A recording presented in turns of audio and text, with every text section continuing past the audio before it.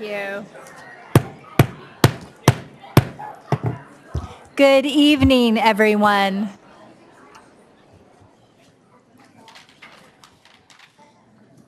Thank you so much for your patience, and we apologize for the late start this evening. We had an incredibly packed closed session agenda. We tried to be very mindful of your time, and this was unusual this evening, but we appreciate your patience, and we'll do our best to run a very efficient meeting, given so many of you are taking time away from family, friends, and your children to be here tonight. We're moving directly into item 4.0, the call back to order, followed by the Pledge of Allegiance. As we begin the Pledge of Allegiance tonight, I do want to share that over the course of several board meetings this past year, we have had some of our student leaders who traditionally administer the Pledge of Allegiance express peaceful protest and a desire not to lead the pledge. We respectfully heard their voices and are changing things a bit to acknowledge that students should not just be expected to lead the Pledge of Allegiance. We should institute a different practice, recognizing there are different desires based upon students throughout the district, as our diverse, beautifully diverse district has many different opinions. And so beginning tonight, the Pledge of Allegiance will be led by our board secretary, our Superintendent, Jorge Aguilar. So if everyone will please join us in the Pledge of Allegiance.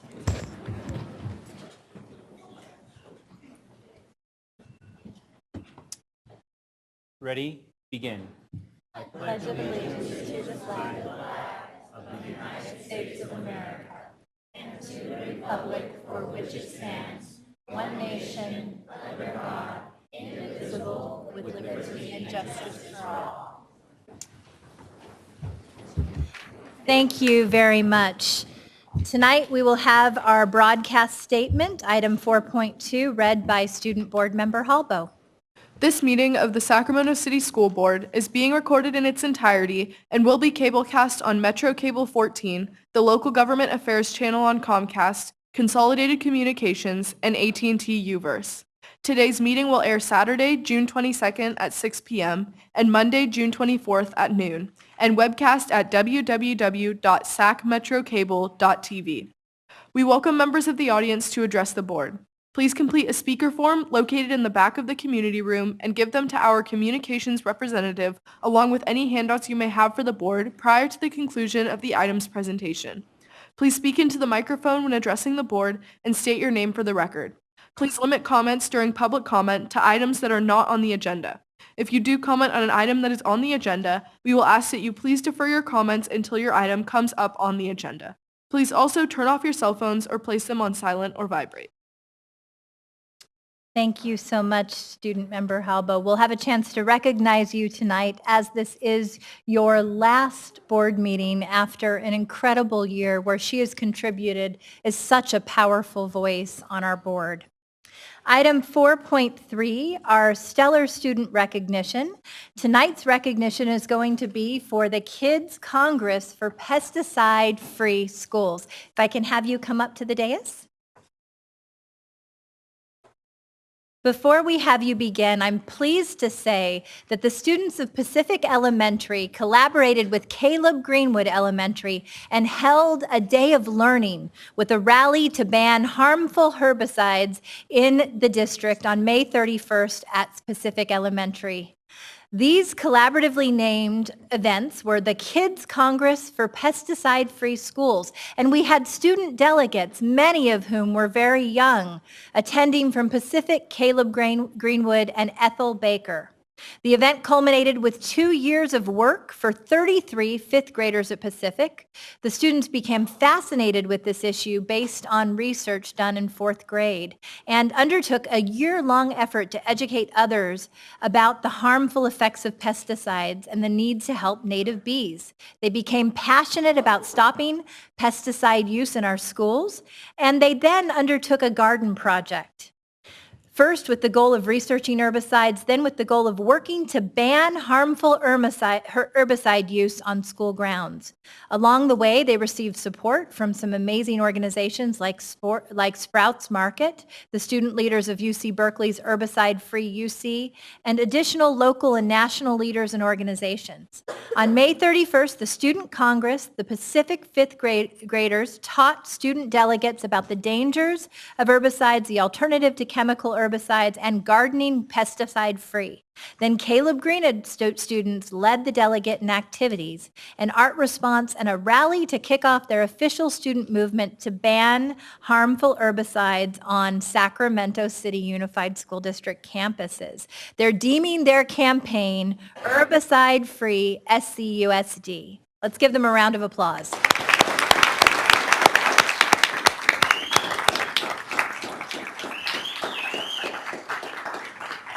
Do we have our student speakers who are going to come up and share a bit about the project? And we have a video. And we also have a video that we're going to cue. Will we be doing that after the student remarks or before? What would you prefer? Before. Perfect. Thank you so much. Thank you for me being here, and it's a huge honor. And hello, my name is Eduardo. Thank you all for coming out this evening. I will be speaking to you about the beginning of the Herbicide Congress. Our class started by making a small garden dedicated to native bees and plants. However, after many months of hard work and learning about herbicides, we decided to do more research on these chemicals and figured out that these chemicals are not only dangerous to humans, but animals as well. These are dangerous because for humans it is very cancerous, and for animals it is more than likely to kill them. Then we took action. Our course of action was to get many supporters, such as Caleb Greenwood, Miss Lindsay, Sprouts, and Mega Food, and many others that are here to join us today. And these supporters have helped us so much that they helped us create our Kids Congress, which is very helpful in getting us to this meeting, and they supported us all the way to here, and hopefully until the end. Wonderful.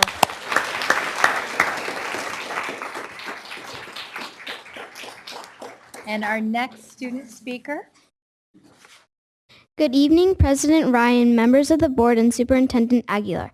My name is Sophia Aguilar, and I attend Caleb Greenwood, where I just finished 4th grade. On May 31st, a group of students from my school went to Pacific Elementary to attend the Kids Congress for Pesticide-Free Schools. During this Congress, I learned that Roundup can cause severe health risks such as cancer. One thing that surprised me was that groundkeepers could have used other chemicals instead of Roundup. One last thing that I learned was about the 5 Bs, such as bees, bats, beetles, butterflies, and birds. Without the 5 Bs, humans wouldn't exist because they help pollinate our food supply. Pesticides kill these helpful animals and jeopardize our food supply.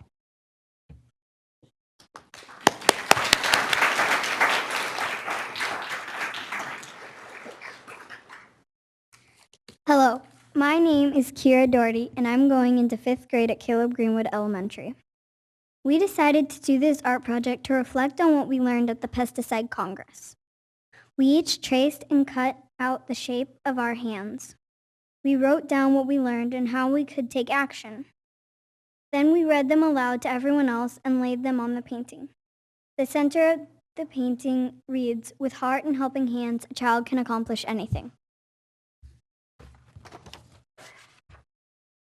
Con ganas y con el deseo de ayudar, un niño puede lograr cualquier cosa.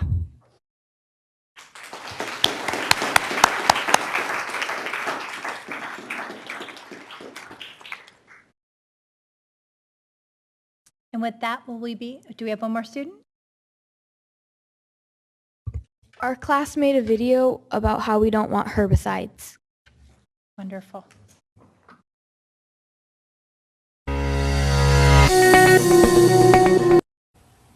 We want Sacramento City Unified School District to stop spraying weed killers, especially Roundup, at our schools. There is some growing evidence that many weed killers, especially Roundup, are very dangerous and may cause cancer. Also, Roundup or glyphosate was added to the list of chemicals known to cause cancer. ABC10.com, June 27, 2017. Also, the California Healthy Schools Act has a lot of evidence that weed killers like Roundup can cause cancer. Also, the California Healthy Schools Act says school sites should use the most least toxic pest management as school sites. The California Department of Pesticide Regulation has best practices for schools that try to avoid using dangerous chemicals at their schools.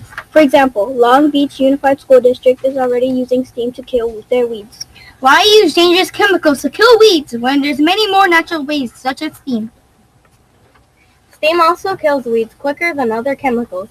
Roundup takes 1 whole week to kill just one weed, but on the other hand, steam takes about 24 to 48 hours.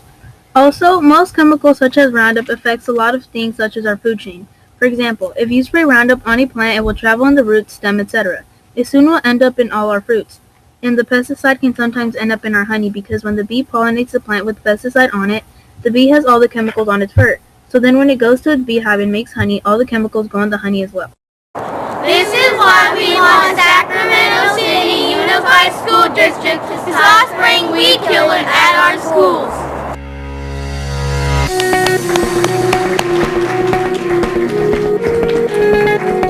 We have seats for you.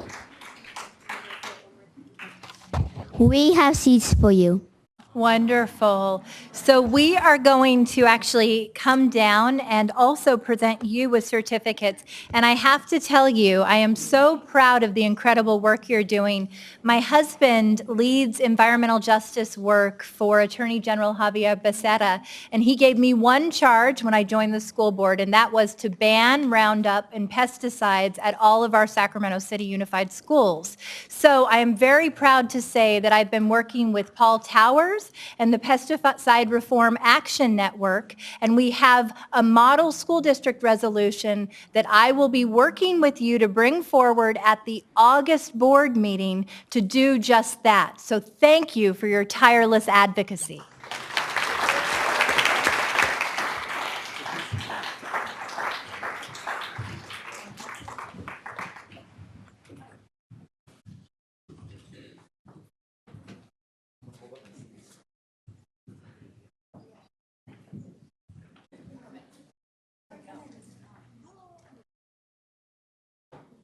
So we didn't say this tonight, but one of our guest speakers this evening was the superintendent's own daughter, Sophia Aguilar from Caleb Greenwood. Will you turn around and wave to everybody?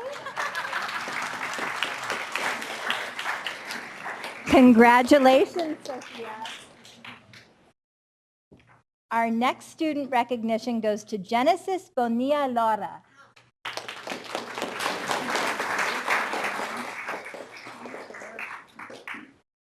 Our next student recognition goes to Diana Chihgil.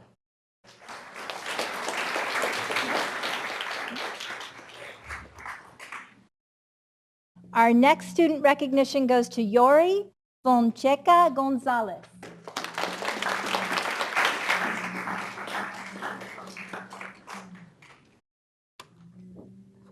Next, we get to recognize Tanya Ramos Alenes.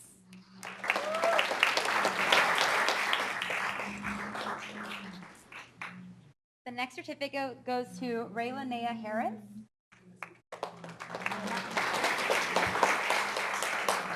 The next certificate of appreciation goes to Elijah Vang.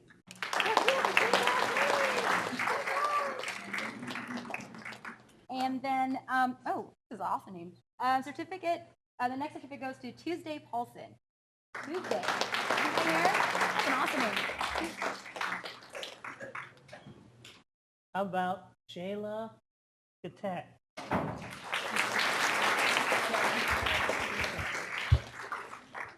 And Kira Doherty.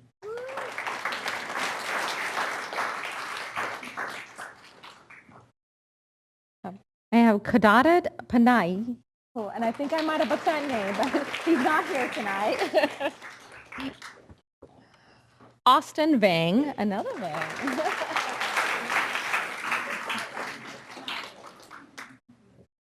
Sylvester Martinez.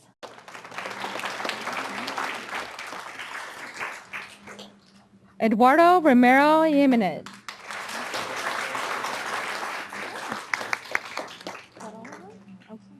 And we were just notified that the students did a beautiful work project for us. So we're going to turn it around, and they've asked to all take a picture with their original art piece.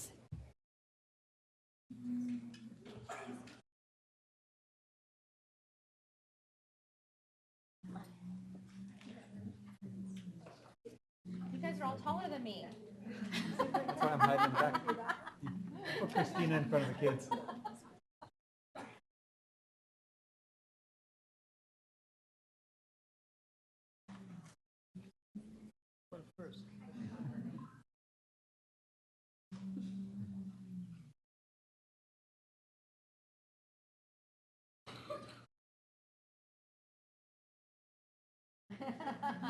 You thought you were going to get away with that, didn't you?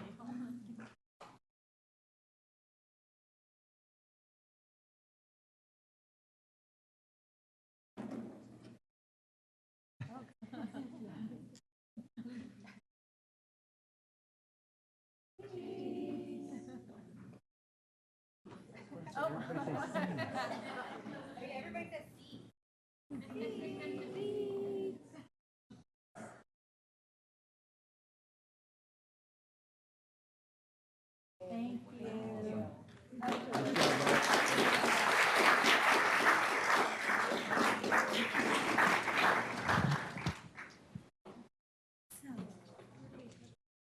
That's a good question. Superintendent will take it.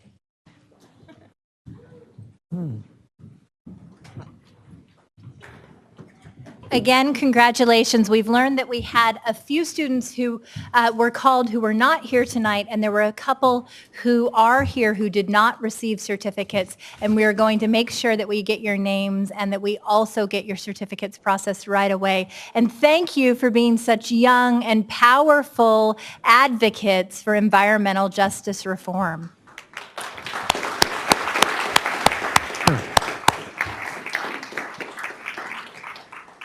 Item 5.0, announcement of action taken in closed session. Yes, Mr. Madam Barrett? President, several announcements out of closed session. The board unanimously approved a settlement agreement regarding a special education matter, OAH case number 2018-1178. The other closed session matters to be announced.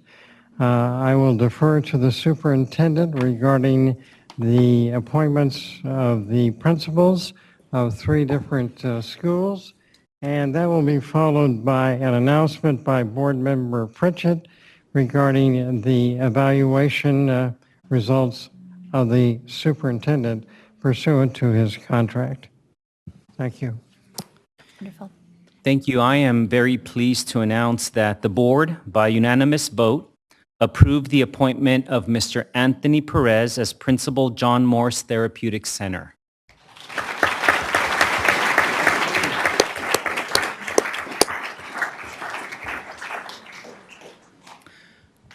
I'm also very pleased to announce that the board, by unanimous vote, approved the appointment of Mr. Eric Chapman as Principal of OW Earlywine Elementary School.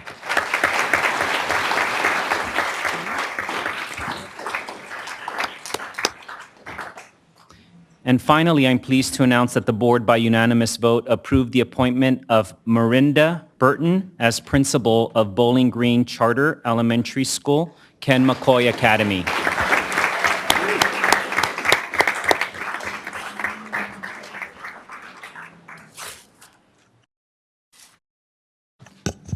Next, okay. Thank you, Superintendent Aguilar. At this time, Board Member Pritchett will announce the action taken in closed session regarding the superintendent's evaluation. Thank you. I am pleased to announce that the board has completed its evaluation of the superintendent's performance and that he is received as with prior evaluation, As with his prior evaluation from July 1 to 2017 to June 30th, 2018, a positive evaluation exceeding expectations for July 1, 2018 to June 2019 by a unanimous vote of the board. Thank you.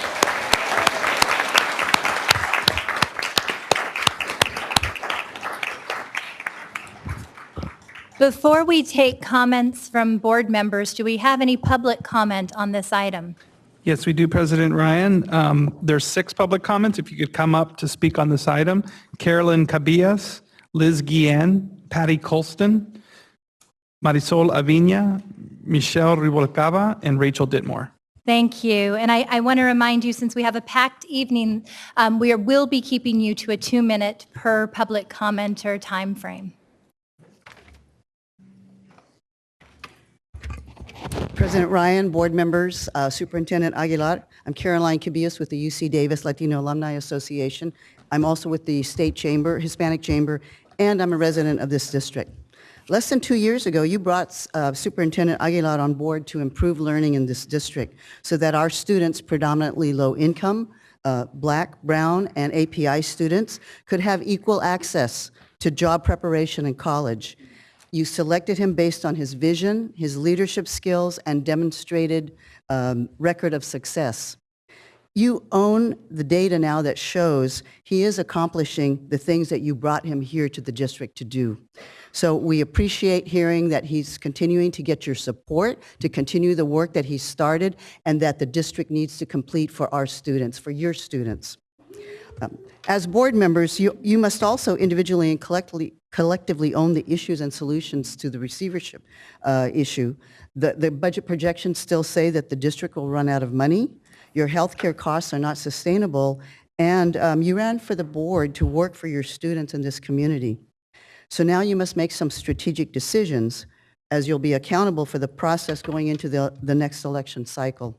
So one, it's compelling for you to continue to address the systematic inequities for Black, Brown, and API students in the district, and also to make structural changes for the long term to fix the budget challenges that you're facing today. With your evaluation of the superintendent and your support of his efforts, it says to us that you understand what he brings to the district and how you can use his wisdom, his vision, and his leadership skills to help you get down this road for this tough decision-making that you're going to be doing. Thank you. Thank you very much. We can reset the clock. Thank you. Good evening. I'm Liz Guillen, and I'm speaking tonight as a private citizen because Sacramento City Unified School District is my school district where I live. And I am very pleased that you all have given Superintendent Aguilar a good evaluation. I think he deserves it. I was very impressed by the fact that on his first day, he chose to spend his Saturday meeting with community members, with community organizations. I don't know of another superintendent that has done that. I knew that he was different because I had heard about him and his relationship building and commitment to relationships from a student organization in Fresno that I have partnered with closely, Californians for Justice. His commitment to working with the community and using data to show his colleagues and the community what needs to happen for equity to be realized has impressed me. And I encourage the board to support his efforts to do what's right for students in bringing equity to all students, but particularly to the students that have suffered and who need it the most in Sacramento City Unified School District. There's no reason why we can't do better. And I think we are on a path forward to that, and I think it's because of Superintendent Aguilar's vision and the support by the board. The changes that I have seen over the years have been dramatic just in the time the superintendent has been here. So I have a lot of hope for forward progress and even greater change. Thank you. Thank you, Ms. Guillen.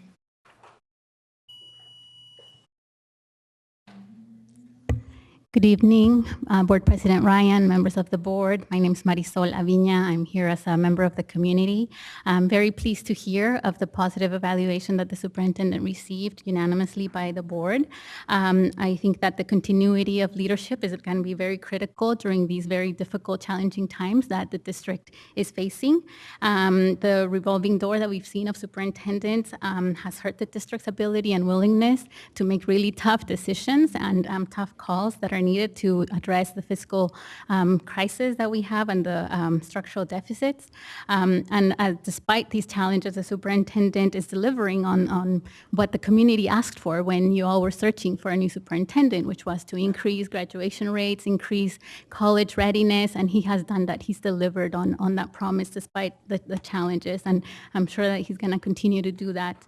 And I just encourage the board to stay really focused, really committed in supporting the needed structural changes to finally fix the budget, and also standing behind the superintendent who is committed to delivering an equity vision that addresses systemic inequities for students of color. Thank you so much. Thank you.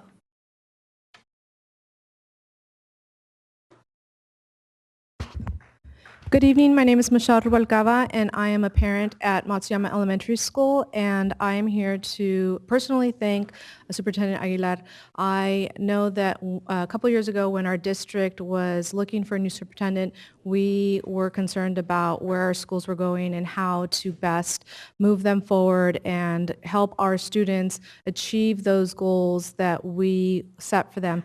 And so I am appreciative and so glad to hear that we have chosen, I think, the best leader for our district at the moment, and would encourage you all to keep in mind, I know personally I'm on the PTA board at Matsuyama, and I sit with my principal once a month, and as her principal's report at the end of our meeting, she always talks about what's happening in our district and in our school, and she always has such positive things to say about Superintendent Aguilar and kind of the data and the use of that data into our district and how that has helped some of our students of color. And for me particularly, I think that it would make logical sense to keep that continuity of leadership, because even though we've had so many conversations about where our district is going and the health of our financial records, I think that at this critical juncture, it is important to see the positives in our district, and obviously that is yourself, Superintendent, I appreciate that, and our board as well, but there is still a lot that we need to do and work together, and at this juncture, I think it would be great to continue under your leadership and hopefully be in an even better situation 2 years from now. So thank you for all your hard work. Thank you.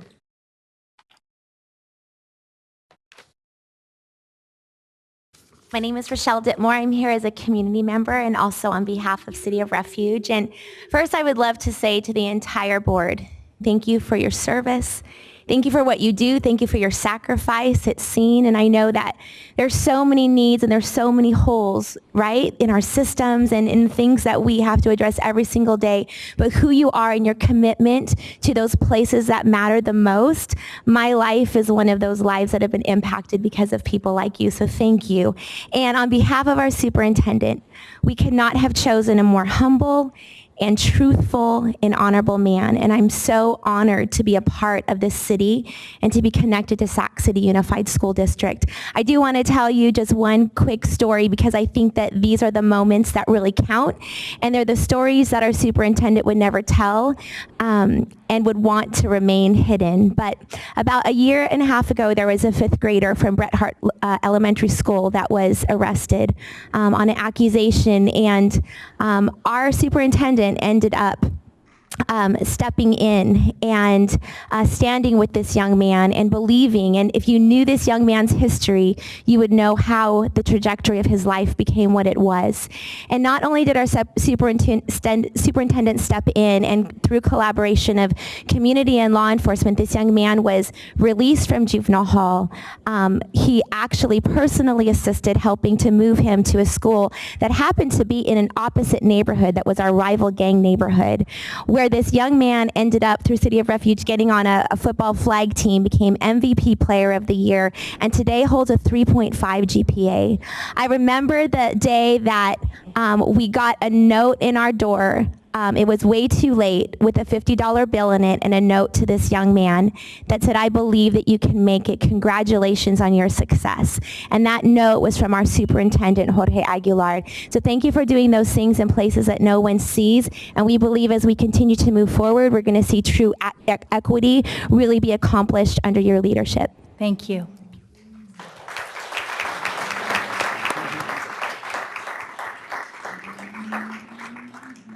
Madam President, Superintendent, board members, my name is Patty Colston, and I was fortunate enough to get to speak on behalf of Dr. Aguilar 2 years ago. I work for the California Student Aid Commission, which is where I first met Dr. Aguilar, and I just wanted to provide you with some updated information, hot off the press, regarding Dr. Aguilar's outcomes here at the Sacramento Unified School District related to FAFSA completion, as well as California DREAM Act completion, GPA submission, which is a requirement in the state of California for a student to be eligible for free cash for college. We call the Cal Grant. That's our most common program. So in 2018, under Dr. Aguilar's leadership, FAFSA and CADA completion, not just submission, but completion, rose 9%. Wow. In 2019, we had a 7% increase. And that increase is in comparison to county-wide numbers. So in Sacramento County, I think there are 14 different districts. I don't know how many serve seniors, but your numbers were 9% and 7% higher than every other district in the state. I mean, in the county, I'm sorry, in the county. Now, CSAC, we need a GPA in order to consider a student for a Cal Grant. And in Sacramento County, there was about a 48% GPA submission rate. Here in Unified, 2018, 58%. So again, a 9% increase over the average school district in the county. And in 2019, a 7% increase over every other district in the county. I'm sorry, do I have to stop? Just wrap that up, please. Thank you. Okay, and that equates to about $10.4 million in free money for college for students in the Sacramento Unified School District. Wow. I Thank can go you. on. And We can take your comments, Ms. Colson. Thank you so much. We greatly appreciate those comments. Wow. That's a lot of money.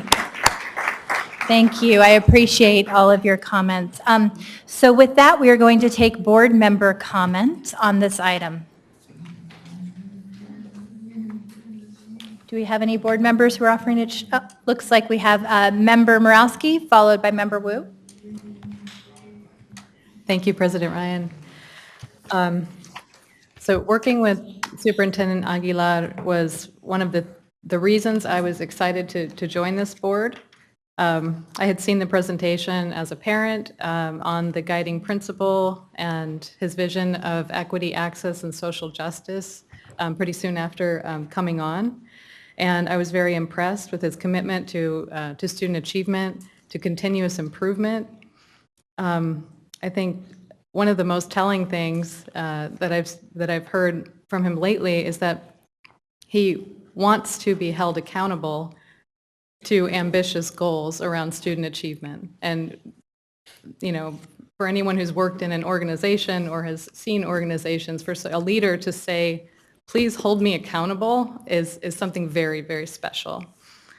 I believe the superintendent is committed to our students and to our community, and he's using data to tell stories that have never been told about our district and that need to be told. And I personally am looking forward to working with him for many years to come. Thank you, Superintendent. Thank you, Board Member Morawski. Board Member Wu. I too want to thank the superintendent. I want to congratulate the superintendent, and I want to assure the superintendent that I will be here, if not collectively all of us will be here to guide you and to see you through the tough fights that lay ahead. So thank you. Thank you, Board Member Wu. Board Member Pritchett. Thank you, President Ryan. Superintendent, I can't tell you enough how much I appreciate the work that you've done of putting our students first from the day that you walk through this door. And I've said it to my principals that are sitting in the audience, and I've said it to this board, and I want this whole audience to know.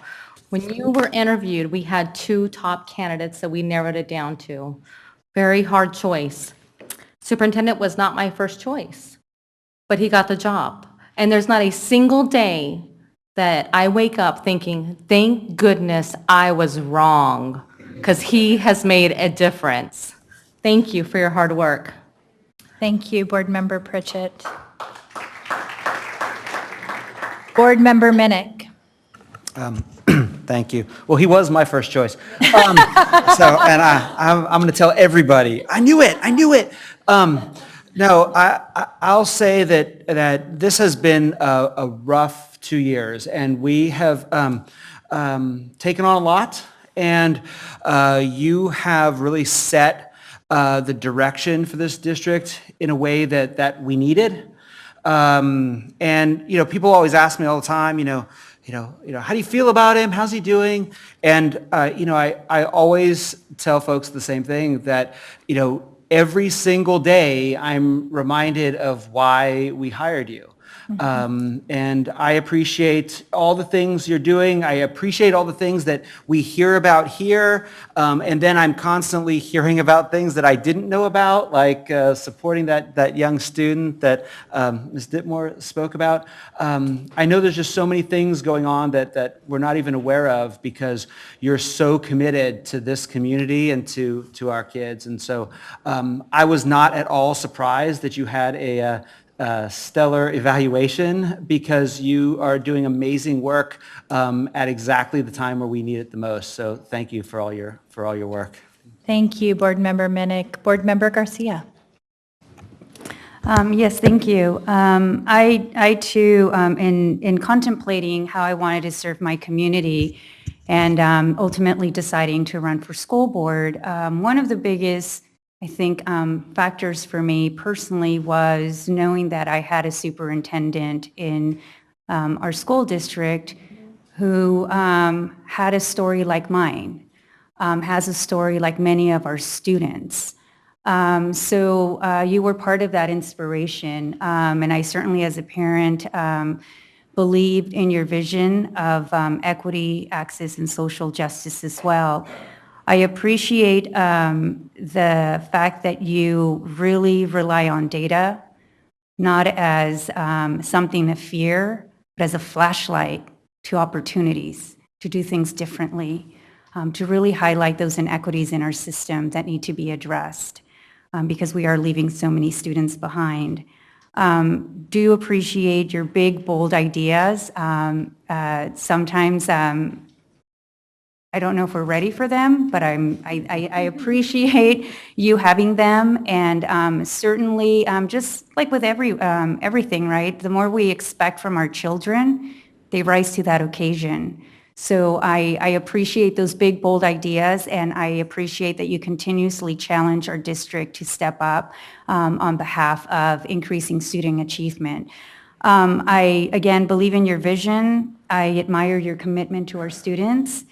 And I do also believe and support that you are the right superintendent for our times right now. So thank you. Thank you for your service. And I definitely want to thank your family as well, because I know that families are always the ones who suffer the absence of your commitment and your you being out in our schools and our communities. So that means that you're not at home with your kids. So I want to thank your family and for supporting you and your dedication to our district. Thank you, Member Garcia. That was beautifully said. I don't know if Consuelo is here today, but what people don't often realize is that when there she is in the back of the room, you deserve a round of applause.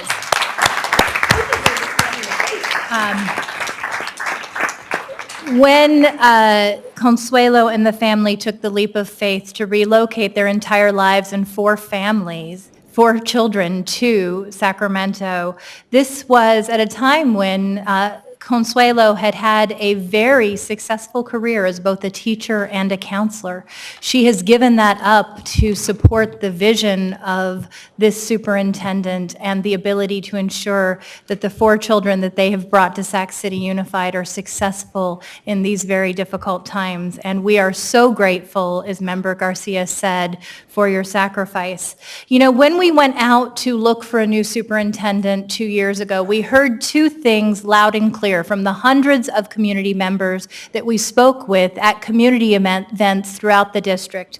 We heard that we, from a community perspective, were tired of the revolving door of leadership and wanted a superintendent that would make a long-term commitment to the district.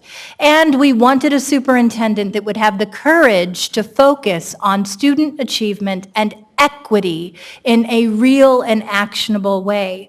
We found both these things in Superintendent Aguilar. He has never been in a post for fewer than 7 years. He, in his time in Fresno, saw double-digit gains in college readiness, in high school graduation rates, and saw our Latinx students actually surpass white students in Fresno Unified for some of their completion measures as a result of his leadership.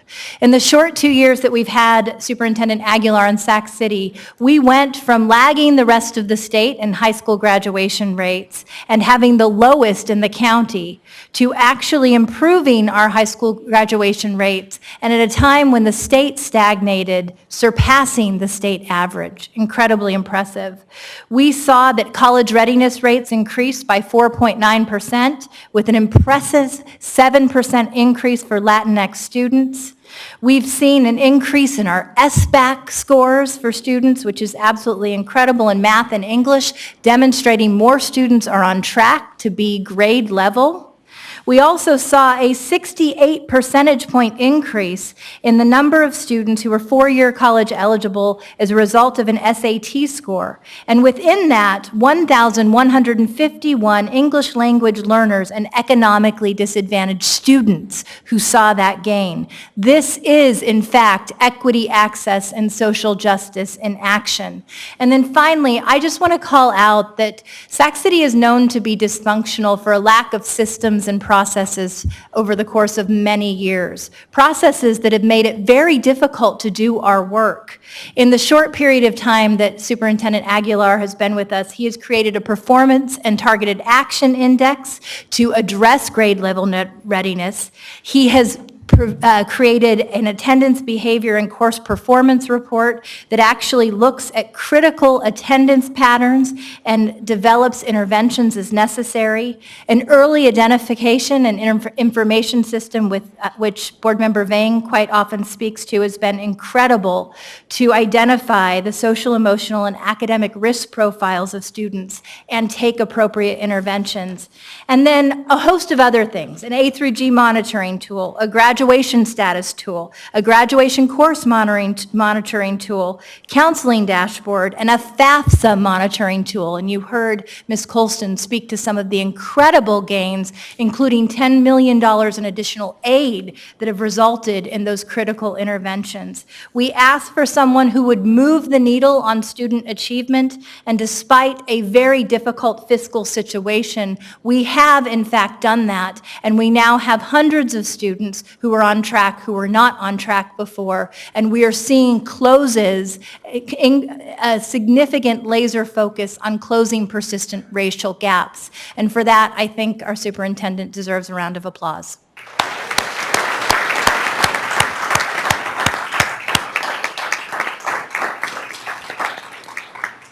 Finally, I just want to share that moving forward, the board has directed the superintendent to tackle a set of ambitious goals that includes to continue to focus on closing the structural deficit, including a focus on healthcare changes and ensuring that we have a healthy reserve necessary to reinvest in students.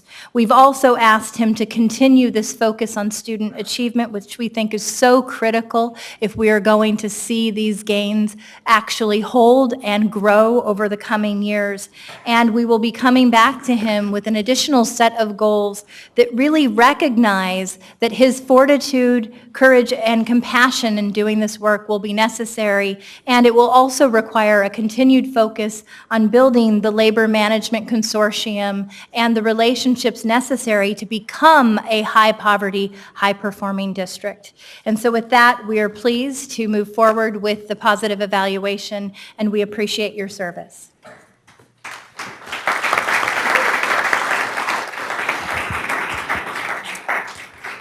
Item 6.0, agenda adoption. Do we have a motion? Second? All those in favor? Oh, sorry. Yes. Board Member Garcia. Yes, thank you, Board President. I did want to make a motion to pull agenda item 7.2 from the agenda and table this resolution for a subsequent meeting. This is a resolution that deals with college access, and is a resolution that is essentially asking us to take an opposed position on a conversation that is undergoing at California State University relative to increasing the math requirements from 3 years to 4 years for eligibility. And it's just a really important policy conversation that I think should come before the entire board. I know that there is some related work happening through the Math Readiness Challenge initiative. And one of those, one of 5 grantees is here at Sac State, who's working with our very own district. Yes. So as part of that conversation, that policy discussion, what I'd like to see is Sac State, present to us the work that they've been working on for, several years now, maybe staff analysis relative to that work. And also, if possible, hear from the teachers who are participating in that partnership, just to have a better sense as to this question of whether or not our district should be supporting a conversation that's happening in the higher education system relative to increasing the requirements for eligibility. I know that there are some districts in the state that already do this, and they do show that not only are students more prepared when they enter college, but they also have completion rates. And those are, really important, especially for the student population that we have here in Sacramento. So I just wanted to respectfully ask that agenda item be pulled so that we can have a bigger, broader conversation as a board. And again, hear about the work that's happening related to this topic. I understand that this, the Board of Trustees is not set to vote on something like this anytime soon. So there is some opportunity for us to have that conversation as we move forward in contemplating, making this decision. I don't know if this recommendation is a good thing or a bad thing for our students, but I certainly want to have that conversation as a board. So, Board Member Garcia, I appreciate your concerns that you've expressed. There is actually a pressing timeline before us because this will be discussed at the July trustee meeting with an eye towards taking a fall vote. Our ability to weigh in on this subsequent with LA Unified School District, San Francisco Unified School District, Anaheim, and others, as well as 40 civil rights partners across the state, including the Mexican American Legal Defense and Education Fund, given the equity implications on this, is key at this moment in time. We have, per process, moved through the policy committee, where Board Member Vang and I decided to bring this before us. We do have a strong body of evidence. I think you have supporting materials in front of you. Given Brown Act and the process that we have put in place before, these items move through policy and then to a larger discussion with the full board. I would like to move forward, given the timeline before us, unless we have objections, and would welcome the conversation, including comments from the superintendent who has expressed concern.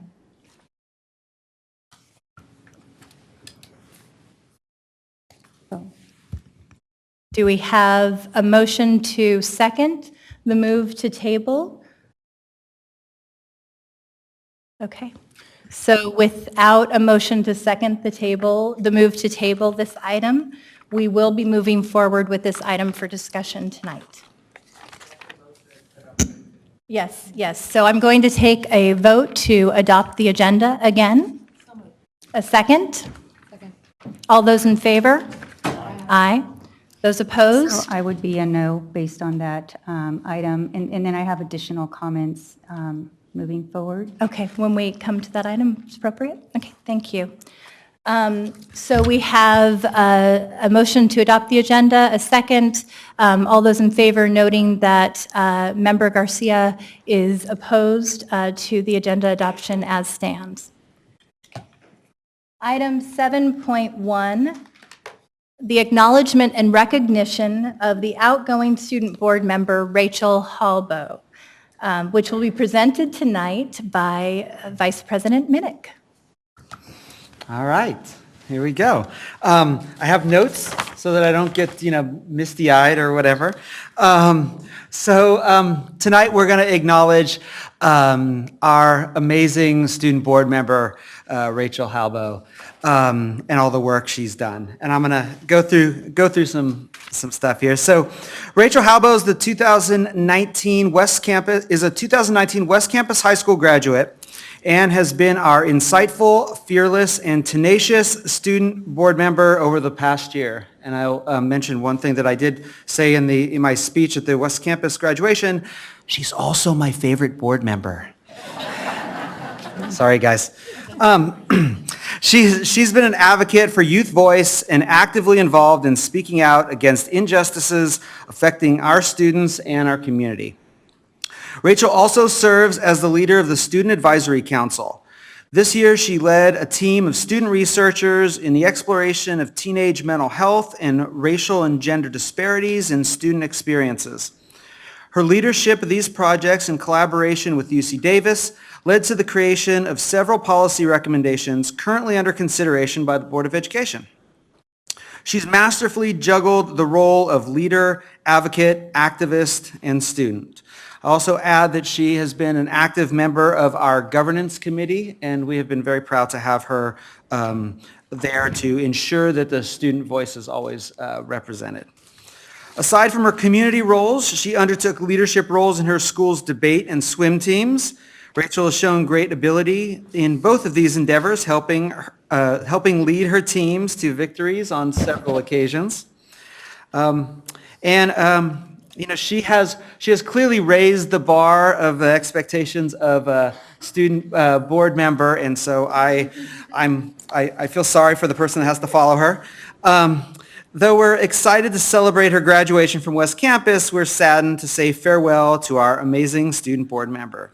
We wish Rachel good luck in her future endeavors as she enrolls at Gonzaga University in the fall. Go Zags! And we have for you tonight a small gift to remember us by. And with that, I will bring this over and let my colleagues speak as well. Wonderful, thank you.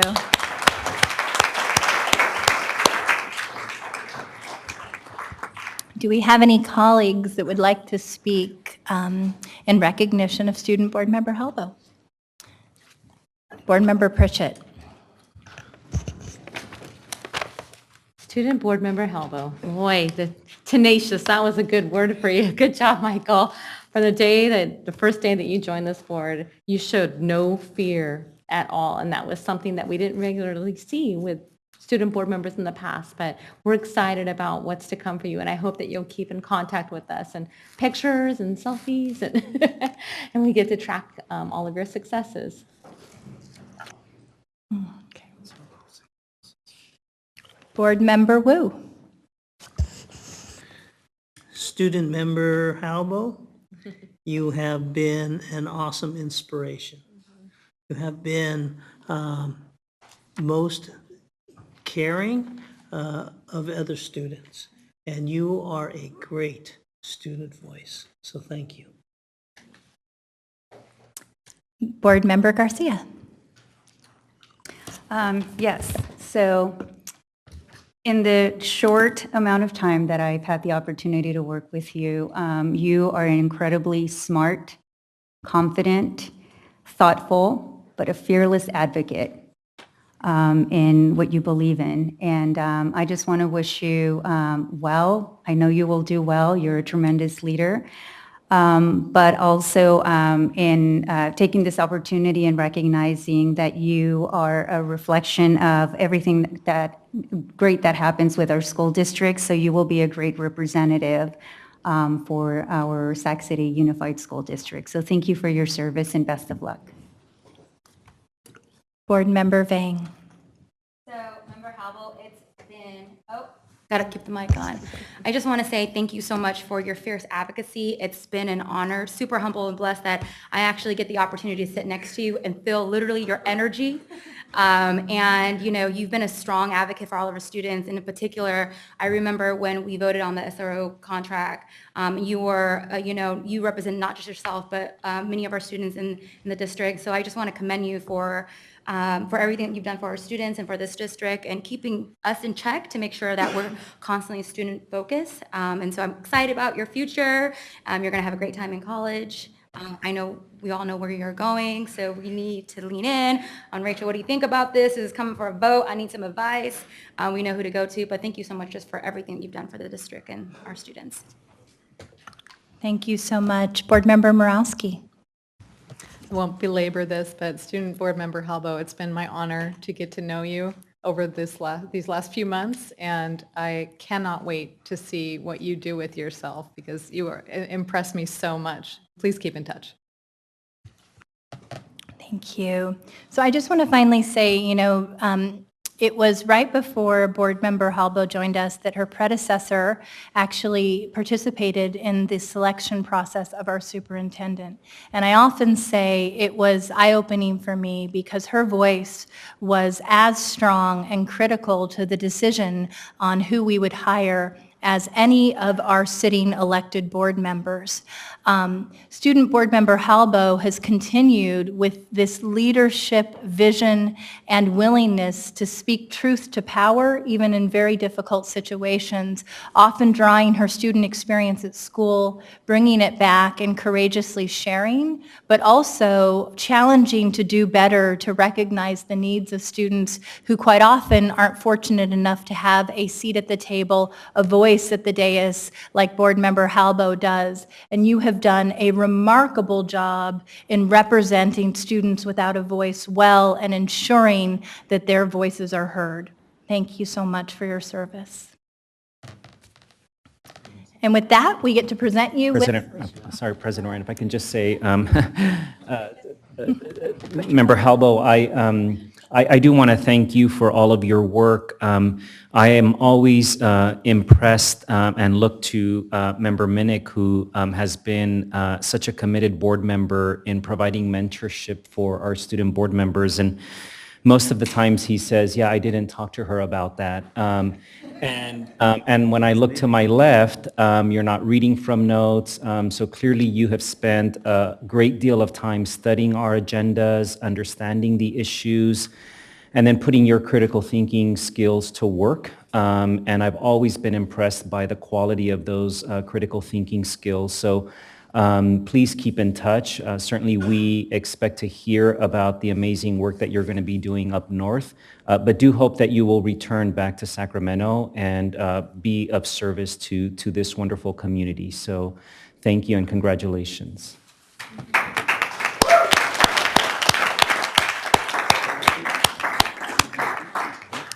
Student Board Member Halbow, we would love to hear from you if you don't mind.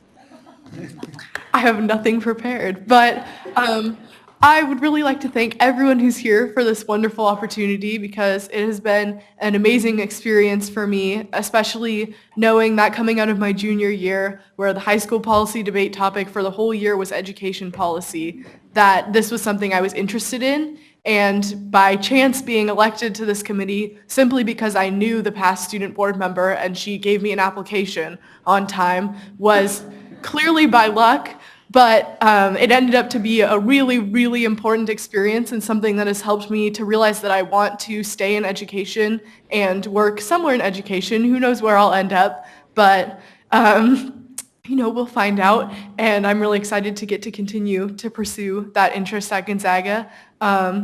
And so it has just been an awesome opportunity to get to learn more about the policies and the process that goes on within a school district. And I will say that it is certainly a blessing in a really terrible disguise to be a part of a school district and in a position of relative power. In a school district that is going through such tough times on very many different angles, from very many different angles, but it has helped me to understand that there are a lot of things that we can do in order to help to, challenge the systematic oppression and things like that that are in place, and to change the system from within. And so hopefully I will get to continue doing that somewhere. So thank you for this opportunity. Thank you so much, Student Board Member Halbow.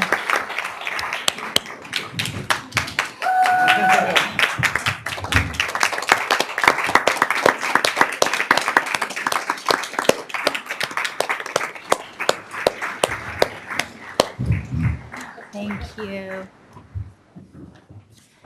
So on this next item, item 7.2, approving resolution 3088, advocating for college access, success, and equity for all Sacramento City Unified School District graduates. What we're going to do is we're going to read portions of the resolution, take public comment, and then questions from board members. So in opening this, I just want to say, under Superintendent Aguilar's leadership, we have developed a laser focus on the idea of equity, access, and social justice. With this, adopting a guiding principle to ensure that all students have an equal opportunity to graduate from high school with the greatest number of post-secondary choices from the widest array of options. We see this move to instill a four-year graduation requirement, a four-year admissions requirement for math at the CSU as being a constriction of that access mission versus an opportunity to create clearer pathways for students into the California State University system. We know, and data has demonstrated, that there are inequitable opportunities for access to four-year colleges across the state. That if you are Black, Latinx, or Asian American, Native Hawaiian, Pacific Islander, your likelihood of having access to rigorous A through G coursework is significantly decreased. And at a time when we should be upholding our commitment based on the master plan of creating pathways into and through college, we are in fact constricting access, turning away at the CSU in the last cohort nearly 150,000 students who met eligibility requirements, silently raising the bar, if you will, both around the requirements for GPA and the requirements for SAT scores to ensure admissions. This is incredibly troubling. When we look at this move, I think it's important to note, before we have Board Member Vang read some of the key provisions of the resolution, that this comes at a time when the UC system actually decided to table a suggestion to add an additional year of science to their admissions requirement. And they did that because after deep discussion with the Academic Senate and others, they found that there had not been an analysis done, a research-based analysis on the equity implications of making such an admissions change to students. And so they said, we are going to do a 3-year disproportionate impact analysis before we choose to move forward with a recommendation of this nature. Unfortunately, that has not occurred at the California State University system, and I think why you see the long line of civil rights partners across the state objecting and saying we appreciate the intention of improving math readiness, and there are many ways that can do that, and we certainly support the efforts locally at Sac State to increase math grade level proficiency.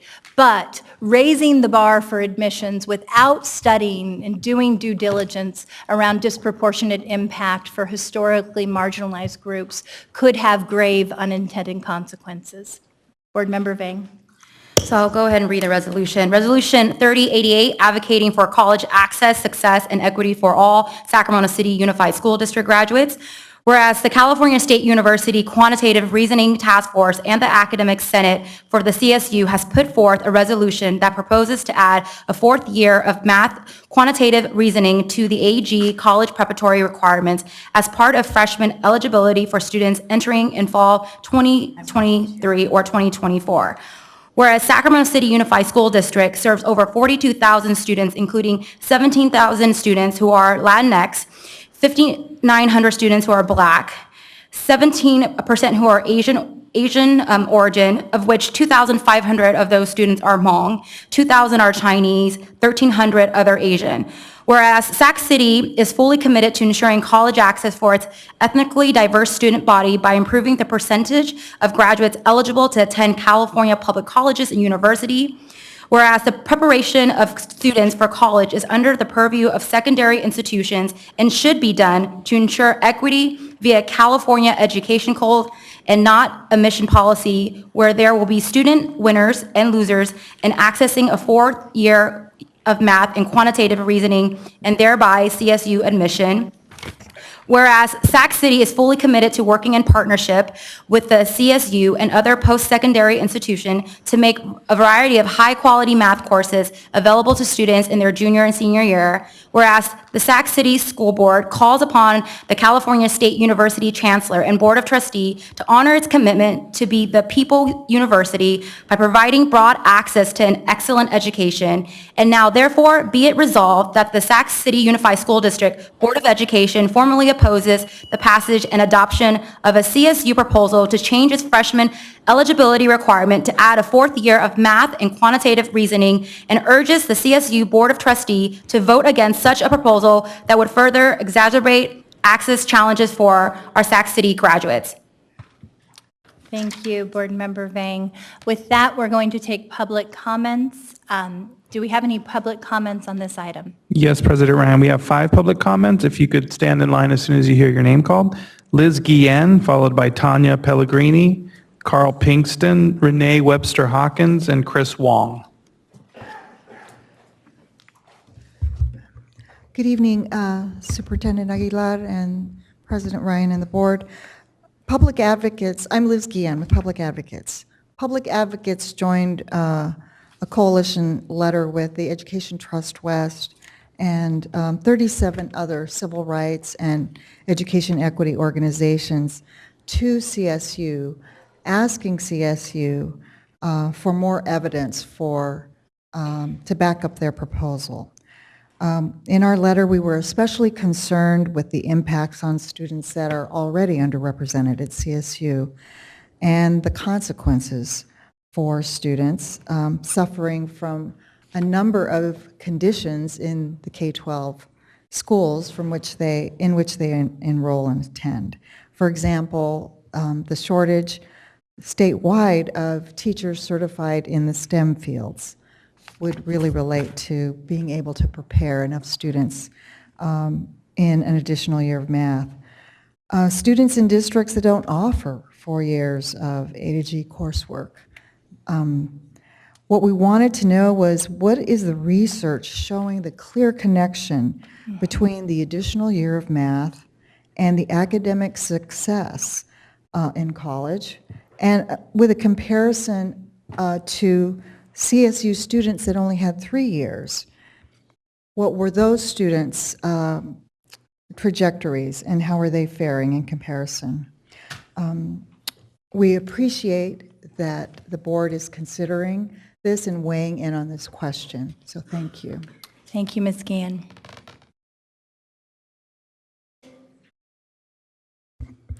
Good evening. My name is Tanya Pellegrini, and I'm a staff attorney with the Mexican American Legal Defense and Educational Fund, also known as MALDEF.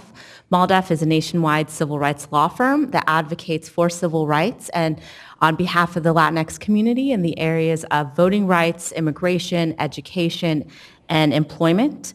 MALDEF supports resolution number 3088 that formally opposes the passage and adoption of a Cal State University proposal to change its freshman eligibility requirements to add a 4th year of math requirement.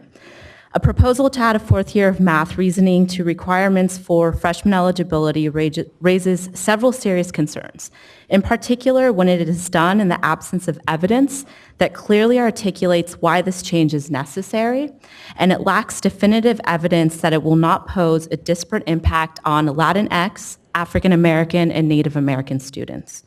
Math should be done in partnership with K-12 institutions, not through admission policies by the CSU, and with complete disregard to the current availability of additional math offerings, qualified high school faculty, and inequitable access of A through G curriculum in this very district. In the 2017-2018 year, only 44% of Latinx and nearly 46% of African American Sac City Unified graduates completed A through G coursework, which means that over 50% of Latinx and African American students would in effect be ineligible to apply to the CSU system under this proposed change. The CSU, long traditionally known as the People's University, has become more and more selective, and access is denied to tens of thousands of eligible students every year. This proposal by the CSU will only further constrain access. For these reasons, MALDEF strongly supports passage of resolution number 3088. Thank you. Thank you.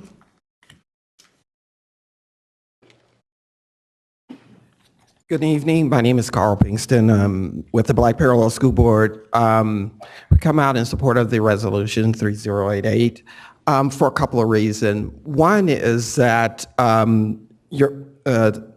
for African Americans, it will disproportionately impact African Americans, given the fact there's only 76% of African American graduates in this district, and of those, you only have 29% that are AG eligible.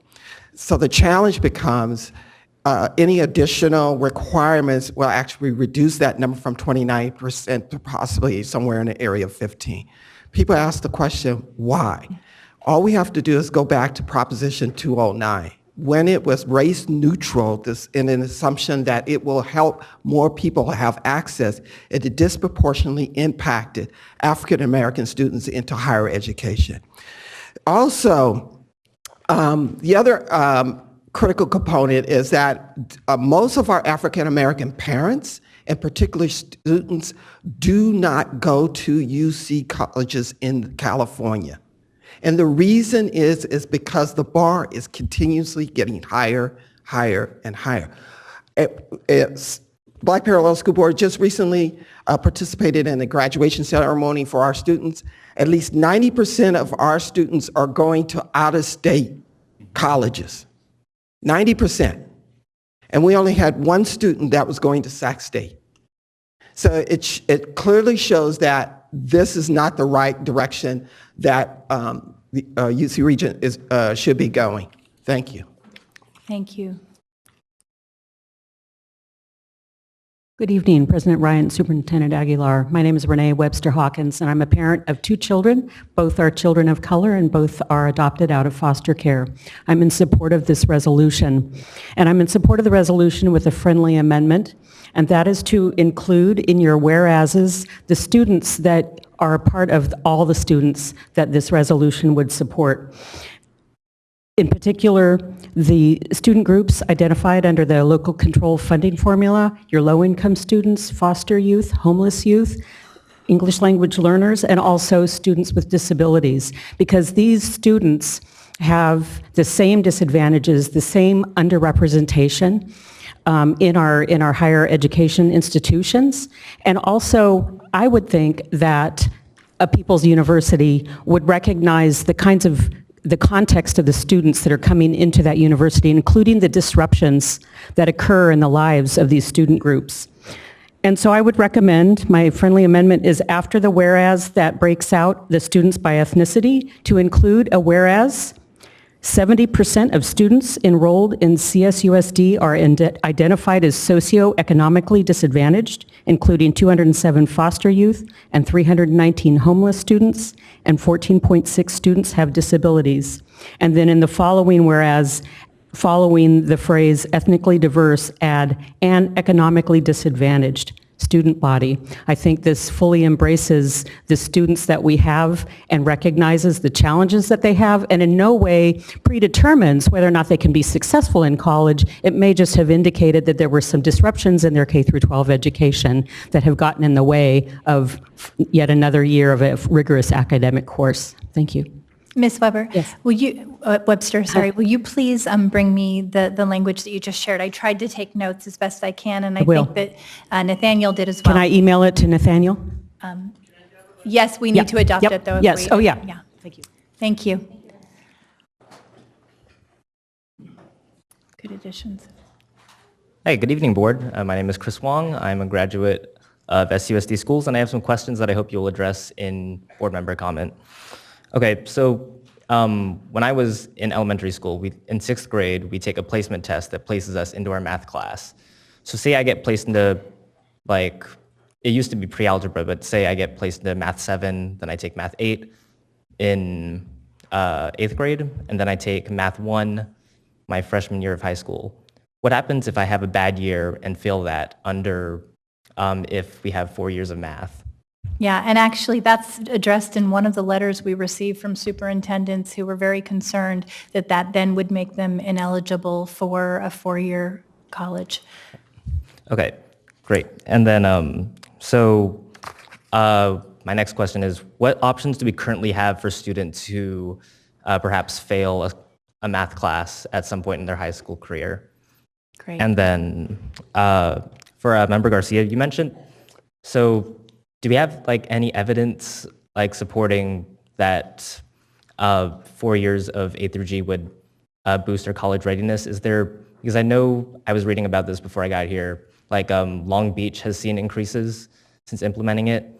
So like I know like we wanted to table this discussion. So are we still in the evidence gathering stage, or are we? Great questions.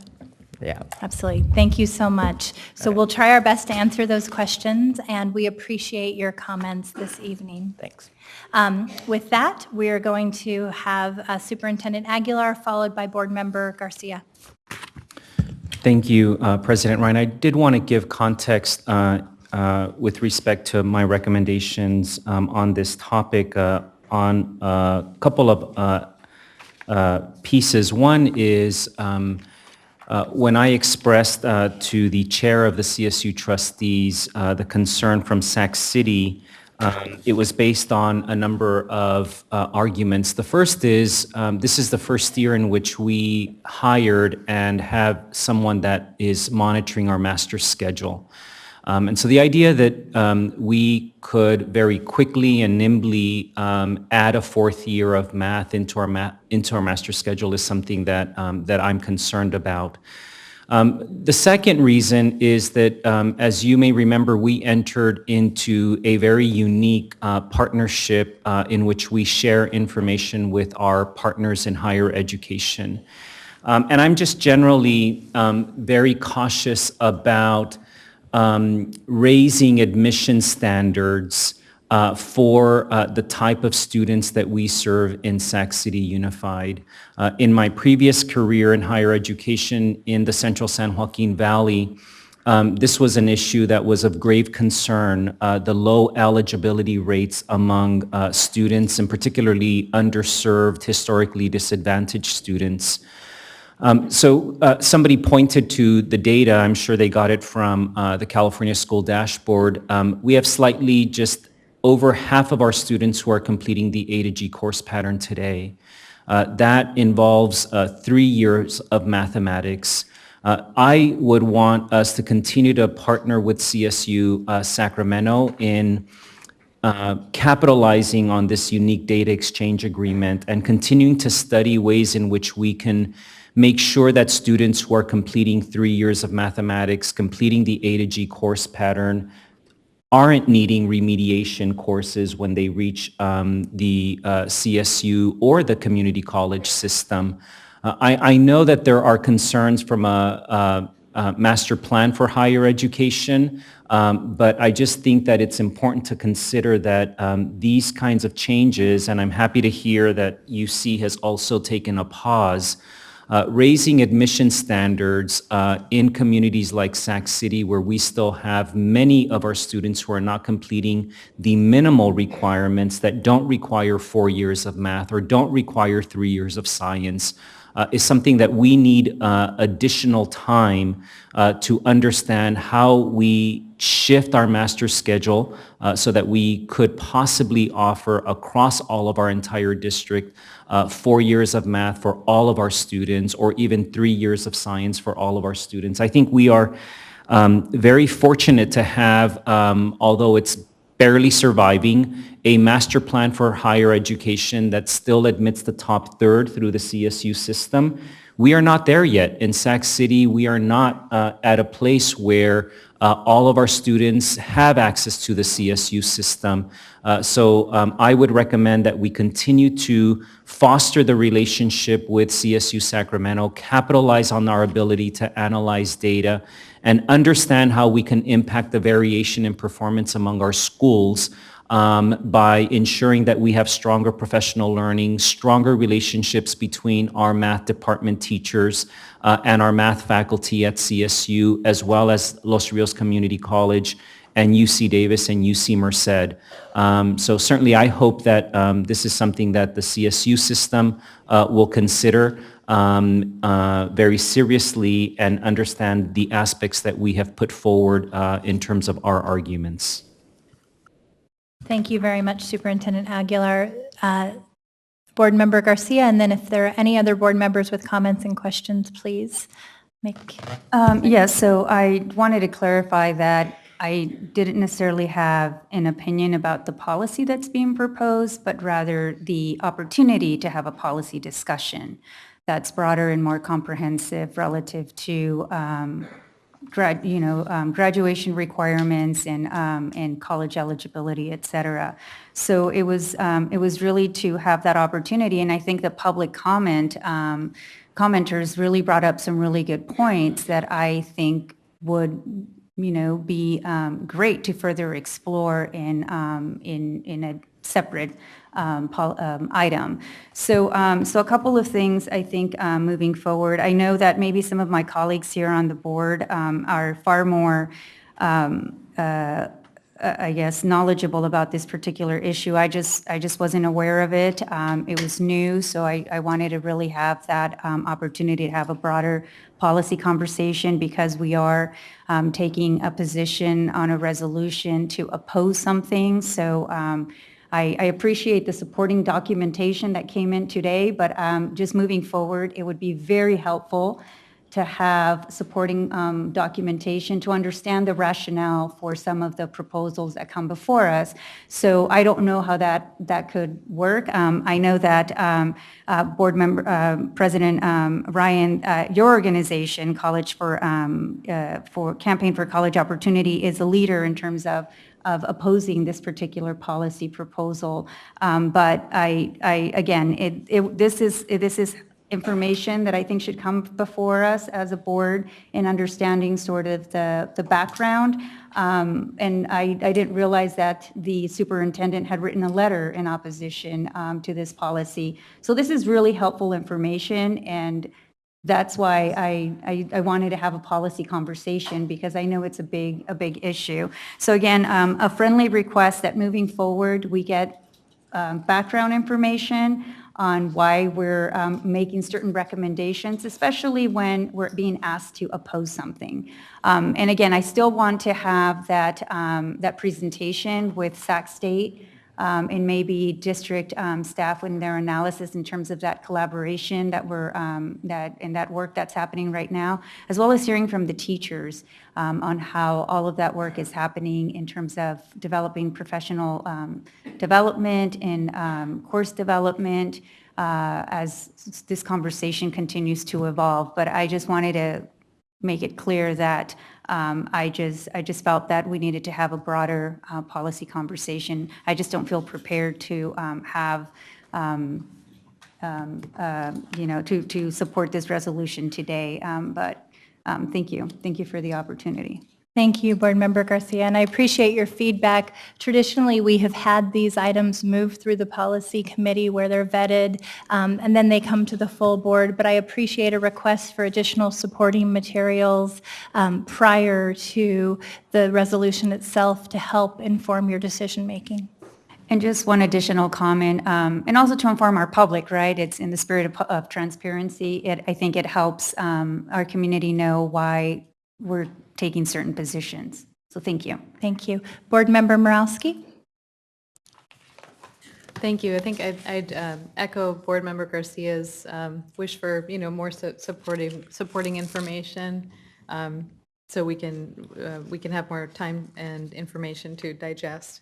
I guess I just wanted to clarify, and maybe this was discussed in the policy committee, but it's the opposition is to the proposal, but it seems like it's based in, we're opposed at this time because we're not convinced that there is evidence supporting that this will actually improve outcomes for our diverse communities. Yeah, that's absolutely right. So I wonder if it's appropriate to add that in. I know it's in some of the whereases, Yeah. but maybe in the resolution we could say that would further exacerbate access challenges at this time and in absence of clear evidence that this change will improve outcomes for our diverse communities. Just to be more clear that it may not be a kind of no, never kind of opposition, but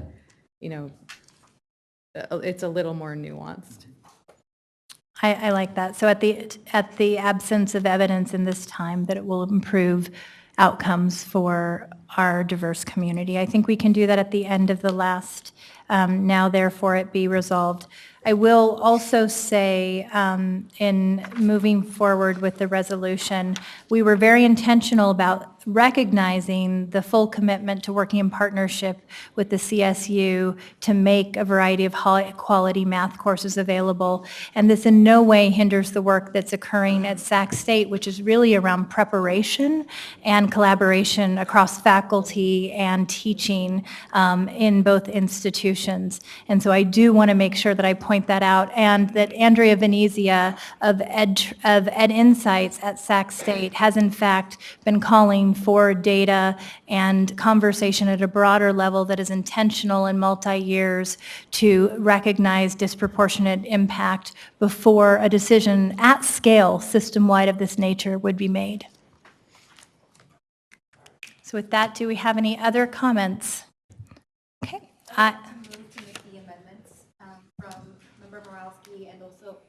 Also, the two amendments, one from Renee to the third whereases, and also Member Morowski's comment for the now, therefore let it be resolved. If we can make those amendments, I move to pass.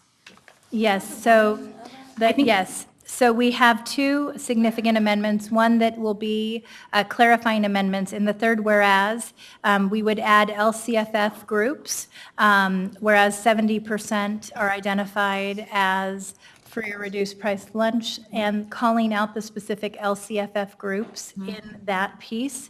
And then we would be going back to the last, now where therefore it be resolved, that the Sac City Unified School District Board of Education formally opposes the passage and adoption of a CSU proposal to change its freshman eligibility requirements to add a fourth year of math quantitative reasoning, and urges the CSU Board of Trustees to vote against such a proposal that would further exacerbate access challenges for Sac City Unified graduates at this time in the absence of an evidence-based approach.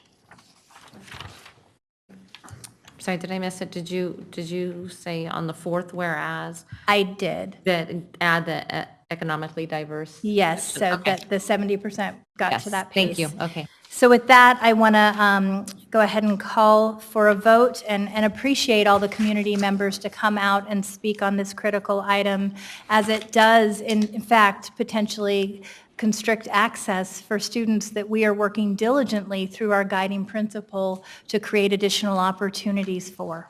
So do we have a motion?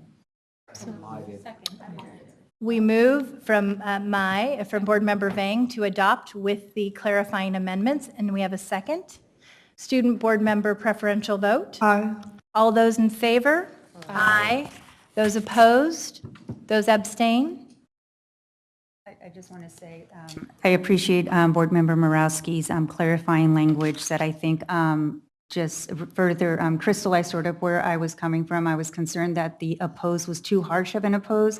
We're closing the door on the conversation. So I just want to thank you for saying at this time, because I think that's a critical distinction. So with that, I'd be more than happy to support the resolution. Wonderful. So the motion carries unanimously. Thank you so much.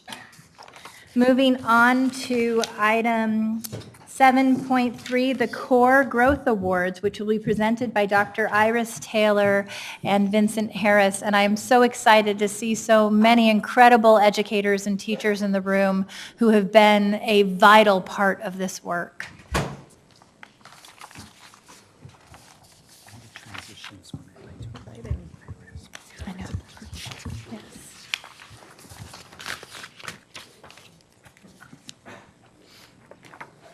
Good evening, Board President Ryan, board members, and Superintendent Aguilar. My name is Vincent Harris. I'm the Chief of Continuous Improvement and Accountability. I'm joined this evening with Dr. Iris Taylor, our Chief Academic Officer, and Rick Miller, who's the Executive Director of the Core Districts Organization. Tonight, we actually have an opportunity to do something really important, and that's honor the work that takes place at our sites, our teachers, our students, our principals, the support staff, the classified staff, and then actually central office leaders as well. There's an opportunity now to present the Core Growth Awards to many of our sites that are here this evening.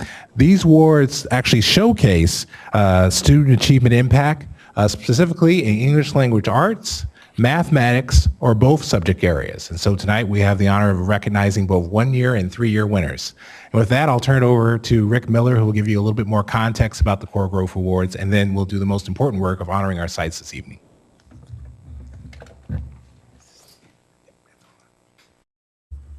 Great, thank you very much, President. I appreciate it. President Ryan, members of the board, Superintendent Aguilar, thank you so much for having us here this evening. Again, my name is Rick Miller. I'm the Executive Director of the Core Districts. Core, if you don't know, is a collaborative of 8 large urban districts in California that works together around equity issues and access. And you, of course, Sac City is a founding member of the Core Districts. And so what we're here today to celebrate is growth. And basically what happened is, you may know, we share a data set with each other and we try to learn from each other. One thing that constantly frustrated us was that while the state appropriately pays attention to proficiency and how our kids are doing and whether or not they're proficient, they do not recognize schools that do a great job of bringing kids from the bottom all the way up. And so if you sort of start at the bottom, you come just short of proficiency, on our dashboard, it's not really shown to be a meaningful measure. And so we thought at Core, it made a lot of sense. We're going to pay attention to those educators who are doing phenomenal work, bringing kids forward, even if it's not recognized in the dashboard. So we created a growth model as a way to understand this great work by these teachers. And so we at Core then partnered with EdTrust West to better talk about and show these schools across the state who are doing enormous work, who are bringing kids farther faster, specifically with an equity focus, and who are taking our Black and brown youth and kids in poverty and doing exceptional work with them. So we also want to highlight what we call the power of 2, which is this notion of that if you look just at growth, you may see kids who are making enormous projects but are not progressing to be college and career ready by the time they graduate. And again, if you look at just proficiency, you're missing incredible progress. And so it's really the power of 2 when you look at them both together where we think you find the most important progress. So we also, as Vincent mentioned, we have both 1 and 3 years. We recognize 1 year of growth, but in particular, we pay attention to 3 years of growth because it's a sustained growth. It's a year after year continuous improvement that we're really trying to look for. And I know that you as a board have said is a top priority of yours. So with that, we're going to sort of show you which schools are here tonight that have earned this award here in Sac City. It's a good number of them. We're very proud of the work they've been doing. But I do want to ask if there's any questions from the board about our growth model, about how we do this, before I proceed to ask the schools to join us. Great. Okay, so with that, let me start by asking if we could ask the principal or any staff members of the school, any teachers that are here from the school, to please join us up front as I call your name. So first, with 1 year of high growth in both ELA and mathematics, Alice Burney, the Waldorf Inspired Element.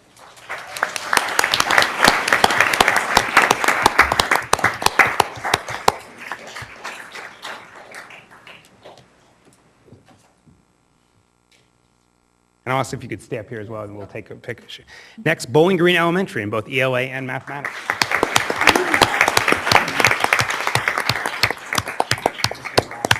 We had to go take pictures with them.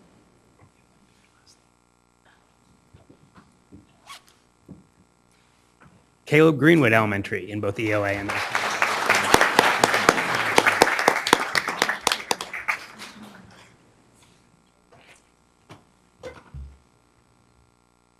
California Middle for English Language Arts.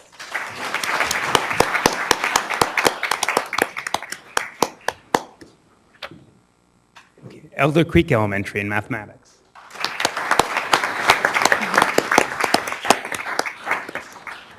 Ethel Phillips Elementary, ELA and mathematics.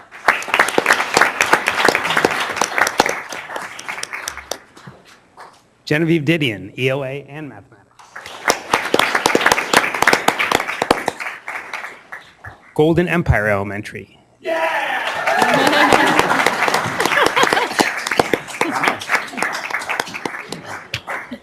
John H. Still, mathematics.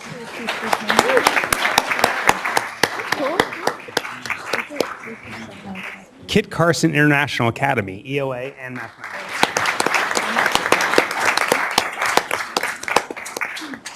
Mark Twain Elementary, ELA and mathematics.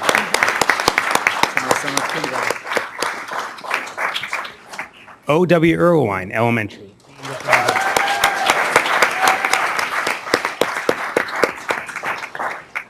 Pony Express Elementary, mathematics. Sequoia Elementary, mathematics.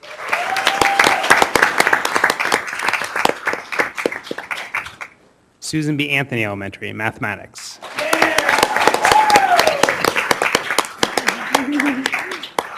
And finally, in 1 year of high growth, Woodbine Elementary, ELA and mathematics.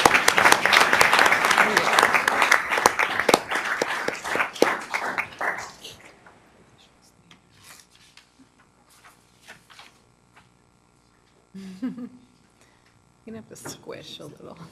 Should have everybody stay up so we can come take a picture. You want to see?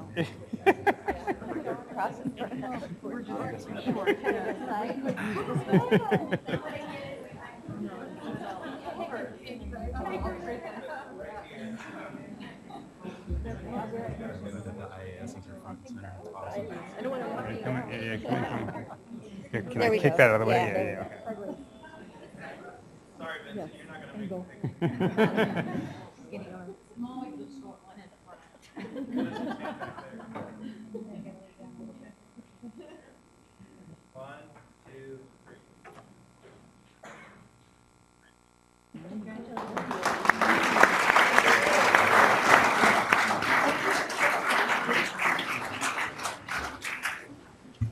So now to move forward to our 3 years of growth, I do want to add that our data set doesn't just include the core districts, but actually includes over a third of the students. Actually, we're close to almost a half the students in the state now are part of this that we look at in a number of schools. And less than 10% of the schools across our network actually showed 3 years of growth. So this is an exceptional amount of work from these schools. Amazing. So with that, I want to bring up your schools. We'll ask them to come forward as well. So California Middle in mathematics.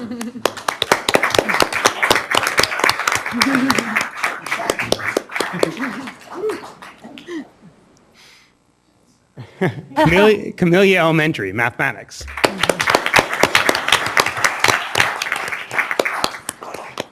Before I mention this next one, I do want to say it is exceptional to have 3 years of growth, but to have 3 years of growth in both ELA and mathematics is actually almost unheard of in our data set. So it's a crazy word. So with that, Oro Warren Elementary. Congratulations.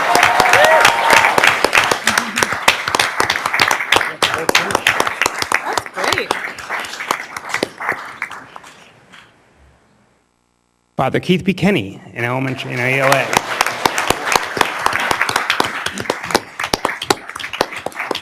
And your amazingly second school that did this in both English Language Arts and mathematics, Fern Bankin Middle School.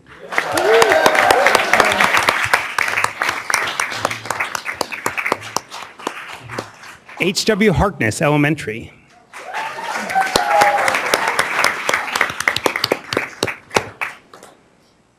John Bidwell Elementary. And we're going to recognize Iris at the end. Leonardo da Vinci Elementary, K8. Oh, yay, that's Martin Luther King Jr., K8.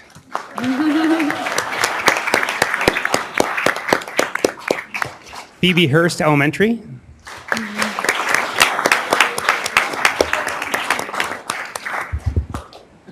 Oh, okay. And finally, West Campus High School.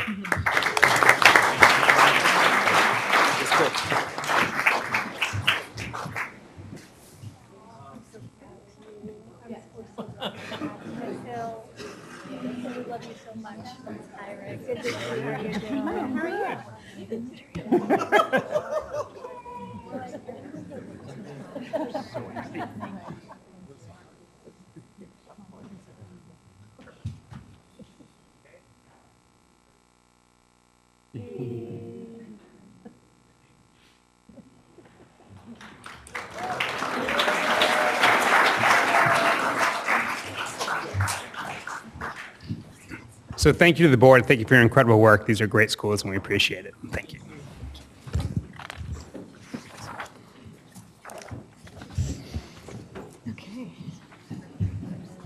The photo?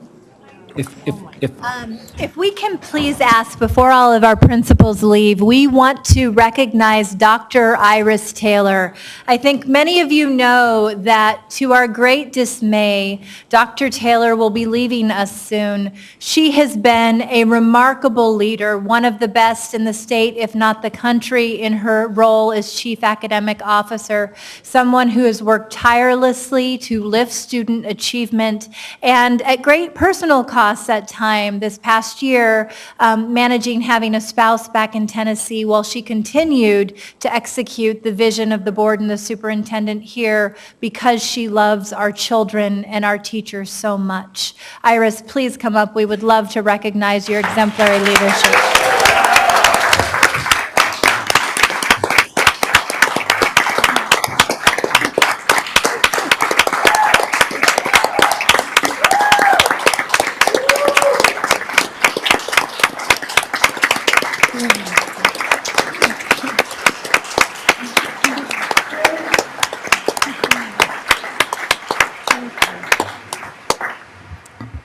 Can I just, thank you, very unexpected, thank you very much. I just want to say that it's with a heavy heart that I leave Sac City.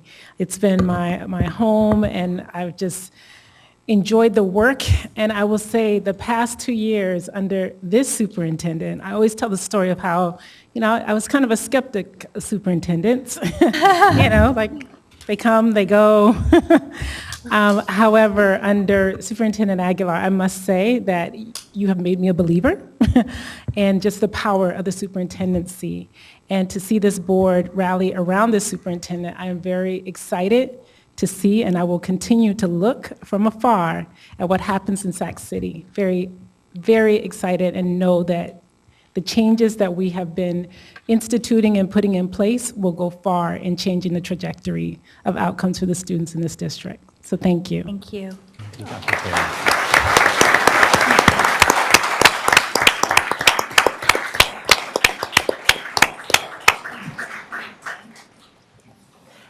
And we have a comment from Board Member Vang on this item, and then Board Member Pritchett. So I just wanted to say congratulations to all the schools that were recognized and all our amazing site leaders, our principal. But I also want to give a shout out to all our teachers because I know that this work cannot be done without them. And so congratulations to all of our teachers because we would have not seen this growth without each and every one of you. And so I just wanted to say that. Thank you so much, Board Member Vang. And before Ms. Terry Smith leaves, please don't leave the building yet. I see you at the door. First, I want to congratulate everyone that was involved in all this, but a special thanks to Ms. Terry Smith. This, with a heavy heart, as Dr. Iris Taylor said, Terry Smith will be retiring from our district, and many of us had know Terry as, our kid's first grade teacher. She was my son's first grade teacher, and he's now 26 years old. And she became the principal of the same school that she was a teacher at. And so she'll be sorely missed in the community, and I hope she'll keep in touch with all of us. Thank you for your service.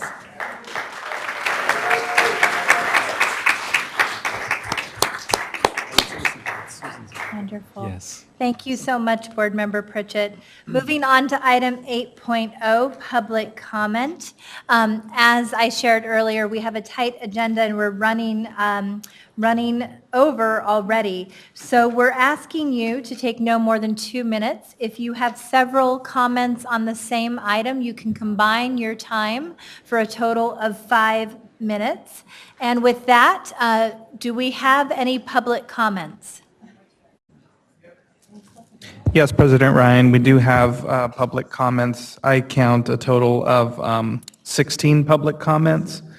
I will call them up 5 at a time, but first I want to read the public comment disclaimer posted on the board agenda. Members of the public may address the board on non-agenda items that are within the subject matter jurisdiction of the board. Please fill out a comment card available at the entrance if you wish to provide a comment today. We ask that comments be limited to 2 minutes with no more than 15 minutes per single topic so that as many people as possible may be heard. It's within the board president's discretion to reduce the amount of allotted time for each public comment in an effort to provide the opportunity for all individuals to be heard within the allotted 30-minute time frame that we have set for public comments. Board values comments received, but the law requires that board members not engage in back and forth conversations on items listed on the agenda. The board may, at its discretion, refer a matter to district staff or calendar the issue for a further discussion. And I'm going to call up individuals on the topics that were submitted. We have 4 related to contract negotiations, 2 related to child development cuts, 2 related to layoffs, and 8 other public comments. And I will call up first those who want to speak today about contract negotiations. Tara Thronson, followed by Nicole Gustafson, Allison French-Tubo, and Sawait Sayom. Thank you. And before we have Tara and others begin, I do want to say that for the last several months, we have been allowing for a much longer, sometimes hours worth of public comment.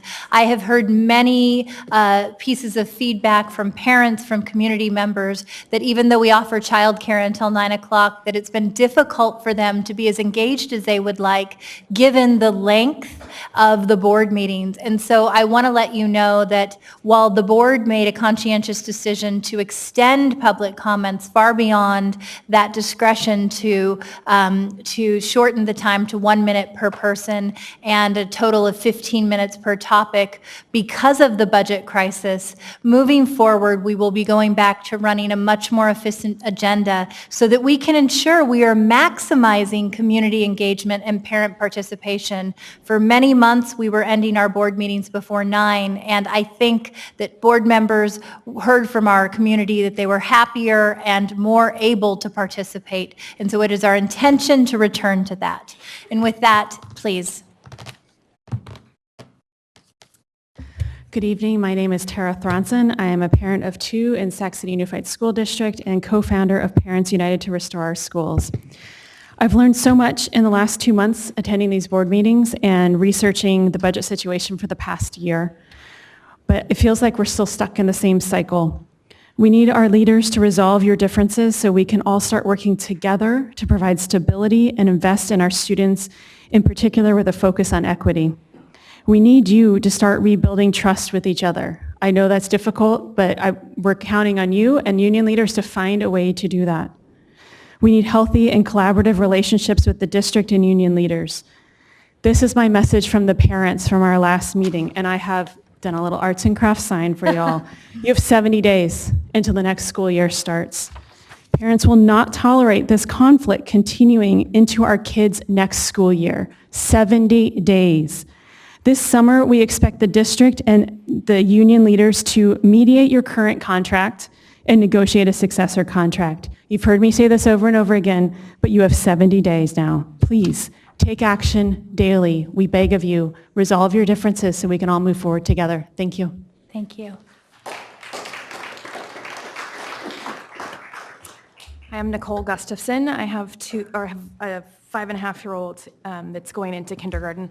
I have to follow Tara.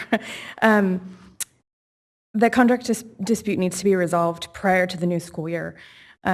Everybody needs to work together and collaborate to find a solution that works for everyone. We want dates, but what you're planning to do in the next 70 days, because I feel like it just continues to, there's no resolution, and it's frustrating. The parents, the union members and the board members need to work together and to figure out healthcare as well as the OPEB pre-funding. And I'm hoping that you are going to continue to do the 4% reserve, because I think that's conservative. I know you guys are working on other things. My other concern is the CFO. Do you guys have a timeline on hiring someone? Because I feel it's important for them to be onboarded quicker so that they can be buy-in with the current new things that you're trying to do. And I wondered what the long-term goals were for OPEB pre-funding. So Wonderful, thank you. If we can reset the clock, thank you. I'm Allison French-Tubo, a parent of 2 students, and like many others, my top concerns are the status of budget negotiations with labor partners, the limited amount of time that we have to get those addressed before the school year, and especially the concerns about health care costs and pre-funding of retirement benefits. I know that I, as a state employee, pay a certain percentage of my salary towards that, and I feel that's a wise investment on my part, and I hope others can recognize the wisdom of such investments. Thank you. Thank you. Good evening, Mr. Superintendent, Board President, and other members. Sawait Sium, I am a parent in the district. I have 2 children in the district and one who'll be joining shortly. First of all, I just want to acknowledge all of the hard work that you all have put in to resolve the current financial crisis that we are in. And so thank you. I think that I speak on behalf of Parents United to Restore Our Schools. We are parents in the district who are concerned about the state of our schools. And I speak on behalf of all of us to say that we trust that we've elected you all, and we trust that you can work together to solve the situation at hand. We don't profess to have all the answers. Many of us are smart, we have degrees, and but all of that is neither here nor there. I think what's important is that we trust and we expect that you will resolve the current situation. With that said, we've also heard from parents in meetings that we've had that there's a desire to be engaged, not just when there's a crisis. I think that many have felt that we perhaps were asleep behind the wheel, and as President Ryan mentioned earlier, many parents also can't come to these board meetings because of just challenges, right? And so, we also would ask that perhaps we could find creative ways to engage parents throughout the year, and we'd love to collaborate with you all as we figure that out, like what does that look like, right? Really empowering their smart, passionate parents that really care about their kids and their schools, as we've seen, as parents have really come to the table to be a part of the solution. So we just ask that you would think about that and consider us as you're thinking about ways to engage parents. Thank you. Thank you. The next round of public comments is from those wishing to speak about pink slips and child development cuts. I'm going to call them up together. Erica Sanchez, followed by Alice Mercer, Amanda Vargas, David Aleman, Yumiko Trimmingham, Yolanda Padilla, and Lucille Brandon.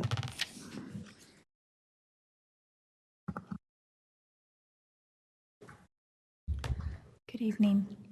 Hello, my name is Erica Sanchez, and to the SUSD board, I, along with my class of 2020, am entering my senior year at Rosemont. After spending my high school career at Rosemont High School and experiencing a multitude of teachers, I can without a doubt say that the English teacher, Mr. Andrew Jones, has been unfairly pink-slipped and deserves his spot as an English teacher. In the past, I have had teachers who have let kids smoke weed under the lab desks. I have had a teacher who has pulled down not only mine but other female classmates' sweats to make sure we were not wearing anything underneath. I have also seen a non-African American teacher appropriate African Americans and her students through her box braids. Though 2 of these 3 teachers still remain at my school. It is true that he has only been here for 1 year, and so he obviously has the least seniority. We believe it is unfair that he be cut without the students' input. I can confidently say that my third period English class can vouch for Mr. Jones. He puts time and effort into his career, and it shows through the lessons that we have been taught. I have learned more about the English language and my writing this year than any other year I have ever had in my high school career. This class did not feel like a typical school curriculum. It felt as if we were all tailored to, individually. Mr. Jones has had an impact on everyone I have ever interacted with at my school, even though they have never had his class. I finally feel valued, not as just a student, but as a peer. Nothing but positivity surrounds his reputation at my school, and it is not fair to us nor him that he be fired. He provides a safe learning environment for all of his students, and I have never witnessed unjustness with his actions. He was the environmental club leader, and he was offering creative writing for the students of 2020, though it seems like we will never have that chance, considering the whole 3 years that I've been there, we have never been offered a single class as creative as creative writing. So basically, I will leave you with this. Please reconsider who you are taking out of your kids' schools. You could fire the teacher that gives packets every week, or you could fire the teacher that does his absolute best. Thank you for your time. Thank you very much.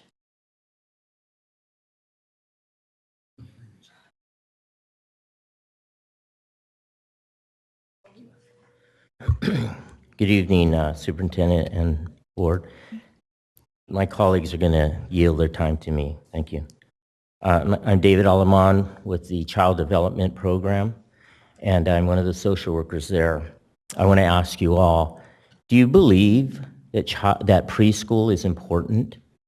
The 0 to 5 education, do you believe it's important? Yeah? No? Yes? Yes? You know what? I don't know if you've seen Kevin McCarty's writings and Superintendent Thurman's and their videos on preschool.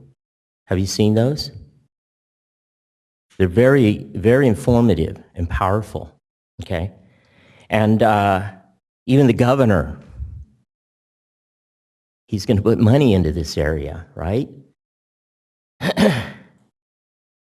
Do you know in your core, the first year core schools that you brought up here, out of the 11, out of the 16, the first core, 8 of those, we have child development preschools there. On the 3-year achievements, of the 11 there, actually, there's 2 middle schools and high school. 8 of those were elementary school, and of those, 6, we have child development preschools there, okay? Preschool is very important. It's real easy to talk about the end. Oh yeah, I'll look at the high school graduation and college entrance and all that stuff. But all the research is showing 0 to 5, helping those kids, but Head Start's even more. It's about getting the parents involved. Your program here is a comprehensive program. We've got mental health / social workers. We have the parent engagement that your DLAC and African American Achievement Task Force want to have. We get the parent. We ask every parent, have they thought about a family goal? And we respond to those that choose to give us something. We've gone before federal reviews year after year after year. And we do great in them.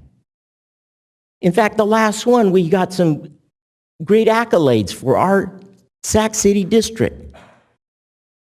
I don't know if you guys know those things.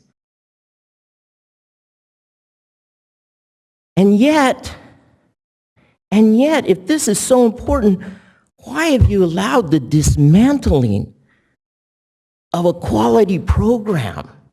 I came up here several meetings before, and I said that we were a jewel in part of the crown of Sac City. But it's getting plucked out, and nobody seems to think about it or care. I'm just dumbfounded by this. It's ridiculous. I've emailed some of you people here, and I get some little answers. I email back, and I don't get anything. I've emailed Kevin McCarty. I've got one going out to Phil Cerna real soon. But the point that I'm trying to make here is that we've been dismantled. And now you're going to talk about the lease of 3 of our sites to the other agency who said they were going to provide services for our kids. And we already know that 384 of them are going to the Sacramento area, not Sacramento district. Would you drive to Howe Avenue and El Camino every morning to take your child to preschool? Would you? That's where you'd have to go to the closest one in San Juan. Okay? I don't know what to say to you guys, but we have a very beautiful and efficient preschool program. Now, I'm going to end with this. Our parents were misled. Head Start requires that you have parents involved because that's part of the war on poverty. You guys talk about transparency, equity, access. You're cutting it out. Half of our program is gone. I haven't even brought up the numbers in the state program. And that's for families that just aren't low enough, below the poverty line, which Head Start takes. These parents make a little bit more money. They don't qualify, but we have the state-funded programs and we can put them in. And we still offer them all the services that Head Start does. You folks are missing out something here, and week after week and month after month, you guys are just letting this go by. And all the teachers that are laid off. We've had teachers here that were hired with our director already knowing that there were going to be cuts. And they hired these people that came from out of town, came from other programs, because this is the quality program. This is the district, the Destiny District, right? And we brought them in. Thank you very much. That was 6 minutes. I hope this doesn't fall on deaf ears, okay? Thank you for your time.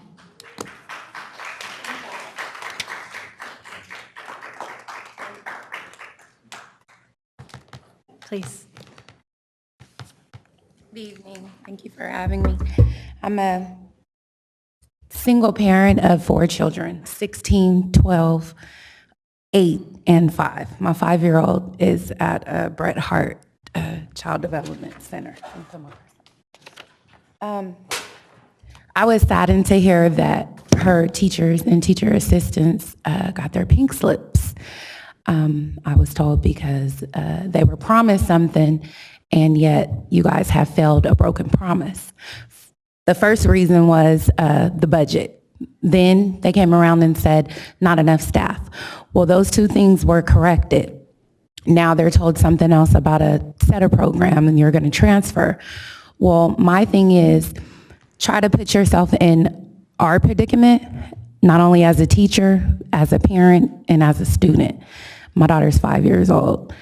The last 2 years, she suffered not only from losing her great-grandmother that she was so close to, but now helping me, even as a 5-year-old, taking care of my grandma and my grandfather. And distancing herself from her father, who was no longer in her life full-time. Now, at the beginning of her starting Bret Hart, she was doing excellent until all these changes came about. It's kind of uncomfortable as a parent being called by the teacher saying that your child is doing this, doing this, doing this. When I tell you those teachers went above and beyond for my child, that's something that you just can't take away.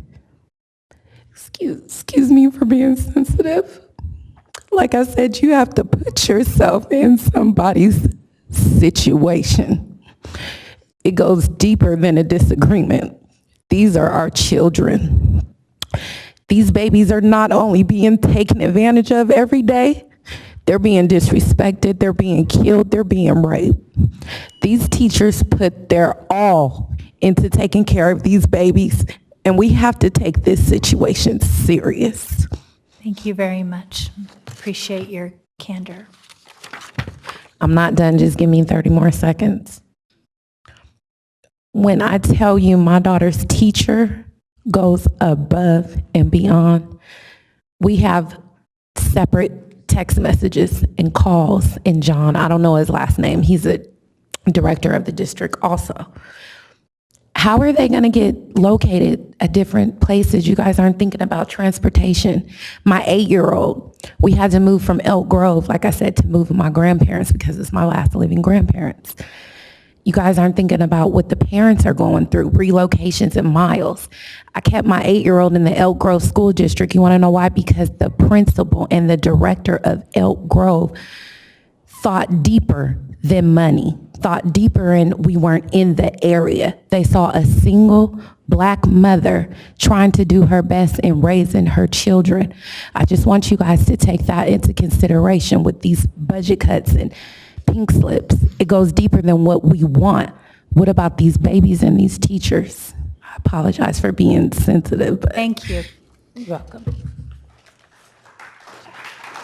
And you're taking the remainder of that additional time? I'm sorry? You were sharing your time with Oh, I just was coming to be supportive because I've been up here 20 million times with you guys, and I do feel like it falls on deaf ears. I have called so many people, I don't get any callbacks. The only callbacks I get are from Jackie Bonini. It is appalling, the unprofessionalism that goes in with these administrators and how they treat people. You guys cannot imagine the heavy cloud that has been hanging over these classrooms these last few days. The walls are getting bare. It's so sad. And I just feel like, you know, at first it was like, oh, you're a parent, you have a voice, you're important. Oh, because yes, your voice has to be important because as part of the budgeting and the laws, parents have to have a say. I don't feel like that's true. I have not heard anything from anybody. I've sent several emails, phone calls, nothing. I don't hear anything. All I get is unprofessional comments like Lucille was saying about, oh, first it was this, first it was that. There was an admin subbing at the school the other day, and I asked her, I said, is there really like, is there gonna salvation or what's gonna happen? Well, there's a lot of violations at this school, and then the admins, their healthcare benefits aren't the same as the teachers, and it's just, it's like, I'm on the defense because my kids are losing their teacher, their classroom, how unprofessional is that to treat someone like that? And everything's been shady and secret through the teachers have not even been involved in what's supposed to happen. How is that professional or even fair? Nobody has answers to anything. And that's like the social worker was saying, I don't feel like anybody really cares, to be quite honest. I mean, it's days away and it's heartbreaking. It is really sad. I mean, the kids, you can see the difference in their moods. The teachers are sad. They're trying their best. They're hanging in there, and it's just, I just ask you one last time, please, please step in and do something. You guys have the power. Please, please. That's all. Thank you. Thank you.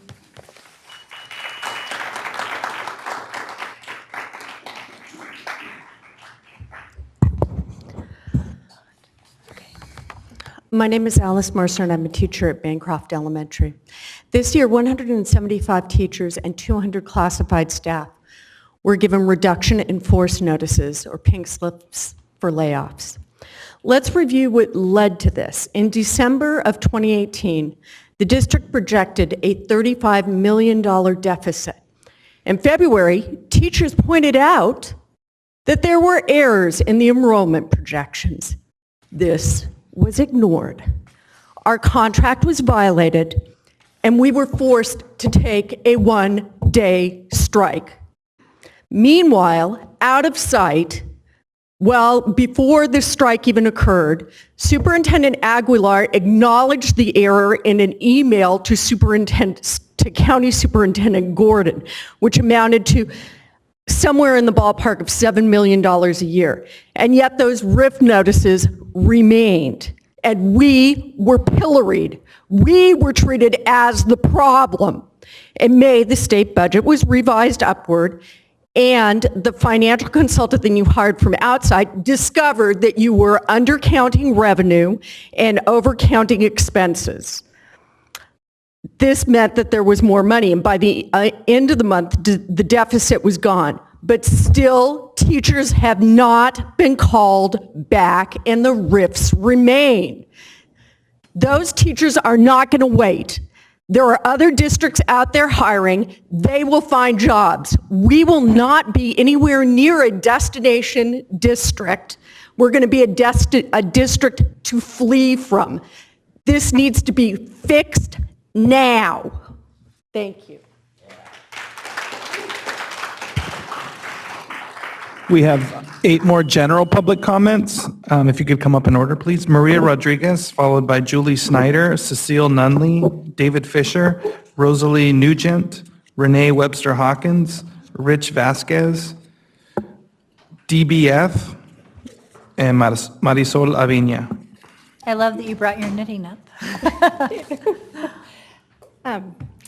President Ryan, members of the board, and Superintendent Aguilar, my name is Maria Rodriguez, and I have a son that was kindergarten to graduated, and now I have one son left who's a senior at JFK. I am a satisfied customer of the SCUSD school district, and I know things are complex and there's difficult things and there's good things. I wanted to say 3 things that I think are really positive in this school district. One, Superintendent Aguilar, I really appreciate that summer meals are provided to students and that the communication for that has been abundant. If anyone doesn't know that there's meals, they should, and I thank you for that. It's very important. Student Halbow, what everyone said about you, I think it's amazing that you have this position, but board, I want to thank you for making that position a position of value. You give her a preferential vote. I don't really know what that means. I do know that when schools were closed, the vote was 4-4, but the student vote didn't count, so therefore schools were closed. Why have someone up here if their vote doesn't, or voice doesn't count? Somewhere along the line, when I took a hiatus from coming to these meetings, that changed, and I appreciate that. You have a high caliber student because you care about what she thinks. And third, thank you, President Ryan, for welcoming people to these meetings. At the beginning of this school year, you sent out a message. I heard it. You said, come to the meetings. I didn't really want to come to these meetings anymore, but here I am. When I used to come, I used to put a book here called A Tale of Two Cities, and I used it as a reminder to myself that there were a tale of 2 city schools. There were different city schools, the city schools my kids went to and the city schools that other ones went to. I've taken that book down now because I believe in the vision of the superintendent. I hope that every meeting I come, I knit. I hope I stay until 1 o'clock if I have to, and I look for the positive. So I'm going to bring this every time. I've resupplied my rainbow yarn, and hopefully it'll just go down, and when I'm done, someone can have it. Thank you very much. Good evening, President Ryan, members of the board, and Superintendent Aguilar. I'm Julie Snyder. I'm a 24-year veteran of our district. I teach science at Rosemont High School. And every day I can go into my classroom with the assurance that things will be okay because of our school resource officer. I'm here to speak in support of maintaining the contract that we have with our SROs in our district. When I began, we had about twice the number of officers that we currently employ. But even with the ones that we are able to employ now, I feel that they're doing such a tremendous job for our schools. We're fortunate to work with Officer Pete Lopez, and he in particular is just an exemplary person. I have never heard a negative thing about him in the 14 years I've been there. He does so much more than just act as a presence and as a policeman.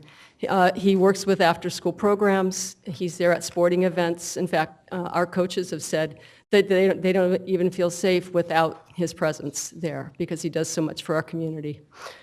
We've never, in our district, ever had a major incident, as you know, and I really believe the SROs are one of the main factors behind that they've done such a fantastic job. We don't know if the things that they stop. That's okay, right? We just know that we're safe. The small price that we pay, the $1.4 million, is well worth it to ensure the lives of our students and our staff. And I sincerely thank you for supporting them. I hope that you continue to do so. Thank you. Thank you. Let's see, I don't know if this works. Well, good evening, board members, Superintendent Aguilar, and I do want to commend the board and just say thank you very much for giving the positive evaluation to Superintendent Aguilar. I didn't come up here because I'm only going to limit myself to coming up 4 times. So, but I wanted to say that thank you so much, and I'm so proud of all of you because I know I've been admonishing all of you to say support the superintendent. So it's been really, really great to see that. The one item that I did want to bring to your attention, I went to the board bylaws.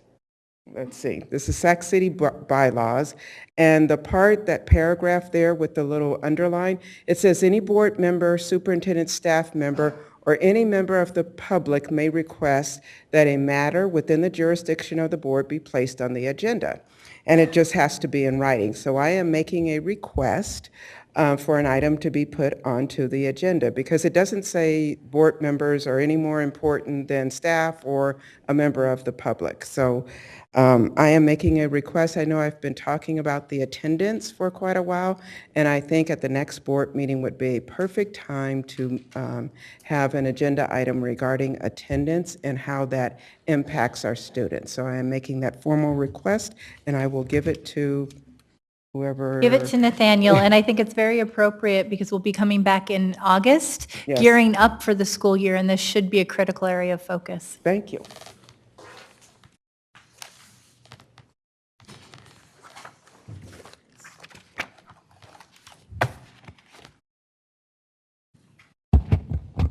Hi, I'm David Fisher, President of the Sacramento City Teachers Association and parent of 2 children in the district.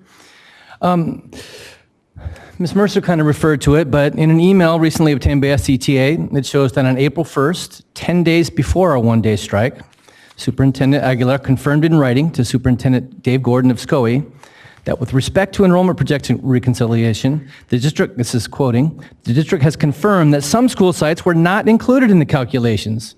The total enrollment for these schools is approximately 730 students and will increase revenue for 2021 and 21-22 by more than $7 million, end quote, and that's $7 million per year. So over a 3-year budget period, $21 million. So this vital information only became public 6 weeks later when the district submitted its 3rd interim budget on May 16th. And it was a crucial part of the $69 million turnaround from December 2018 to May 2019, which made it clear that state takeover was not imminent. So our question is, why did the superintendent and Superintendent Gordon keep this vital information from the public and continue to portray the district as on the brink of fiscal insolvency over 6 weeks? Tonight? When was the school board informed of this mistake? Why didn't school board members ask for an explanation regarding the projection of a loss of 1,000 students before voting to gut child development and lay off more than 400 certificated and classified staff? And at least as importantly, what safeguards are in place that a mistake like this doesn't happen again, especially in light of the district's latest numbers, which still project a 400 student loss next year, 10 times more than normal? Speaking of enrollment projections, last week we expressed our concern that the district is making another huge enrollment undercount, this time equating to possibly over $4 million per year in lower estimated revenue. Ms. Nugent, senior time. We asked the district to explain the 400 student drop, and the district could not do it. At a meeting which was to discuss rescissions of the layoffs and surplusing, representatives from Human Resources acknowledged that particularly at schools like Crocker Riverside, Sutter Middle, and West Campus, those projections make no sense. They have long waiting lists. Offered no solutions to fix the problem or that anyone was working on the more accurate projections. The district's inability to answer these basic questions has resulted in the delay of surplusing process. Meanwhile, while the district moved at lightning speed to move forward to rescind layoffs for 9 highly paid administrators, while continuing to decimate child development, our preschoolers, it seems to be slow-walking rescinding layoffs for certificated and classified staff. Yesterday, finally, it took some baby steps to correct a few errors. The district finally gave notice to rescind 6 K-12 educators and 10 child development teachers who were laid off. But we suggest the district should rescind all the layoff notices, since it looks like the number who remain on the layoff list are about the same as the current number of vacancies. Take a look, there's like 140 vacancies. This would make sure that those educators remain in Sac City while we wait for the district to get its act together. Finally, on another note, the document you have, the latest myth to bust is that Sac City spending 91 cents per dollar on salaries and benefits for staff is some sort of outlier.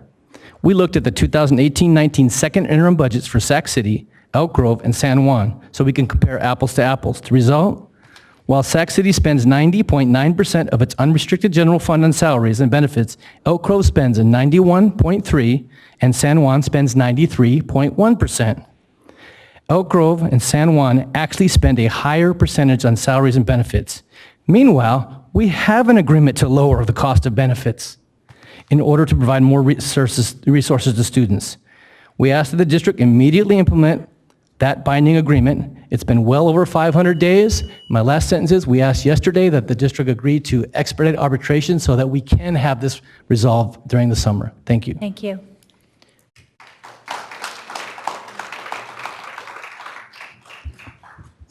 Good evening, President Ryan, members of the board, Renee Webster Hawkins, and I'm here to speak to you as the member of two stakeholder engagement committees. I have two requests on procedural matters for the board, notwithstanding the fact that, President Ryan, you manage an amazing meeting given the wealth of and breadth of information and issues there are to tackle. But that said, there's two important procedural items that I urge you to consider to promote transparency and authentic parent and community engagement. The first one is to agendize all stakeholder engagement group comments at the beginning of the agenda on that first meeting of the month when community groups are given 2 minutes apiece. This would be in recognition that the representatives of those community engagement groups are already volunteering hundreds of hours each year to educate their communities and advocate for student success.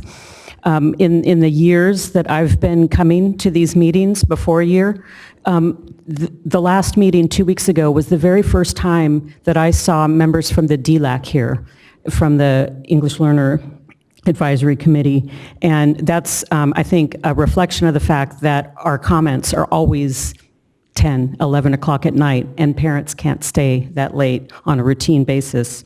So if you want authentic stakeholder engagement, please adopt practices and procedures that demonstrate that you want to hear our voices. The second item is to post all PowerPoints prepared by staff as part of the agenda on your board website at the same time as the board meeting. You're taking action in part on information that's in those presentations that's not in the staff report, not in the board packet, not in the resolutions.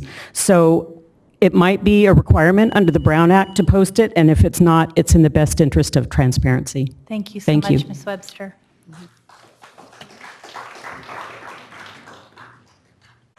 Hello, I'm Deborah Bernard Fagan. I'm the mother of a child on the autism spectrum who has been working between two school districts, but I'm only going to talk about one today. I've had to move my child from one school district to another in order to continue furthering his education. My attempts to get my child into this public charter school that my child currently attends were met with much resistance. Stan Eccles, Stefan Brown, Cindy Kilby, Jack Kramer, all told me that there were no openings and that my child did not qualify for this public charter school that any child in the Sacramento school area should be able to attend. The day I sat in on the orientation, there were 36 freshman openings. Once I reached out to the Office of Civil Rights, a space became available. I accepted. Once my child was in the school, I then asked that my child be assessed in all areas of suspected disability. Scott Ford was put in charge of the assessment. And from there, further issues arose. My child's records have been requested pursuant to the Education Code Section 56504. The school year has ended and those records have still not been released. I've made 10 plus written requests for 504 accommodations for my child to Denise Lambert, Becky Bryant, Scott Ford, Jerry Chase, all of those who told me my child did not qualify. They provided, or was he able to receive accommodations? Scott Ford and team completed their assessment after 4 months, from 9/10/18 to January 10th, 2019. At the January 10th IEP meeting, I was told my child did not qualify for IEP or 504 supports, although he was on both in the prior school district. The prior school district did not do the assessment as I requested. They just placed my child on an IEP. In addition, at the 1/10/19 meeting, none of my child's teachers were present. I had to request notice of each person's need to be in the room. At that meeting, I was told my child was too high functioning and did not qualify for additional supports. Yeah. We are happy to take any further comment that you have in writing. Stefan is here, and we will take that tonight. And thank you so much for sharing your story. Thank you. I'd like to receive your response within a week. I'll be sending that to you all. Thank you very much. Thank you for coming tonight.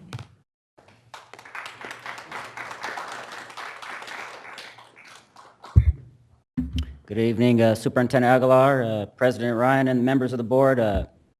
Just want to get out here and get my voice heard. It's been I don't know what you want to do.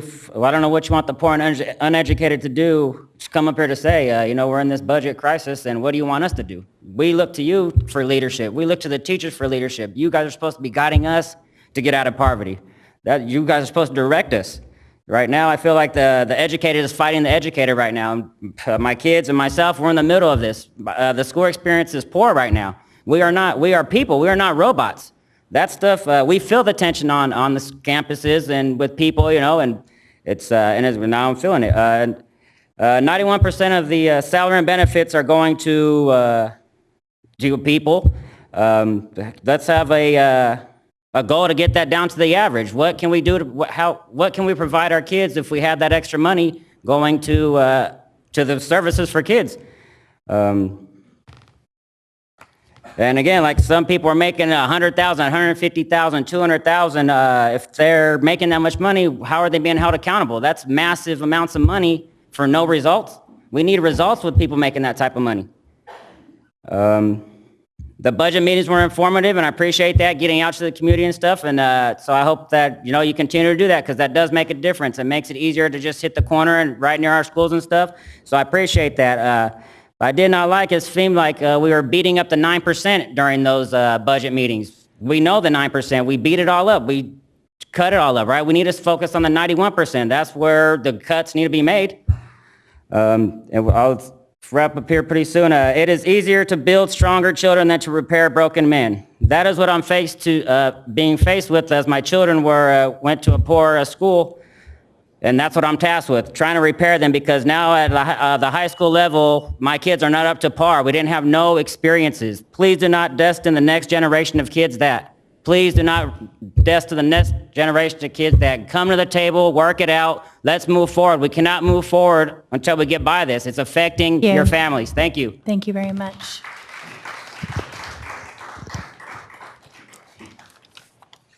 Hi, good evening. I echo his comments.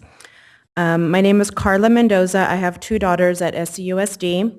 I'm not just here on behalf of my kids. I'm here to speak up for those without a voice, low-income communities, communities of colors.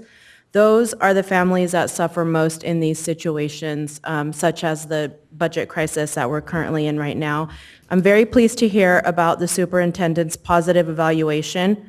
I'm very pleased to hear and know that he has a heart after underserved communities. I really hope that the superintendent stays the course to see this thing through. People go broke because they do not live within their means or know how to save for a rainy day. This situation is embarrassing in a thriving economy and a wealthy state. I know that you didn't create this situation. I am aware you inherited it.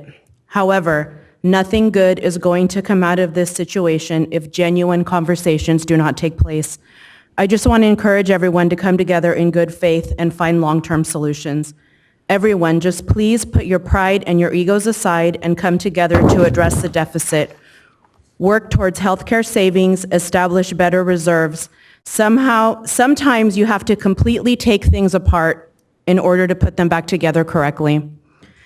Please learn from past mistakes. I hope that once this situation is resolved, we can focus on our kids again and invest in our children, putting more funding towards school programs. We have to do better for our kids. Failing to fix this mess is failing our children.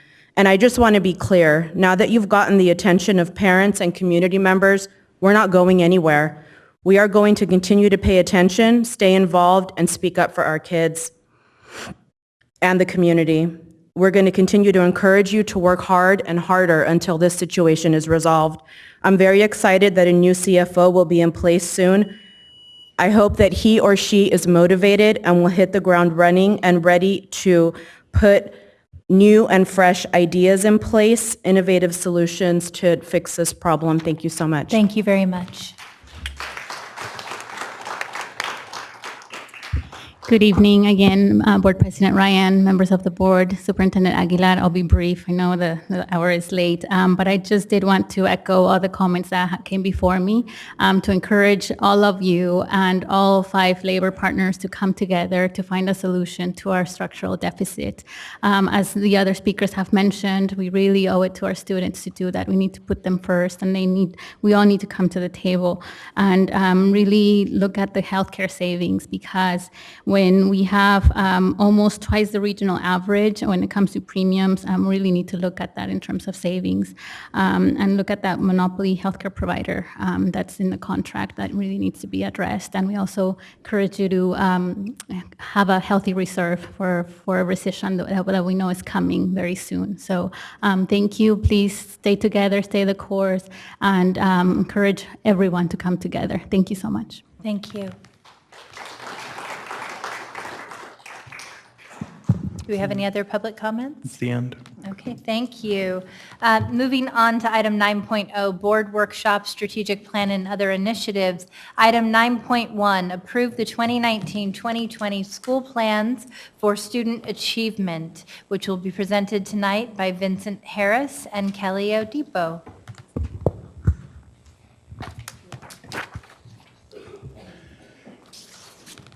Good evening, Board President Ryan, board members, and Superintendent Aguilar. My name is Vincent Harris. I work as your Chief of Accountability and Continuous Improvement. I'm joined tonight by Dr. Kelly Odipo, who's our Interim Director of State and Federal Programs, and one of our award-winning principals this evening, Shannon Henry from John Bidwell. We're excited tonight to talk to you a little bit about our school site planning process. And really, as we talk about the emerging systems that we're trying to build, this is a great example for us. And so historically, this has always been on the consent item, but we thought because of some of the transitions we made this year, it was important to share them with you directly this evening. And so we'll stay within our time limit and honoring the time of the evening. But definitely want to give a shout out to all of our site leadership teams, all of our school site councils. As you know, really this is one of those kind of local control items that's so important for realizing our equity, access, and social justice guiding principle. And so it's through the work of our site teams and our school site councils that we're excited to bring the plans to you this evening. You know, as we think about the district's core value and our guiding principle, our site plans become probably one of the most important artifacts about how we can disrupt the inequities that exist in our system. And so as our leaders, as our site councils looked at our plans, they really took a strong view of how can they create conditions of equity and excellence at their local level. And so tonight you'll hear a little bit more about how we went about that work this school year. And so I'll turn it over to Dr. Odipo right now.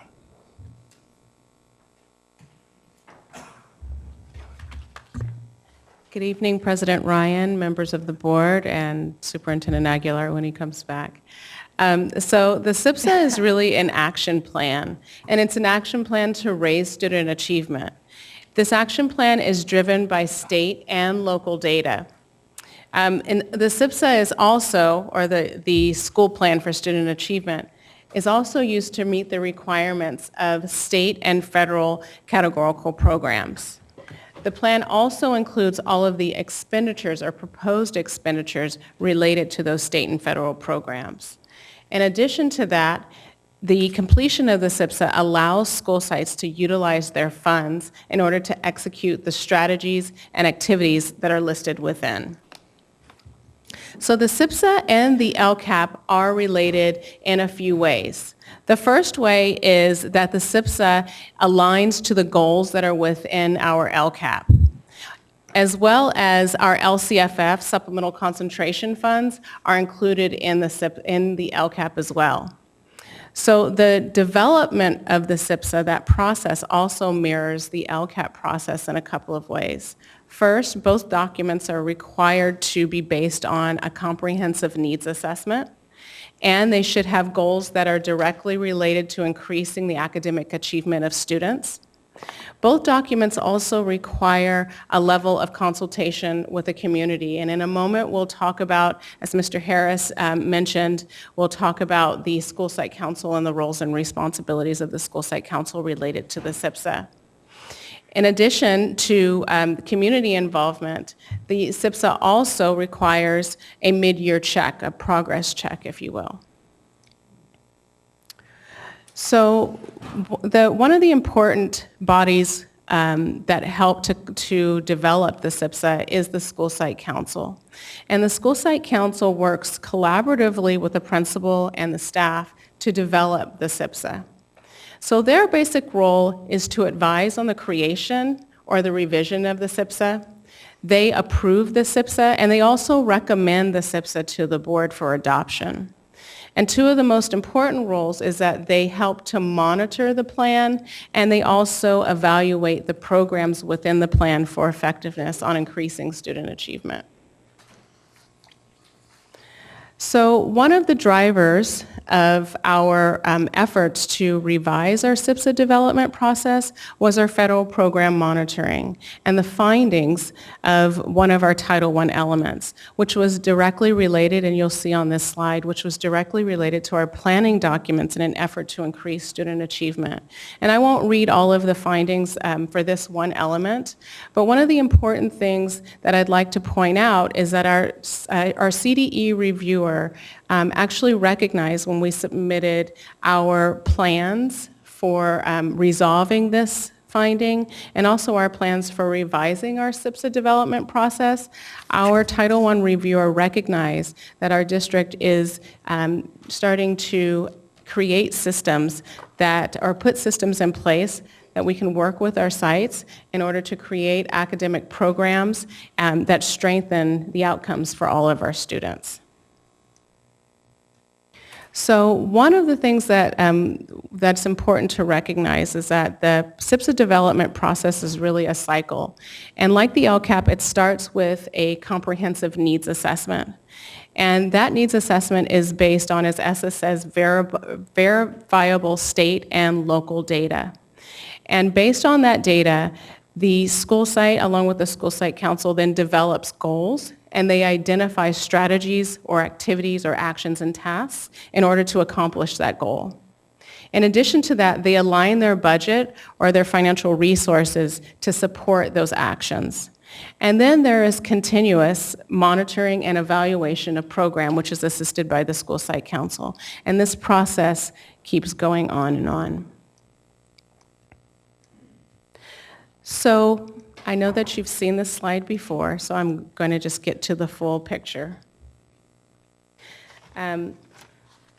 So this graphic really reflects the theme of our work in developing a process that is driven by data and helps us to develop a process that integrates the budget, the LCAP, and the SIPSA in order to create a coherent plan to improve outcomes for students. So one of the things that the SIPSA is based on is the dashboard. And this slide really helps you to make connections between the dashboard and the PTI. So you'll see on the right-hand side of, on the left-hand side of the slide, the dashboard indicators. And on the left-hand side, you'll also see the PTI elements, are the PTI indicators that are directly related to those dashboard indicators. So there is an integration between the California dashboard and our Performance and Targeted Action Index. And lastly, this is a slide of the actual dashboard that principals see within our cycle of continuous improvement tool. And ESSA states that our SIPSAs must be based on the California dashboard information. And so as principals and school sites go into our cycle of continuous improvement tool to start to develop their needs assessment, that first part of the cycle, this would be what they would see. And as they look at their dashboard indicators to find out where their students are, where they're performing, this is then linked directly to the PTI elements. So this is the beginning part of how our school sites actually begin to develop their needs assessment. So I'm going to hand it back over to Mr. Harris to continue talking about our integration of our SIPSA and our budget process. This slide you've seen a couple of times over the last several months as we've talked about this notion of how do we make all of our staffing decisions now more actionable. And so one key element of this is that beyond enrollment at sites, we also now are asking more important questions about how does staffing link to those dashboard measures that we're trying to move. And so you can see here, this is just an example of one of the things we asked our sites to do during the one-stop staffing process is not just think about their staffing needs purely in terms of FTE, but also think about what dashboard indicator do you think you'll see movement, which will directly tie, of course, to movements on our Performance and Targeted Action Index. Ultimately, as we talked about change in any organization, change really should be about engagement. And so this slide is really important because it speaks to our effort that actually started last July about how can we effectively change our site planning process to make it more integrated, to make it more cycle continuous improvement oriented, but also more student achievement accelerant in terms of all the plans really accelerating achievement for all of our students. And so we brought together a team of folks, and you see some of them listed here in terms of really being able to say, so what are the tools that leaders need? What are some of the trainings that leaders need? And then ultimately, this became kind of our focus group of folks that we listened to while we pressure tested the new process. And so we got real-time feedback because this group met weekly, except for holidays, vacations, and other big district initiatives, basically met weekly since about July 30th of last year, so that we could really stay intensely focused on either planning, implementing, or reflecting on the work. Because of the changes that we were able to make through tools, we actually were able to do more data mining. And so we really focused a lot of energy on really understanding goal one in our SIPSAs. The reason that this was really important is that our Chief Academic Officer, Dr. Iris Taylor, and our Instructional Assistant Superintendents actually were doing concurrent professional learning with our principals around the cycle of continuous improvement with a special emphasis on doing a more detailed view of goal one. And so we data mined what were some of the selections via the tool that folks made in terms of goal one. You'll see here that actually the first bullet is the one that was chosen by the vast majority of leaders in terms of increasing performance as it relates to math and English language arts. And then other sites, depending on their local context, focused on chronic absenteeism, reducing suspensions, increasing graduation rate. Now, it's important to note this is just one of generally the 3 to 4 goals that sites have. So other sites probably chose other different goals than the ones that are listed here based on our local context, but we really put an emphasis on goal one because in terms of making the change and making an integrated change, we understood we really had to focus on one goal just to make sure we saw the results we were looking for. With that, I'll turn this over to Principal Henry to give you a perspective, though, that any change is never easy and you never get it all right the first time. And so we think it's really important to talk about some of the challenges and lessons learned as well. Thank you.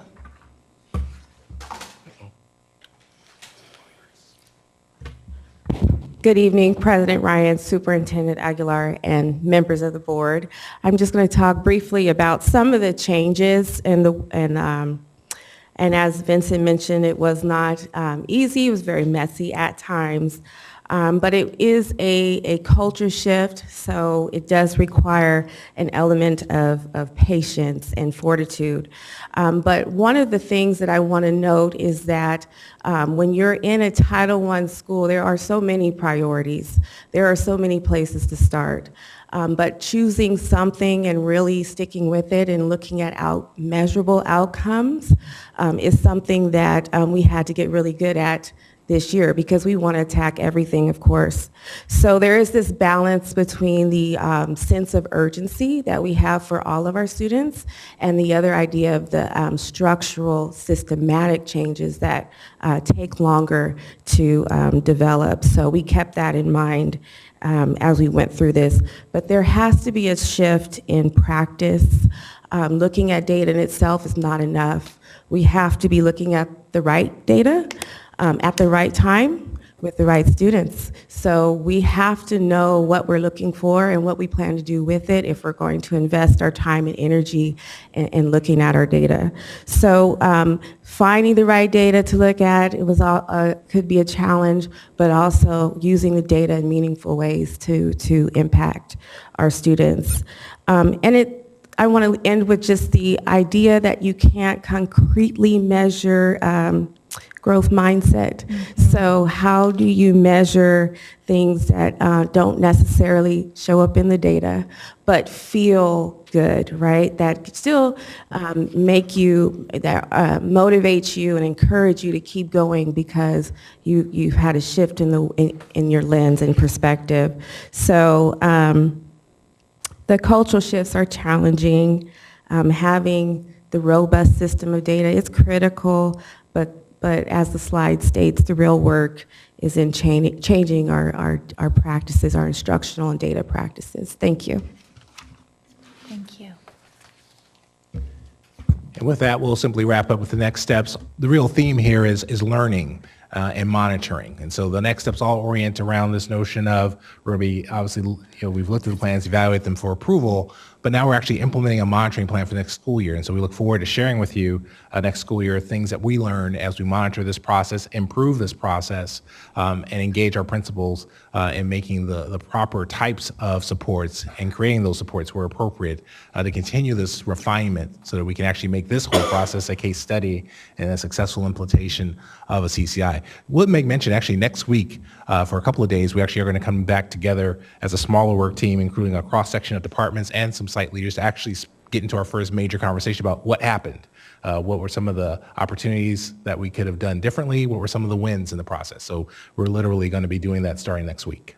And with that, I'll end the presentation and turn it back to the board. Thank you, Mr. Harris. Do we have any public comments on this item? Yes, we have 4 public comments. Renee Webster Hawkins, followed by John Perryman, Sarah Williams Kingsley, and Tracy Berardo Torres.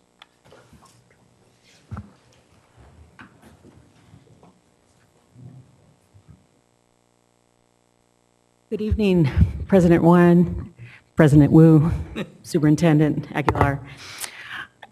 Renee Webster Hawkins, and I am on the LCAP PAC, but also on the School Site Council for Matsuyama, K through 6. And I love what is happening with the development and maturation of the SIPSA, as you've just heard from Mr. Harris and Dr. Odipo. And I'm fortunate to serve on what I believe is a high-performing School Site Council at Matsuyama, as we had already been examining the data in the ways urged by these new expectations. And we welcome the system-wide adoption of a similar protocol to truly identify the needs of students at site level and design services and interventions that will help our young scholars level up to their highest potential. I know the community is pleased that the district has uploaded the LCAP and SIPSAs for the dependent charter schools to the district website. As a community leader, parents have repeatedly told me how hard it has been to obtain these in the past, and including them right alongside the district's traditional schools, SIPSAs on the district website will ensure transparency and greater accountability for the programs and allocation of funding at these dependent charter schools, so thank you.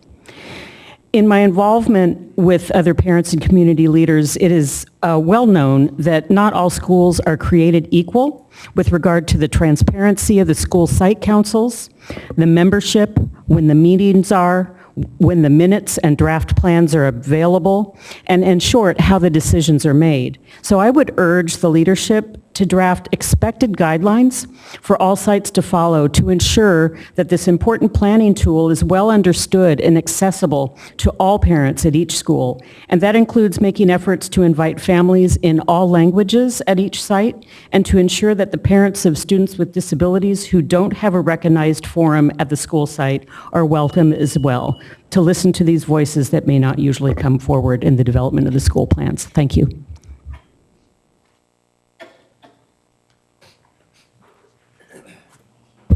Good evening, trustees. I wrote down that I'm in favor of you adopting these plans, but I'm still going to criticize the process. I like school site plans. Recognize that all large organizations have continual tension between central office decision-making and decentralized decision-making. Generally, central offices win, and resources get declined to decentralized locations like school sites. Sac City is no exception. The amount of supplemental and concentration grant money used to be 25% going to school sites, now it's 15%. Less than 25% of Title I money goes to school sites for governance under the school site plan process. It's the central office that makes decisions, largely invisible, It's been over a year since Title I has been on the board agenda with public information about how you're spending that $19.6 million. In that context, I want to copy someone who is smarter than me, and I'm going to request that you put Title I, that central office spending, on the board agenda some night, so I can come criticize it directly. Thank you for your time.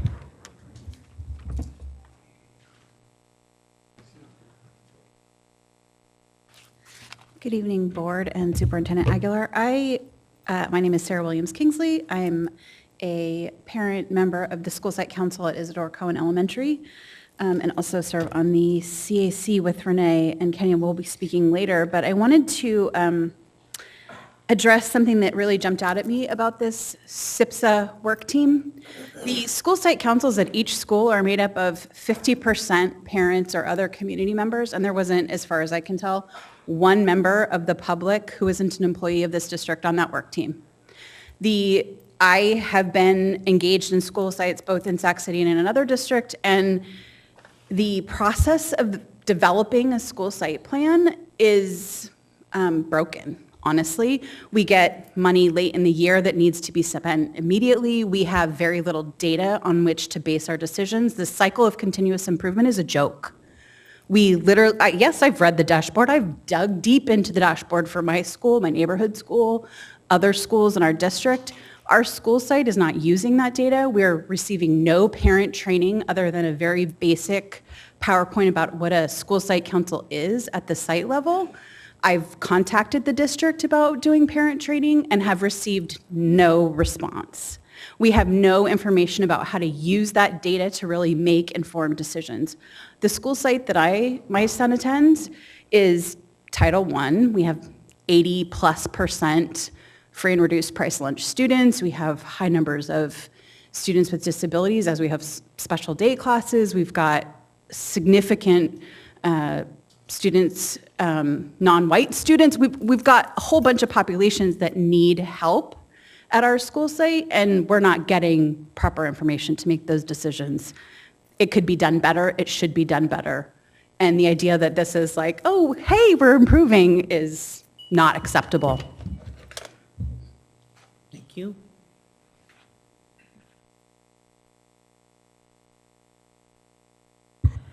Good evening. I'm Tracy Verardo Torres. I am actually just coming off 2 years of having served as the chair of the site council at Satterville Elementary. So I have the pleasure of working with Lori Owen, who is on the committee helping improve the SAPSA.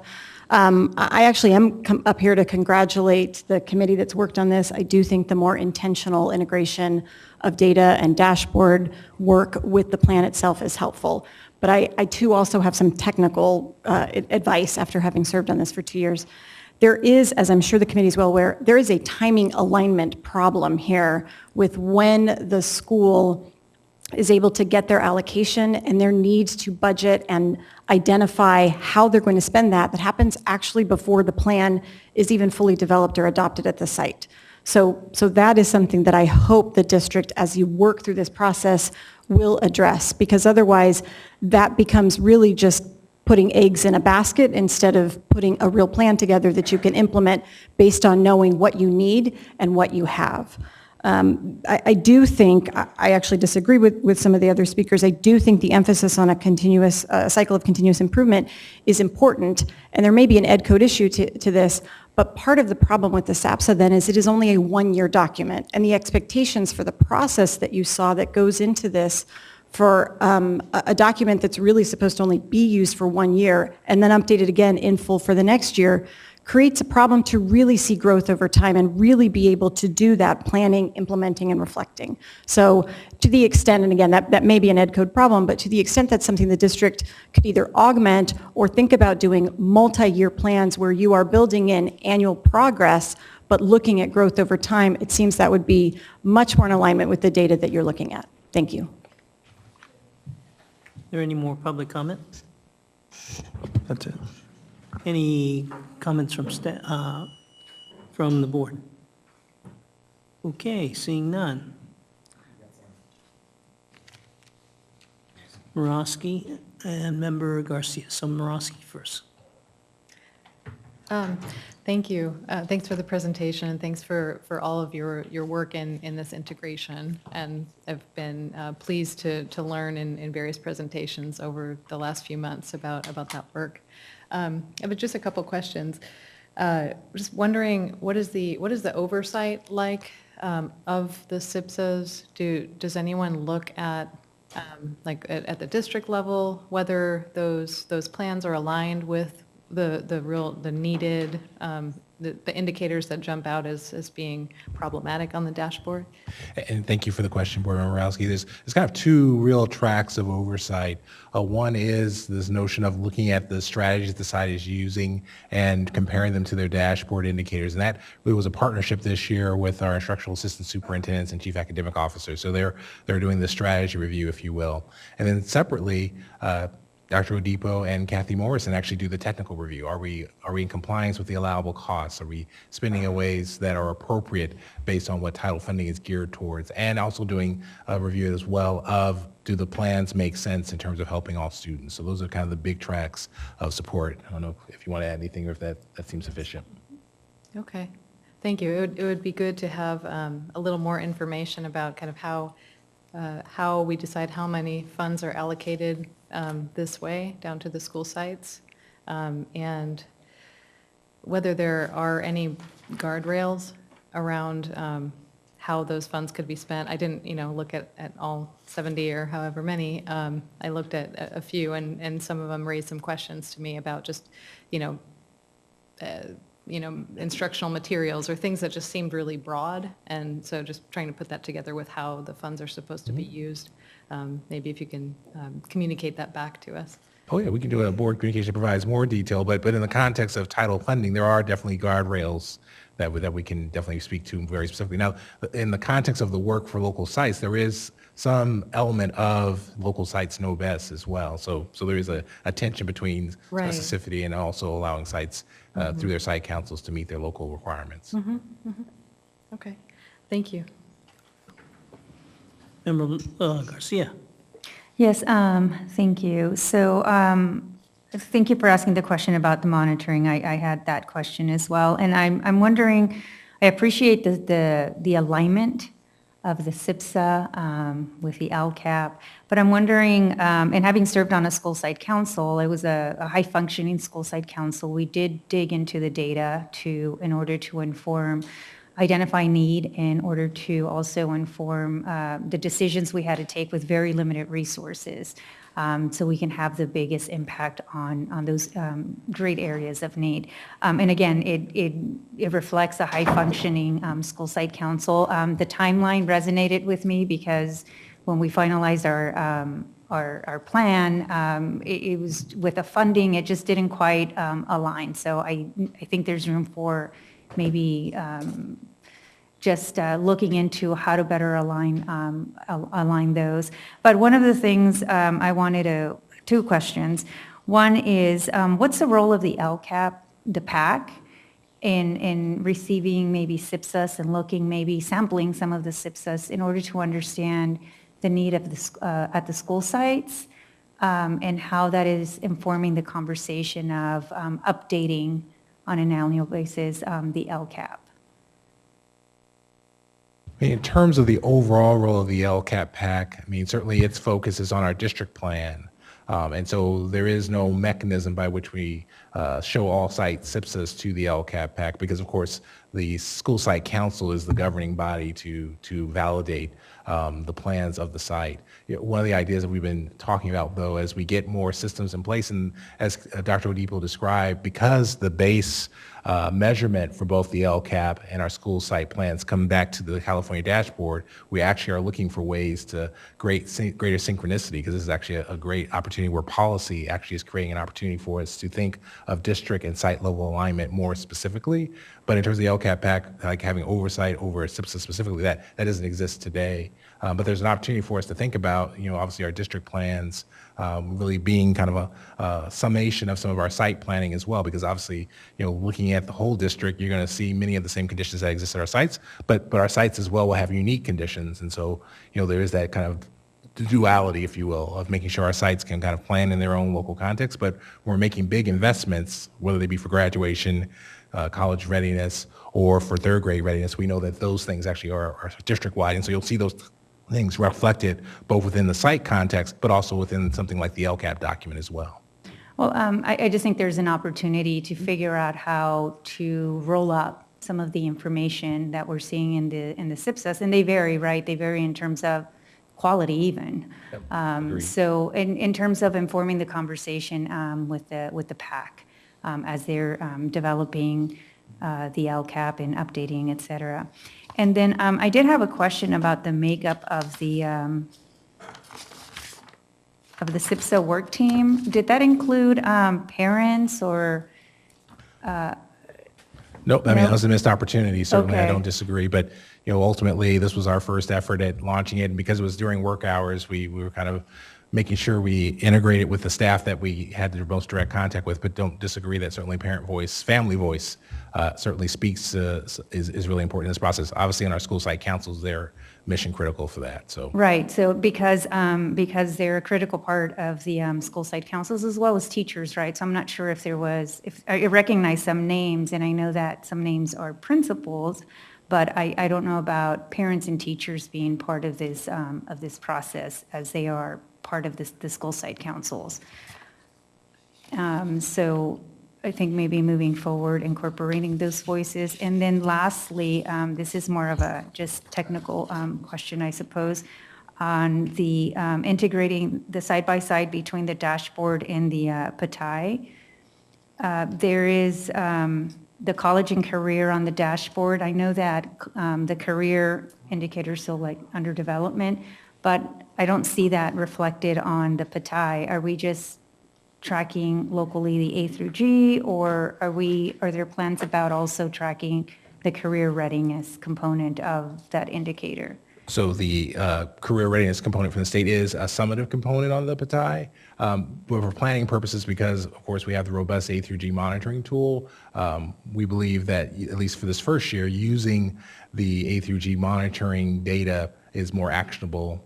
Because of course the college and career readiness indicator has, it's basically a composite of several things with things that are done annually, like the advanced placement tests or IB tests. And so definitely our performance and target action index includes the college and career readiness indicator from the state as a summative measure. But from a planning standpoint, we think A through G measure is more actionable in terms of you can do things within a quarter to change that measure. So it allows you to have more of a formative feel for how your overall college and career readiness indicator might look at the end of the year.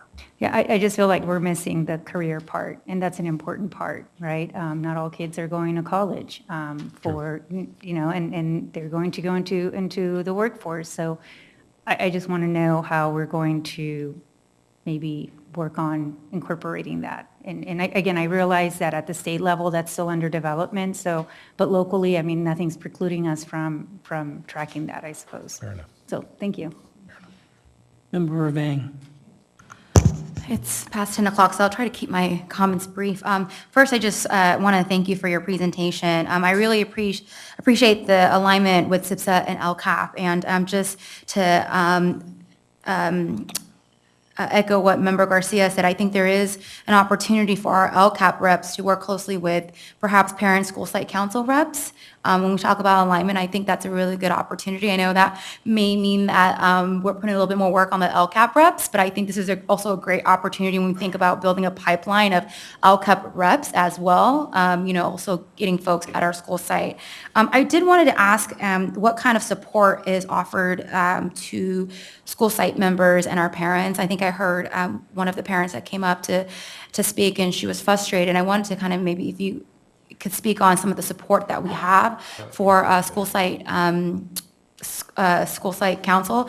I know that Ms. Henry here is one of our, I got to give her a shout out that she does incredible work at Bidwell, and I always receive her newsletter. She does everything in terms of outreach, and I know that we have a really good, solid school site council and also ELAC. I'm always getting all of her notifications, so it may vary from site to site because I think it also depends on leadership at the site level, right? But I think, so that's one thing, but I also want to know what kind of support parents and school site members can ask for from the district. So if you can speak on that. So one of the things that we offer is school site council training, and that training really focuses on what is the SIPSA, what are the roles and responsibilities of the school site council. We do at this time just offer the training to any school sites who would like to, so it is on a voluntary basis.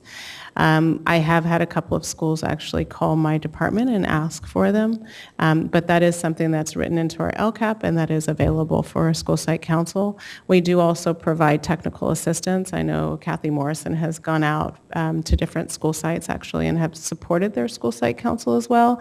I am new to this role, so I'll be doing the same thing in regards to Title I and Title I allowability and assisting school sites school site councils in developing their SIPSAs in regards to the school-wide plan and providing school site council training as well. So this is just a question. If the public wanted to know who the school site reps are for all of our 70-plus schools, how can I access that? We currently don't have that information. We don't keep that information at the district level. So that would be a site level. Is it possible that the district can collect that information? Because I think that's important to have. I'm also thinking about building capacity and thinking about our LCAP reps at will, like if they wanted to reach out to our school sites, right? Like if we had a list of main contact for school site members at all of our schools, I think that's important information to have. So, I mean, that's just a recommendation, because I'm also thinking just alignment with LCAP. I think this is a great opportunity for our LCAP reps to connect with their school site councils, so. Thank you. Member Morosky. Really quickly, I just wanted to suggest maybe with the training piece, because it's like an annual process, maybe like a webinar that's recorded and can be played like from the website. You know, just some really easy ways to, like an explainer, what is the school site council, how, you know, what is expected, you know, could be like in 10-minute chunks or something, so people could just access that on demand instead of kind of waiting for a physical training. That reminds me, thank you. That's actually a really good suggestion, but Board Member Vang, we also have a school site council website on our Sac City webpage as well with school site council resources, so that would be an opportunity to link something like an extra PowerPoint or a webinar as well. Yeah. Member Garcia. Yes, thank you. And just adding to the webinar, having maybe parents be part of that, sort of what their experience is as parents, their responsibility, et cetera, their perspective, as well as teachers, right? So it's really including all the voices that are required to be on a school site council. So thank you. Vice President Wu, if I can just mention very quickly, I think that if Ms. Henry can just maybe describe a little bit more deeply, because so much of our long-term success, of course, is going to depend on our ability to shift the organization's culture with respect to important work like this one, in which the SIPSA process has been perceived for many years, not just in Sac City, but I would say in most school districts that I've been affiliated with, as a very mechanistic, compliance-heavy effort. And here we're talking about embedding that effort with continuous improvement principles, and that is a complete mindset shift for our organization. And then based on the databases that we have created, to be able to take information from our 70-plus schools and the goals that they've established, and then feed them into the LCAP process for consideration, focus areas and such. But as superintendent, my biggest concern is how do we confront the organization's culture on something that has been so deeply perceived and treated as a mechanistic and compliance-oriented effort, that I would just wonder, obviously you weren't aware that I would ask this question, Principal Henry, but if you could expand on what's on slide 14 related to cultural shifts, maybe in how you approach the development, how you work with your school site team, et cetera, and just give voice to the principal's role in that?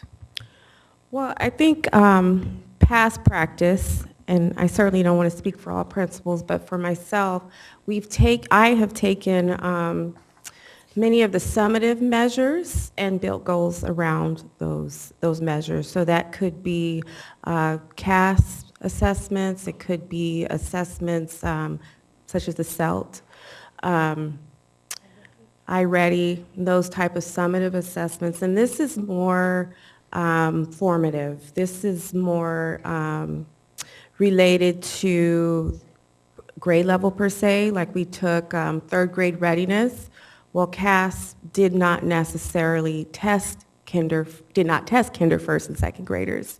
So what data did we use to address that? And we looked at the Bataille data. We looked to that for our trimester outcomes. And we also used some of the iReady data and some other local assessments to start looking at where those holes and gaps are.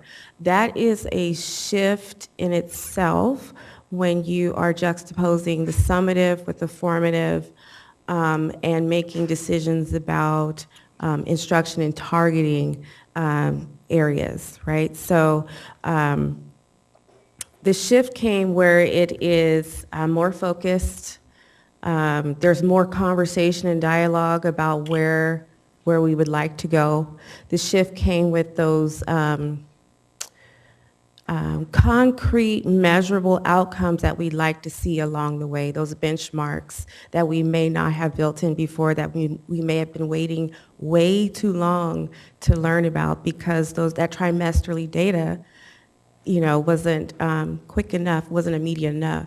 So the short-term, long-term goals, the idea that we have to be patient with the data, that we are not looking for instant or immediate results per se, that we want to make sure that they are long-term and they stick, that there are structural changes, systematic changes that don't depend on the teacher you get or the year you get the teacher or whatever, but that they are ingrained in our systems and that we have a safety net, that we have a plan B, that we're not going to look at summative assessments and say, well, 50% of our students didn't make proficiency, but 50% did.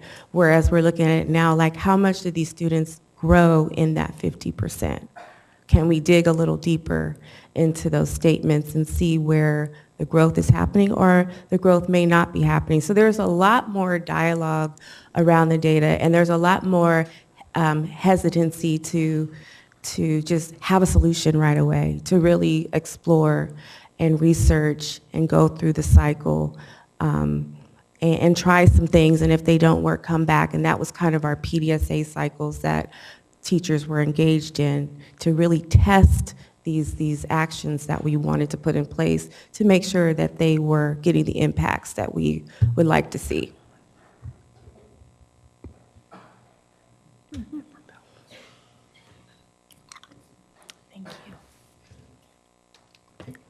I appreciate your response. I actually was going to ask a question about the culture as well, so you really answered that very thoroughly. I don't think we have any other questions or comments from board members at this time. Superintendent Aguilar, did you have anything else in the Senate? Wonderful. Thank you so much for your work. We are so heartened to see this focused and intentional alignment of the SIPSA with budget. And so with that, we are going to take a vote. This is an item for action. Do we have a motion? Do we have a second? Student preferential vote? Aye. All those in favor? Aye. Any opposed? Any abstains? The motion carries. Thank you.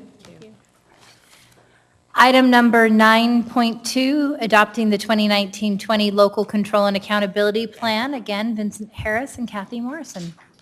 Great. Good evening, Board President Ryan, Board Member Superintendent Aguilar. I'm Vincent Harris, and I'm joined with Kathy Morrison, our LCAP SIPSA coordinator, and Gloria Chung from our budget office, our director of budgeting. It's my pleasure this evening to bring to you, as you know, 2 weeks ago we had and a couple of distinguished members of our LCAP PAC as well will be presenting with us. It was my pleasure 2 weeks ago to have the public hearing on our LCAP. And tonight, obviously, we're in conjunction with our district budget, we're looking for the adoption of our LCAP. And so we'll do a brief summarization, of course, a few of the key highlights from last presentation, give you a sense of some of the things we actually did, some work between June 6th and June 20th in terms of some of the feedback we heard from the board, and then, of course, request your adoption. So with that, much like the prior presentation, the LCAP becomes one of those ways that we are able to disrupt inequities in our system by being intentional in our planning and really actualize the guiding principle in terms of this notion of not just ensuring students have an equal opportunity to graduate, but also building on your comments in the prior presentation, ensuring they have the widest set of choices for post-secondary life after school. And that choices are more than just college, but their career, their military, et cetera, and building a system that enables all of those circumstances for our students if they desire. As you know, the LCAP is within Ed Code, and so the power of the LCAP is that it's not just a policy, if you will, but it speaks to the things we care about deeply as a district and as a community in terms of college and career readiness, safety, feeling emotionally safe, empowering our families, and of course making sure the system works well. And so this is a great opportunity to see policy and the results for our system come together for us. And of course tonight is an opportunity to adopt our plan going forward. We rely on this graphic a great deal to try and really communicate that while it's an aspiration, it's really something we're working towards from a system view. That as you think about our budgeting process, as you think about our site planning process, as you think about our district processes, they all are integrated. And so while they're not necessarily the exact same document, many of the needs assessment variables that go into our site plans obviously will impact us at a district level and will be shown through our LCAP. And then of course, our priorities are what we're focusing on in our budgeting process. So that our budgeting process is not just driven by what we've done in the past, but it's done by what do our students and community need right now. And so ultimately, a lot of this speaks to also issues of compliance, and so that's what tonight is about as well. But again, as we think about compliance, in this context, the compliance also is about how are we addressing the needs of our most at-risk students, and that's where you see references to the Comprehensive Support and Improvement Initiative, CSI, because it really is about making visible students who are most at risk and make sure our plans address their needs accordingly. And then of course, the board adoption is a critical step in ensuring that our plans have the appropriate oversight and review. And then of course, our federal addendum speaks to the integration of both our state and federal funding. Really coming back to this notion of the title funding we talked about in our SIPSAs really has a strong correlation to our overall district funding because both of them are based on needs assessments, based on the needs of our students. This graphic is really just meant to reinforce the notion that as we think about our work, the superintendent's spoken about this extensively throughout his time with the district, and it's been something that we, of course, value as staff. It's the notion of valuing research. And so as we think about the cycle of continuous improvement, what's equally important is understanding what does effective implementation look like. And so the whole premise here is just showing that with effective implementation, it still is about a 3-year timeline in order to see the results of an effective education intervention. And we think that's important, relates to the fact that the LCAP itself is a 3-year document, but it also relates to the importance of monitoring, the things that you spoke about previously. That's why we have to monitor, because we know that as we get into the implementation phase, if we don't do it well, we won't see what we expect to see at the end of the implementation plan. With that, I'll turn it over to our LCAP PAC members to talk about the outcomes that we value in our LCAP.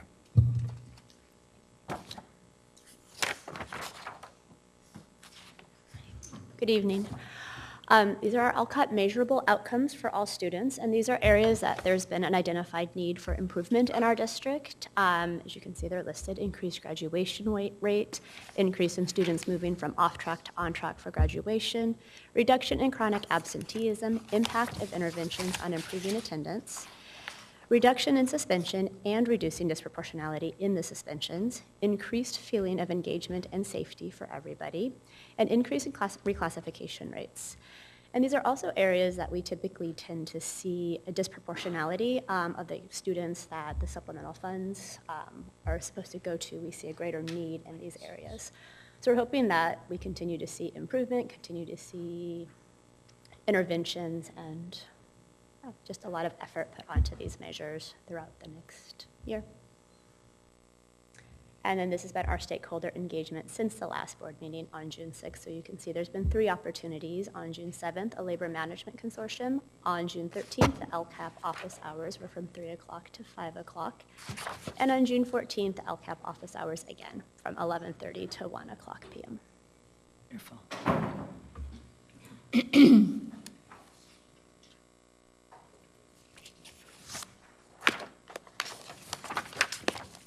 Okay, so we have here a crosswalk of all the committees, the advisory committees that inform the board and how the LCAP relates to that. It's really important here to understand that we are working with many, many parent volunteers or community volunteers, and they don't have an infinite amount of time, but when they do raise issues, we want to know that those things end up being addressed in a monetary way through the monies that are available to the district.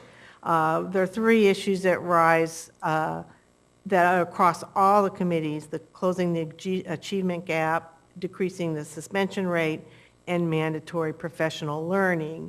And it's very clear that those are interlocking issues. When you see individual parents here upset about what's going on in their individual families, it's easy to say, well, you're one of 40,000, and how much is that related to the other 40,000 people? And how generalizable are we from those particular people? But when we see some of these problems, often one family's problem is replicated in hundreds of other families. And at that point, things like mandatory professional learning across all members of the staff and administration are some of the solutions to the problems these families are facing. When we look, all the talk tonight about A through G, for instance, it's very unclear to many parents and actually many high school students what those A through G things are, and they don't have links to all those web pages and keep track. So the district's efforts, creating the dashboards and having the counselors meet with students, those are essential, and they do work across many committees and many stakeholders.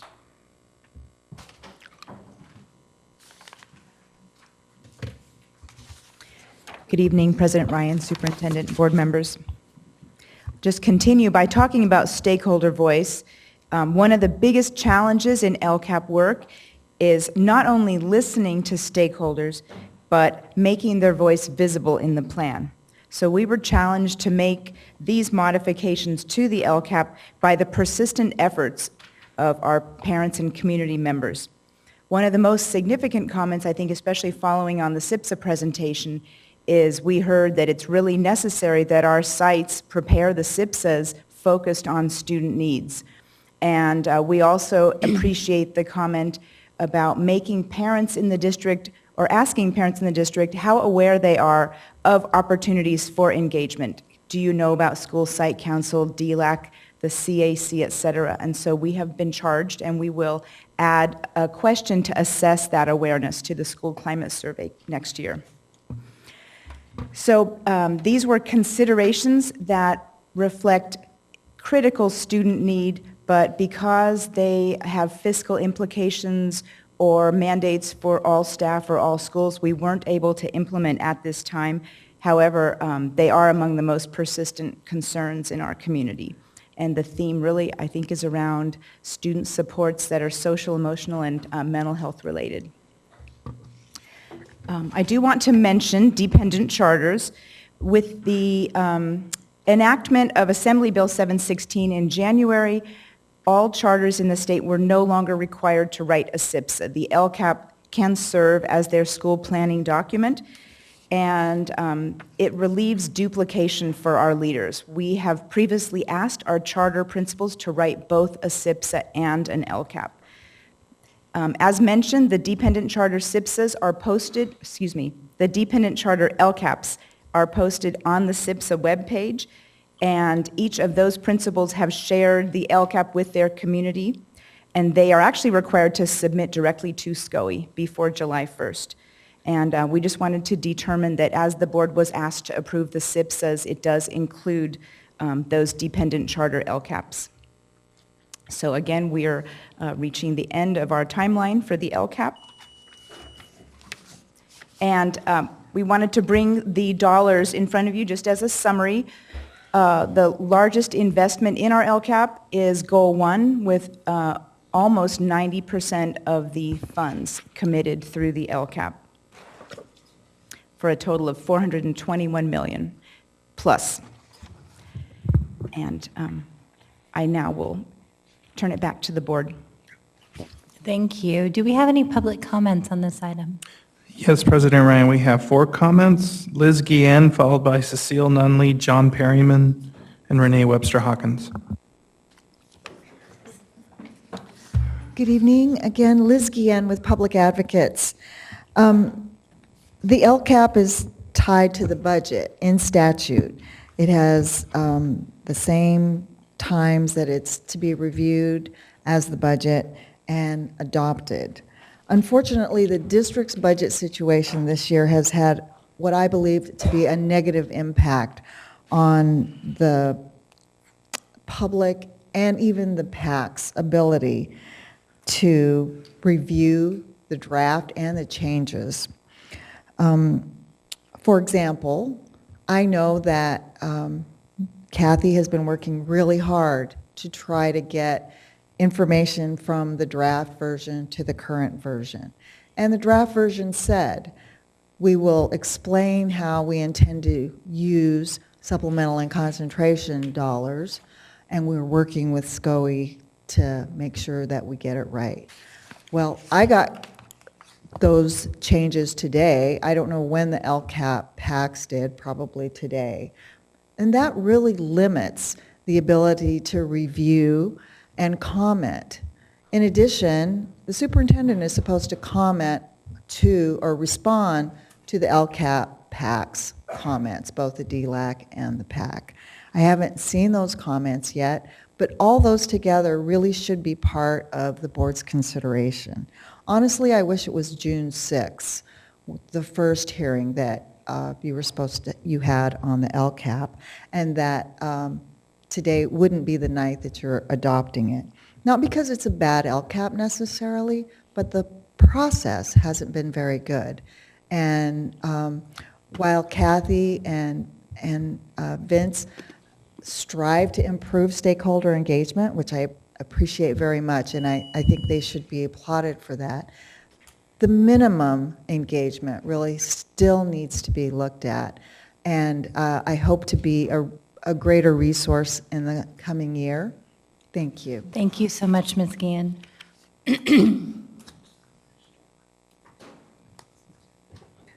Good evening again, board members.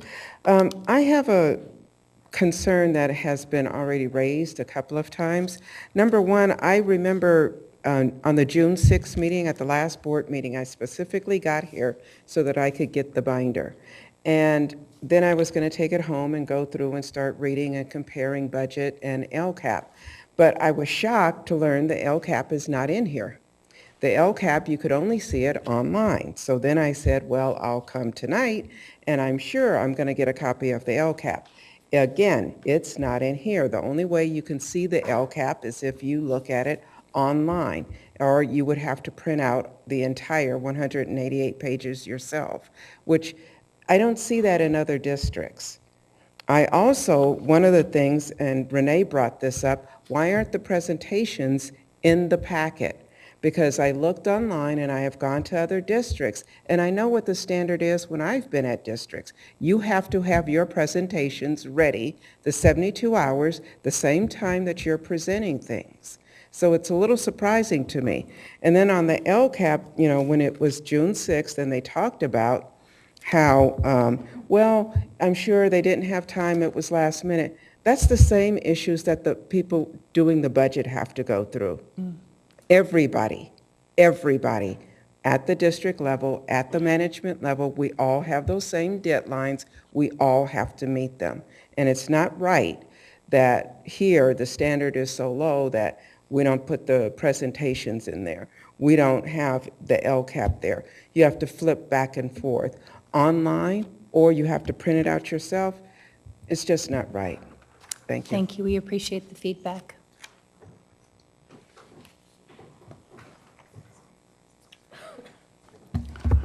Good evening again, trustees. John Perryman. So the LCAP, I'm looking only at supplemental and concentration grant money primarily, and this is where you have a large amount of discretion as a board. It's not locked up in employee contracts. You have total discretion. And the document you have, you probably have to vote to pass it tonight or schedule an emergency meeting after some more fixes next week and pass a flawed document. I emailed you a list of flaws in the spreadsheet. Some of them are violations of the order of correction. Some of them are just misrepresentation of fact. The elephant in the room is that same line item I've been complaining about since January. $35 million for K through 3 class size reduction. Well, that's a base grant expense. It includes $7 million for collaborative time, but you don't list that, you don't disaggregate it. That means you're spending $28 million on class size reduction in excess of the 1:31 staffing ratio. $28 million in class size reduction is about 250 teachers. There's no evidence that you're doing that. Not in the budget, not in the surplusing. That's a false line item. And I'm going to push on that at the county level, at the state level, and here. You need to disaggregate that $35 million so that people know what it is. Look at Elk Grove, look at San Juan. They have a similar line item, and they disaggregate it. And their numbers for class size reduction are more about 10 million. I'm going to speak more about this on the next budget item, about class size reduction and staffing ratios. Thank you for your time. Thank you.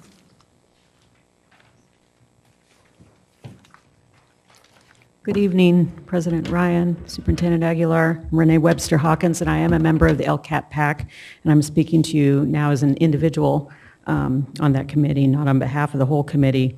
I do want to commend my colleagues on the committee, Kathy, Katie, the others that are still here with us tonight, a really amazing group of individuals.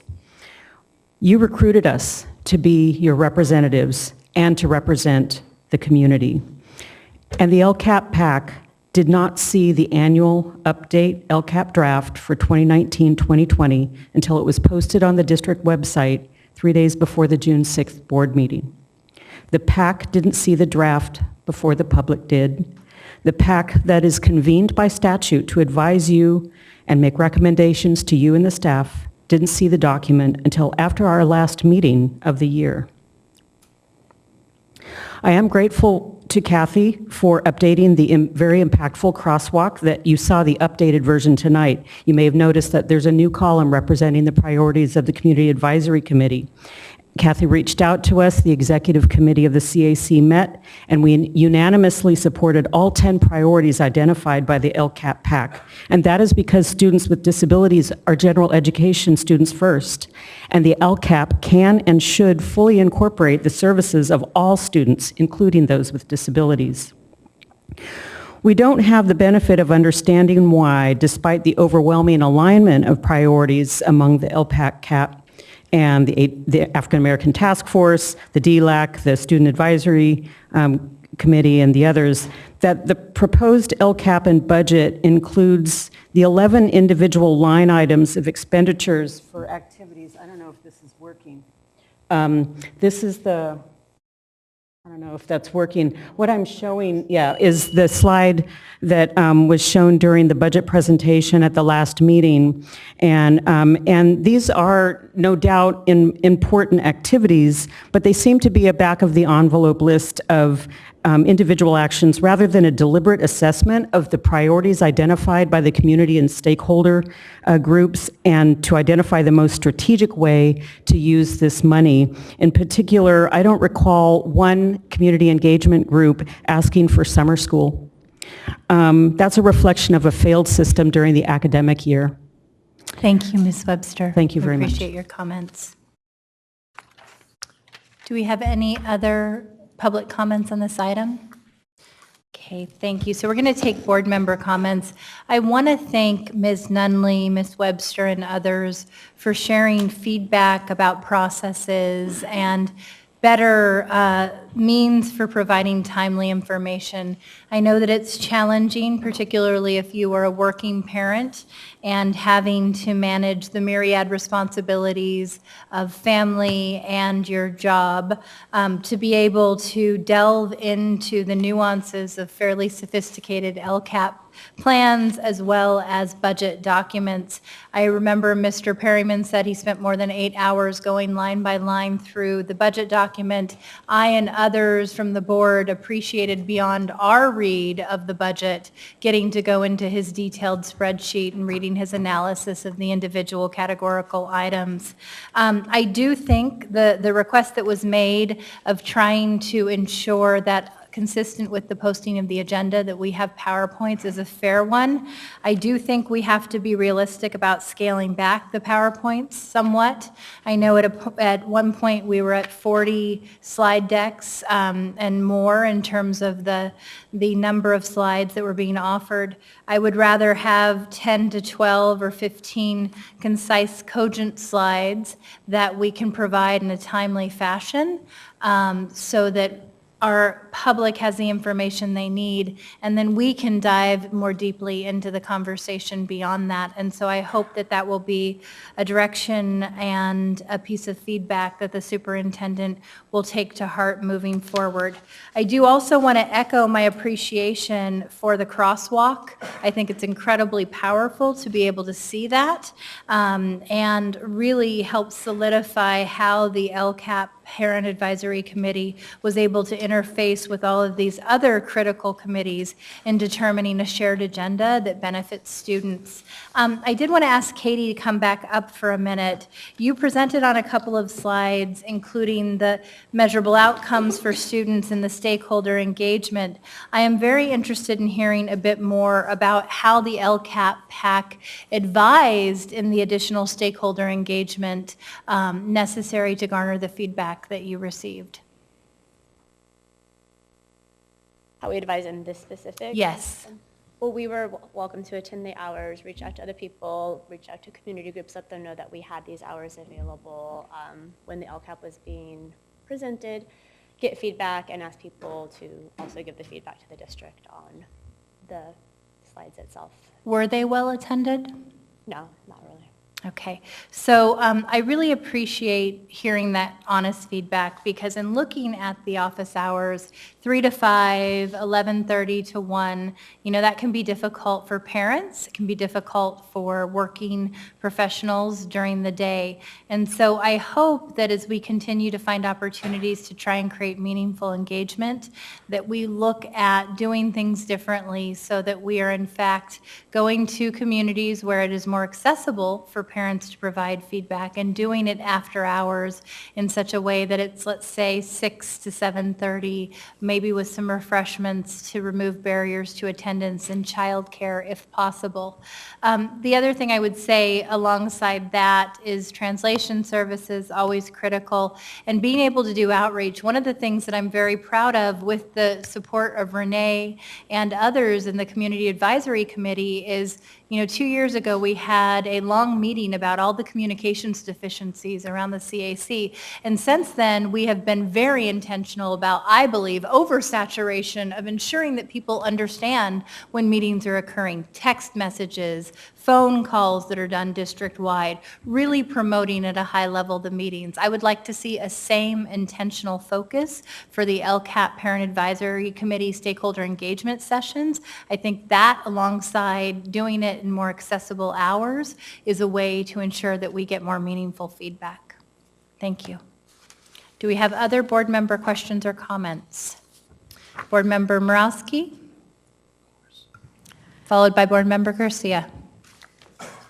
Thank you. I think in the spirit of, and let me first thank the LCAP PAC for all your hard work, and our staff as well.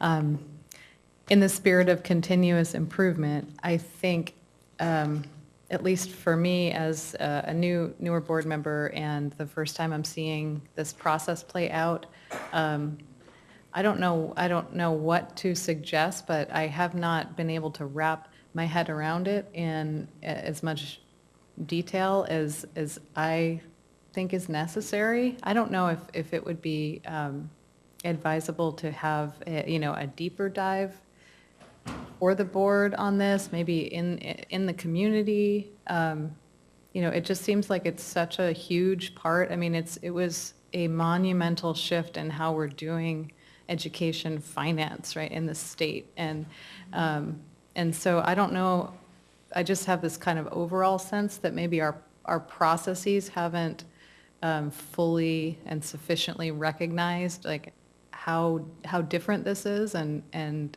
what a big deal it is.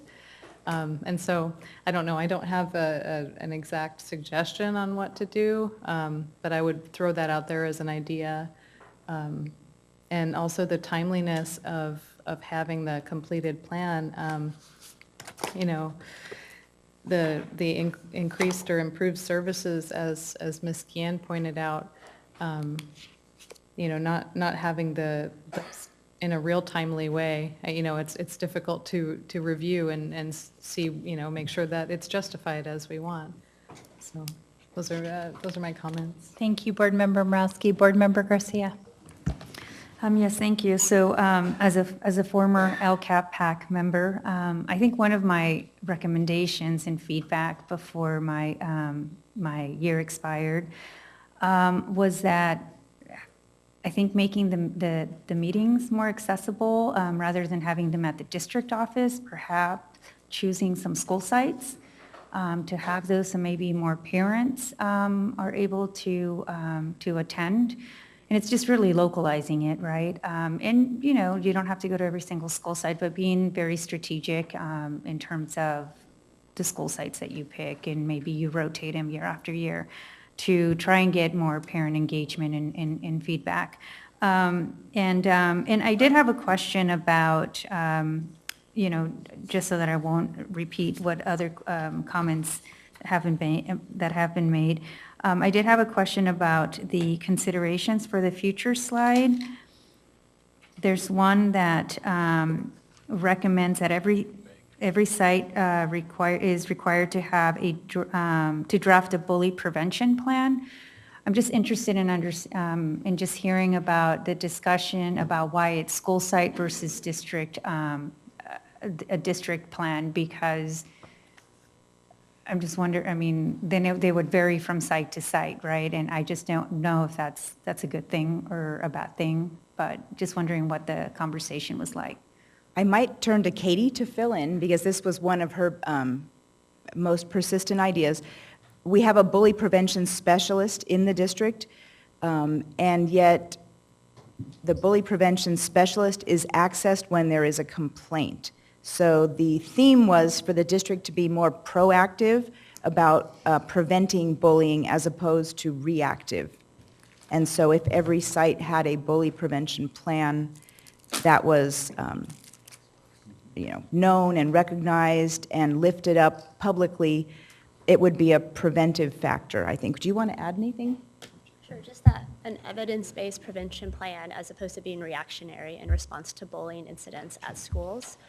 And just one bully prevention specialist is really not adequate for the amount of schools and the amount of students we have here. And we do believe that bullying is likely underreported. And even with that, there are many incidences of bullying. So for each school to have a plan for not only how they're going to prevent it, how they're going to improve culture at the school, and then ultimately how they will respond when bullying does happen, with the overall goal of reducing the incidence of bullying at each school site in our district. So I appreciate the thought of it being a proactive, document as opposed to a reactive, but maybe somehow establish a baseline and then have school sites maybe add, right? Just so that we don't have too much variance from site to site, but. I was just saying we did add a metric about measuring the N of bullying. It's added to the LCAP. Oh, great. And then I did have one more question about sort of the feedback that, wondering if the board gets to see the responses from the superintendent in terms of responding to public comment. And then also, does the board get to see I don't know if we've received any feedback from the Sacramento County Office of Education after they review and approve our LCAP, if there are any comments, any suggestions sort of on moving forward, and if the board receives that information. So we are always very transparent. We will post the PAC and DLAC comments. We will post the superintendent's response. That's always on the website. And I'll make sure that it goes to the board in a board communication as well. And your other question was around the technical advice from SCOE. We have also always lifted that up. They will respond by August 15th. Okay, so it's, I guess, it's important, I think, for us to understand sort of what the recommendations are sort of moving forward, right, from year to year. And I want to echo Board Member Morawski's suggestion to have the board dive deeper into the LCAP, because I think it's our most critical document, and it drives our investment. So I would welcome that. Yeah, thank you. Okay, thank you. Thank you so much, Ms. Morrison. Looks like we don't have any other board member comments or questions at this time. This is an action item. Do we, second? All the board member preferential votes? Aye. All those in favor? Aye. And then opposed? Motion carries. Thank you. I'm going to extend this board meeting to 11:30. Do we have a motion? Okay. All those in favor? Aye. Thank you. President Ryan, can I just, before our team goes back to their seats, I do want to just recognize all of your efforts along with our LCAP PAC members.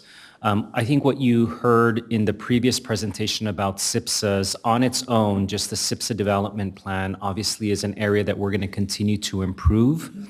And what you just heard today, again, through your comments, public comment, and questions from the board, is that the LCAP process also has room for improvement. For us, we are trying to tackle these two processes at the same time. So while we're trying to make improvements to the SIPSA process and we're trying to make improvement to the LCAP process, we're also trying to figure out how to create stronger integrations between these two processes. And I do want to just be mindful that that is going to require a great deal of energy and effort, which all of you have demonstrated already. And I think we're all up for that challenge. I do also want to recognize that our efforts are at least being noticed. Next week, the team will be talking about this process with all of the improvements that we have yet to make to the California Collaborative on District Reform at a 2-day meeting in Stockton, followed by what Mr. Harris said, a 2-day summer learning institute convening cross-departmental here at CERNA with CORE as one of our facilitators, again, just unpacking what we did through the SIPSA process, what we did through the LCAP process, and we will certainly give you an update on that. And finally, a week later, we received notification from 2 foundations that are going to be funding participation for Sac City Unified in the HELP, Public Education Leadership Program at Harvard. Given our financial constraints, we will be participating and inviting members of our LCAP PAC as well, and spending a week trying to further unpack the SIPSA and LCAP processes, and coming out of that experience with a problem of practice that will be monitored over the course of the following year or this next fiscal year by the Harvard School of Business and the Harvard School of Education as well. So this effort is not going to go away. It's a big focus for us in Sac City Unified. I spent time with our principals yesterday and also assured them that this is not going to go away, but it is creating a lot of anxiety, as you can imagine, because it's a system-wide and through the LCAP PAC community effort as well. So I do want to thank everybody for that attention.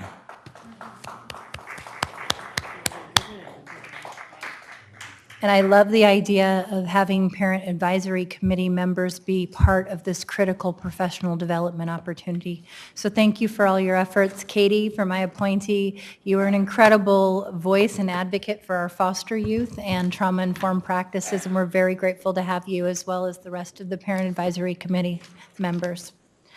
Moving on to item 9.3, I'm hoping we can do this fairly quickly because we have, we're running a couple hours, 2.5 hours behind, and we have 3 other items. So this is the approving of the Local Control Accountability Plan LCAP Parent Advisory Committee members. We'll be doing our member selection at this time. Thank you, Board President Ryan, Board Member Superintendent Aguilar, Vincent Harris. In deference to Board President Ryan's comments, I'm going to suspend my 10 minutes of comments and just reduce them to 30 seconds. Lovely. Tonight, we have an opportunity to really continue the process of investing in the LCAP PAC. You've heard from them this evening, actually not just in our presentation, but their own Critical Friends comments as well, and we appreciate them. I just want to say as staff, this has been a really important advisory group. They've helped us get better. They're a part of our own CCI process, and with that, I'll turn it over to Ms. Morrison to take you through the technical process of getting more members, and we're excited to welcome them. Thank you. Good evening again. So we reference again the California Education Code that requires districts to establish a parent advisory committee, and we do have a commitment in our district of maintaining a strong majority of parents, and especially parents who represent our high-need students.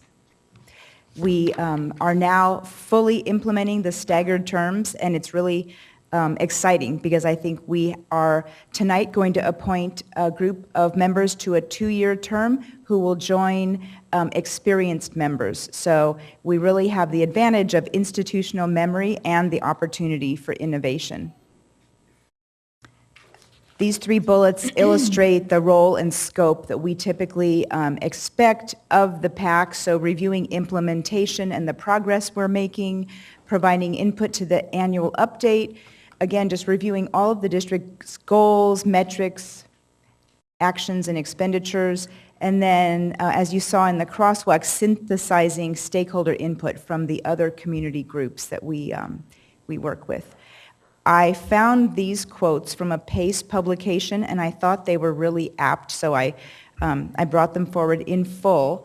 Stakeholder engagement has been written about quite a bit this year in a lot of the policy papers that have been circulating, and one of the core ideas of LCFF around stakeholder engagement is that when you shift the resource decisions to the communities, it does influence decision makers, and reflecting the local context can result in better outcomes for students.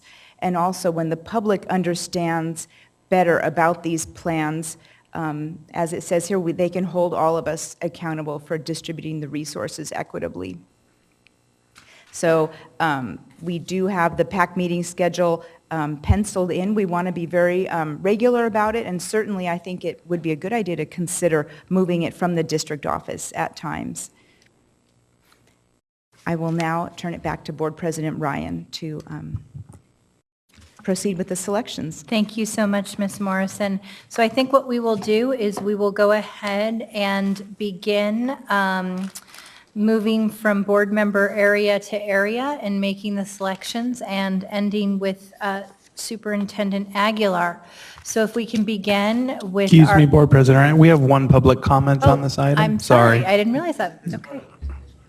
Maria Rodriguez. No, do it. Do it. No board comments on this at all, yeah. Just our announcement. Superintendent Aguilar, President Ryan, and members of the school board. My name is Maria Rodriguez, and I've been an active parent in this district for a lot of years.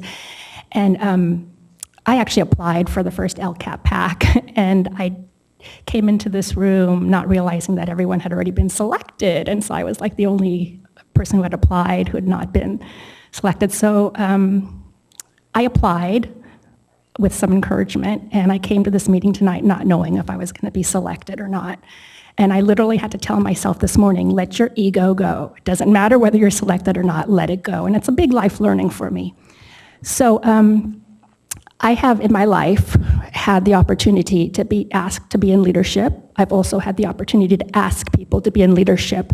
And one of the things that I've learned is that if you feel you're not quite ready for it, you probably are. Because if you think you already know all the answers, you probably don't. So having said that, I think I know what's going to happen tonight. In any case, I am probably one of the most qualified people to do this job because I am freaking scared and intimidated. The amount of information, the people who are on this PAC, and the complexity of the school district is extremely overwhelming. And I will tell you that the reason I applied is simply because I believe in this vision and I believe in the commitment. And I'm depending on you to do this, Superintendent Aguilar, to be committed to this city, these kids, and this vision. We live in a world and a country that seems so overwhelming, and this is one thing that I feel that I can do to make a difference if I were to be selected. Oh, thank you so much. That was beautiful. With that, we're going to begin with Area 1. Thank you, President Ryan. My LCAP PAC appointee is Marco Martinez. He's a parent of 2 at Sutter and Phoebe Hurst, a longtime coach of many sports and as well as robotics, advocate for foster youth adoption. He was an English learner himself. He currently works with university faculty at CSU Sacramento and was interested in making sure our programs are results-oriented and effective. So look forward to welcoming Marco. Thank you. Wonderful. Thank you. Area 2. Yes, so I had the pleasure of having not just one appointment, but 2. So my appointment for a one-year appointment is Scott Graves.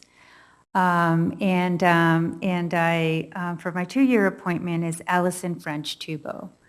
So I have to say that I was very impressed with the quality of applicants that we received. And for the person who feels intimidated, you are going to be in good company because these are very committed and thoughtful parents and members of our community. So I look forward to really hearing on how your input and your thoughts in this next LCAP development. So thank you for applying. I'm very excited, and I'm honored that I got to appoint the 2 of you to the LCAP PAC.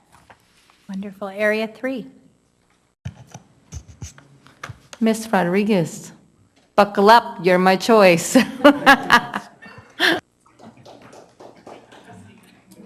And thank you for having the courage and fortitude to apply a second time.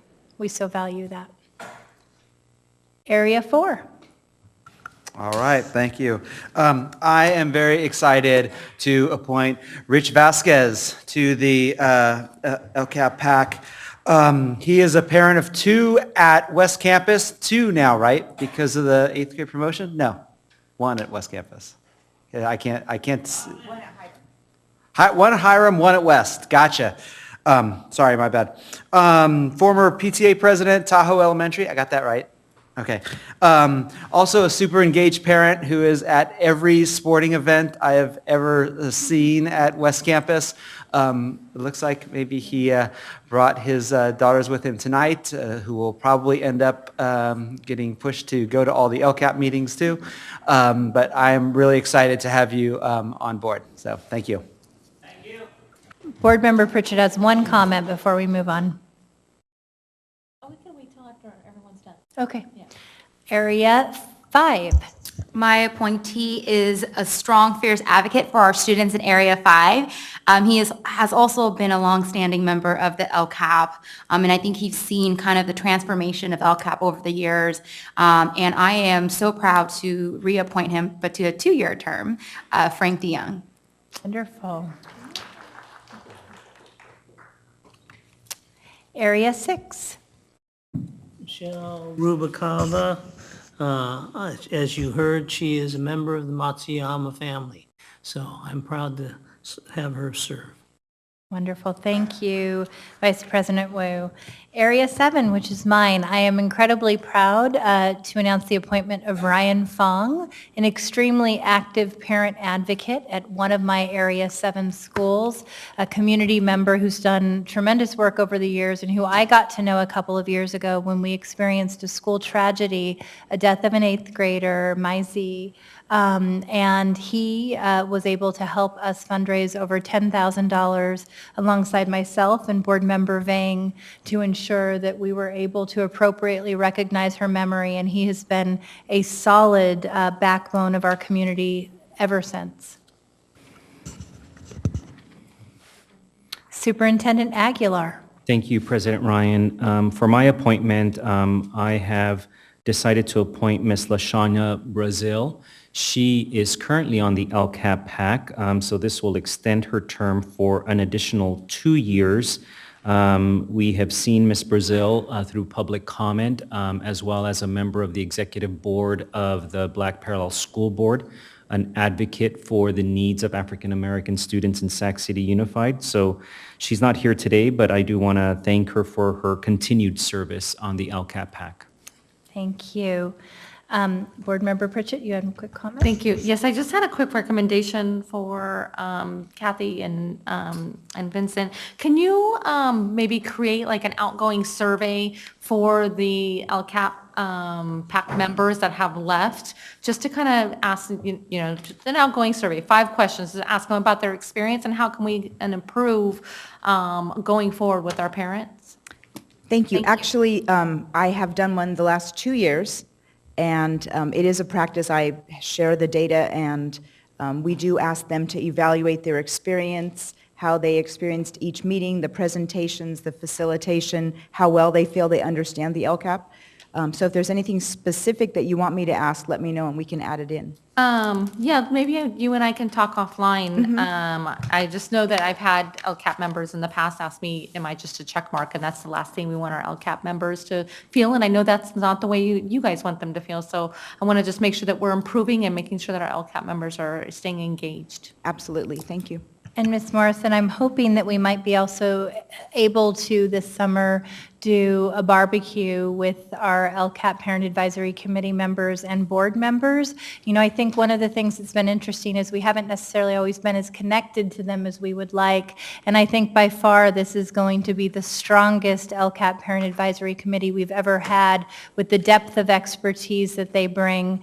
And it's extremely encouraging to me, and I hope will become a model for what we can do in the state. Board Member Garcia. Yes, I just wanted to comment on your exit survey, I suppose. It was great. So I thank you for having that. But maybe one additional question is, what other questions should we be asking, right? Maybe getting some feedback as to what other questions can be added to the survey. But thank you for sort of being very proactive in getting input from outgoing members. I did appreciate the opportunity to give some thoughtful feedback. Thank you. Okay, thank you so much. So this was also an action item. Do we have a motion to approve the selections? Do we have a second? All those in favor? Student preferential vote? Aye. All those in favor? Aye. Wonderful. 9.4, adopting the proposed fiscal year 2019-20 budget for all funds and education protection plan. Ms. Canfield and Ms. Amari Watkins.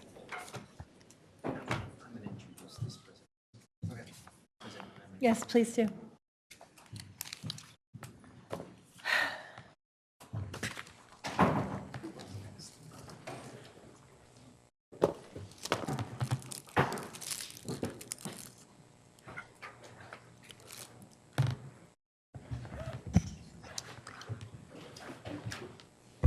Good evening from the podium, President Ryan and members of the board. Last year decided at this very meeting to just introduce for that year sort of my vision from a budget standpoint, and I've decided to do the same thing before I hand it over to Ms. Canfield and the rest of our staff. I think sometimes I've been given feedback about not being so cerebral And so I thought that maybe I take the opportunity to try to just unpack as easily as possible what you're going to hear today from Ms. Canfield and the rest of the team that have put countless hours into this effort to get us to this point of proposing a budget for the next fiscal year. And I've decided to do it through a prop, perhaps just in terms of my legal training. This is the top of a three-legged stool that has been nicely decorated with our logo and the words United for Equity and Committed to Excellence. And it's a three-legged stool because I think it represents what is necessary for this stool to stay standing. And we can debate what each of those legs of the stool should represent or do represent. But as your superintendent, I thought that I would share with you my own thoughts around what each of those three legs of the stool represent. And I think you're going to see it in the presentation that our staff will deliver to you.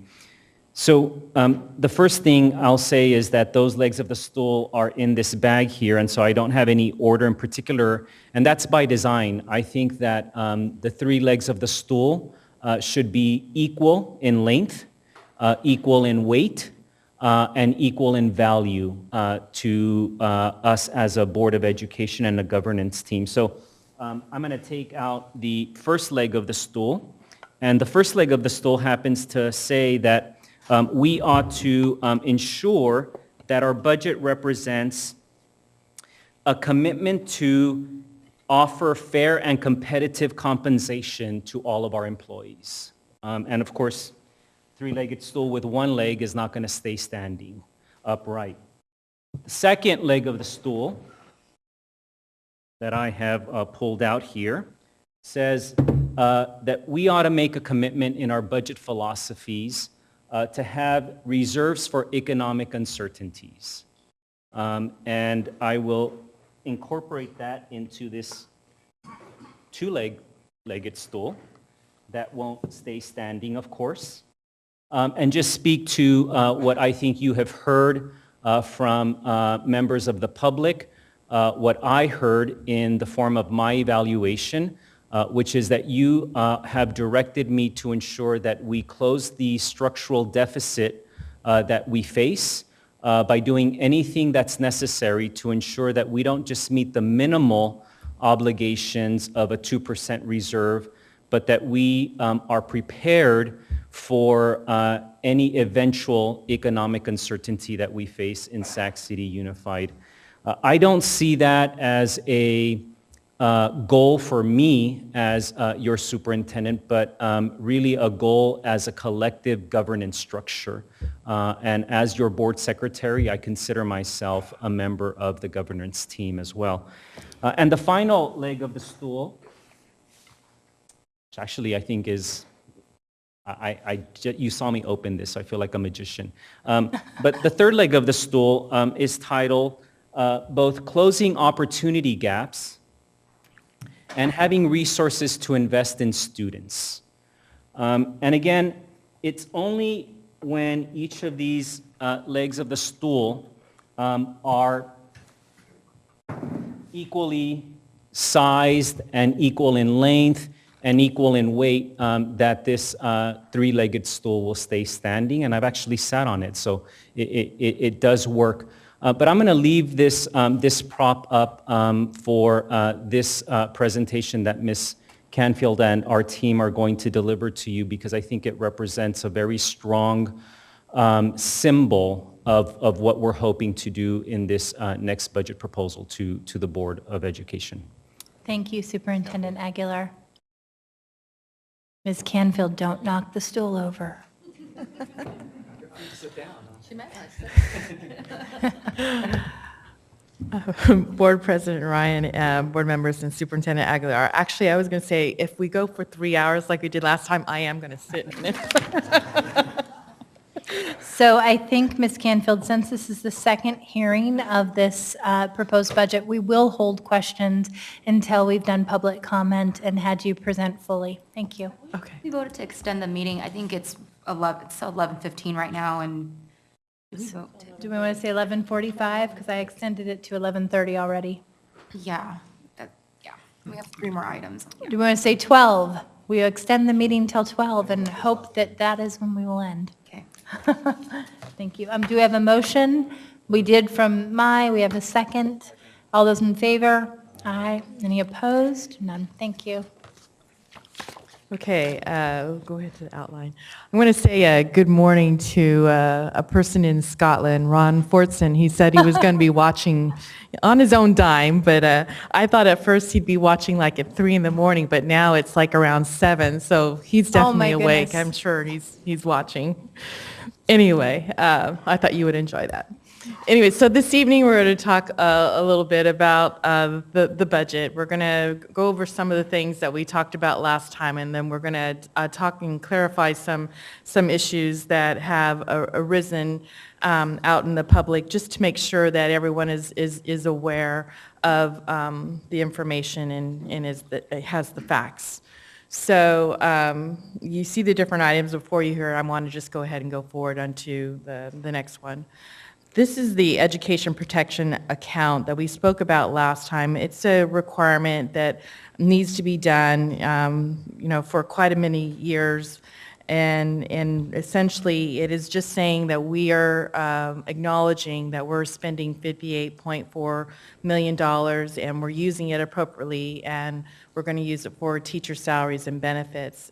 This was when the state was in crisis and they increased income taxes, and there was requirements that the governing board show that they have a public hearing and how they're going to spend these funds, and so this is complying with that requirement. This slide here is similar to the slide that I showed back in May, the first time that I spoke to you, but I added more years on, and I added more years on purpose because as you know, in May, I showed that the enrollment projections were going to be, for 1920, we're going to be down about 400 students. And there's been some talk about, gee, is that going to happen? And we haven't been declining. Well, as you can see, Sacramento Unified has been declining.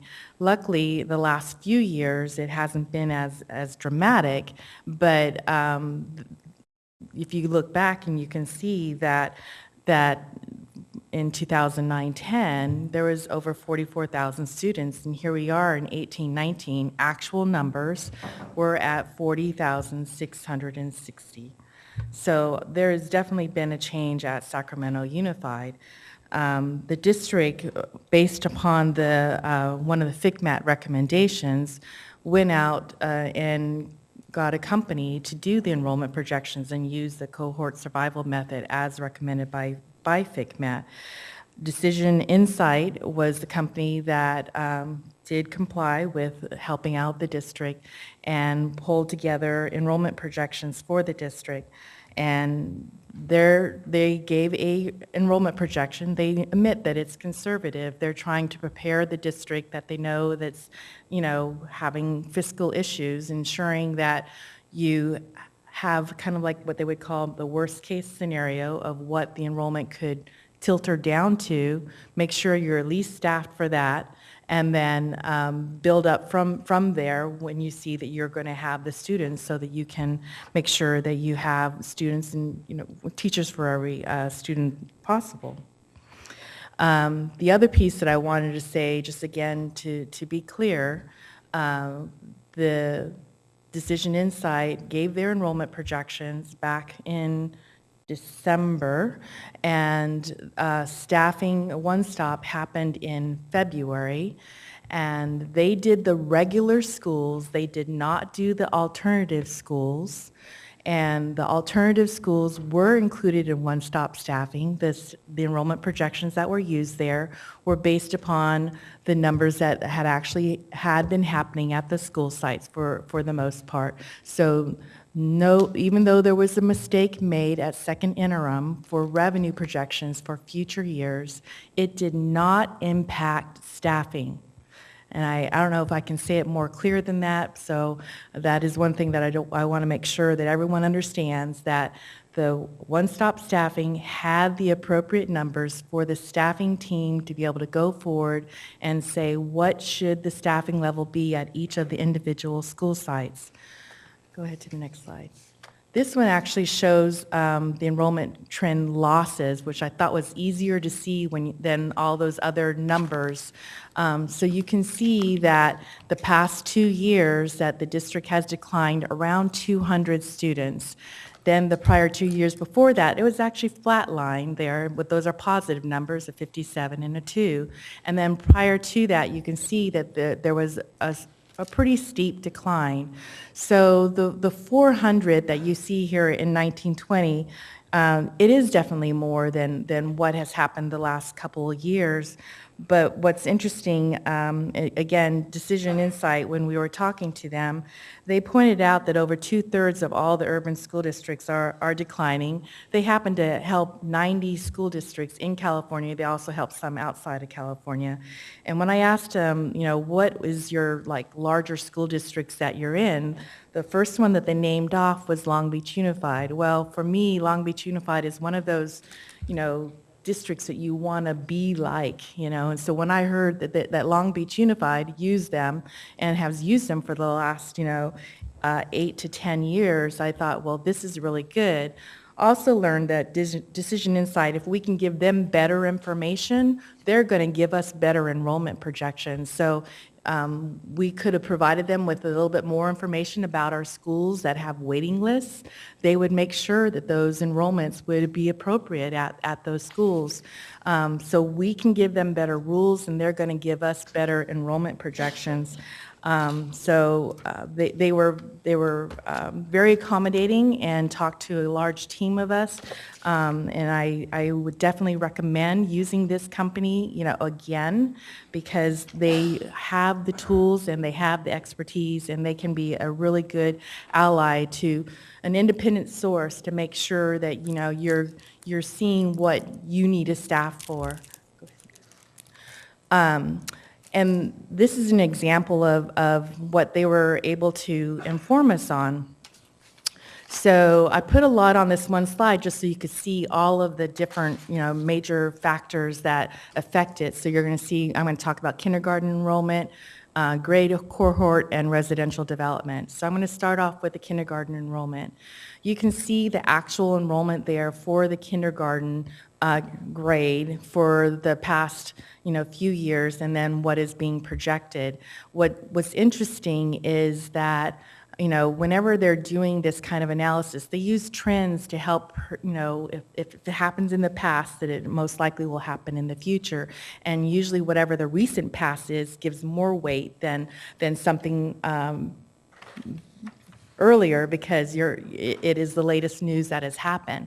So when they're seeing that in 2016 that there was a slight increase in kindergarten, that was great. But then in 17, it came down 1.7%. And then in 2018, this year, it came down 129.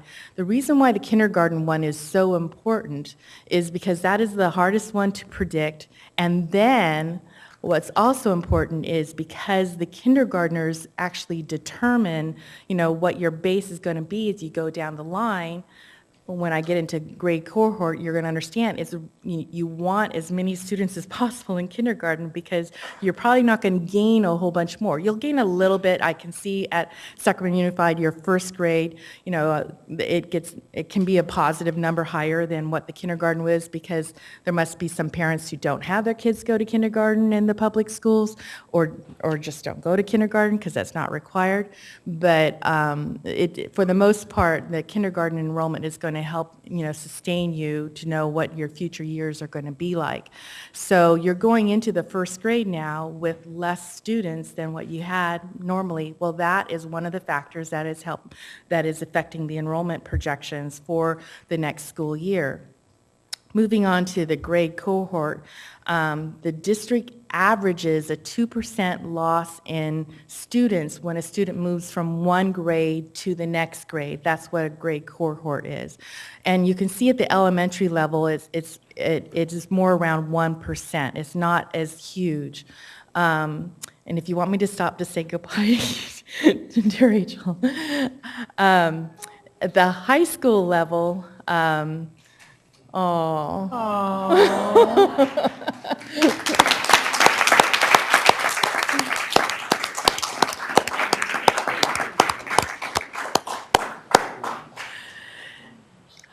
At the high school level, the loss is more, and one that is atypical for your district, where there's a huger loss, is from the 8th to the 9th grade.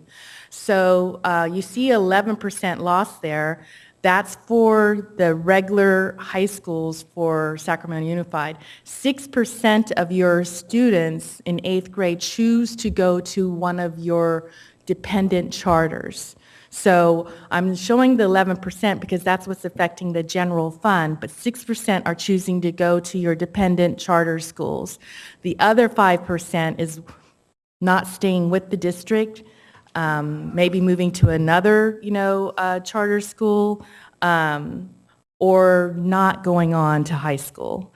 So that is where there's a greater opportunity to dig deeper in and try to figure out what is happening with those 8th graders, to ensure that they are at least getting an education somewhere. And then the last thing is residential development. They did extensive research on all the different developments around the Sacramento area, and they project out, how many of these developments and when will they actually, sell and get families moved in, and based upon the type of a development, you can know how many more students you might have based upon that. And so they did incorporate some. It's not a huge number, but there is some in future years coming in a little bit better and will help offset some of that kindergarten enrollment coming down. So this slide here, I did purposely put after we talked about the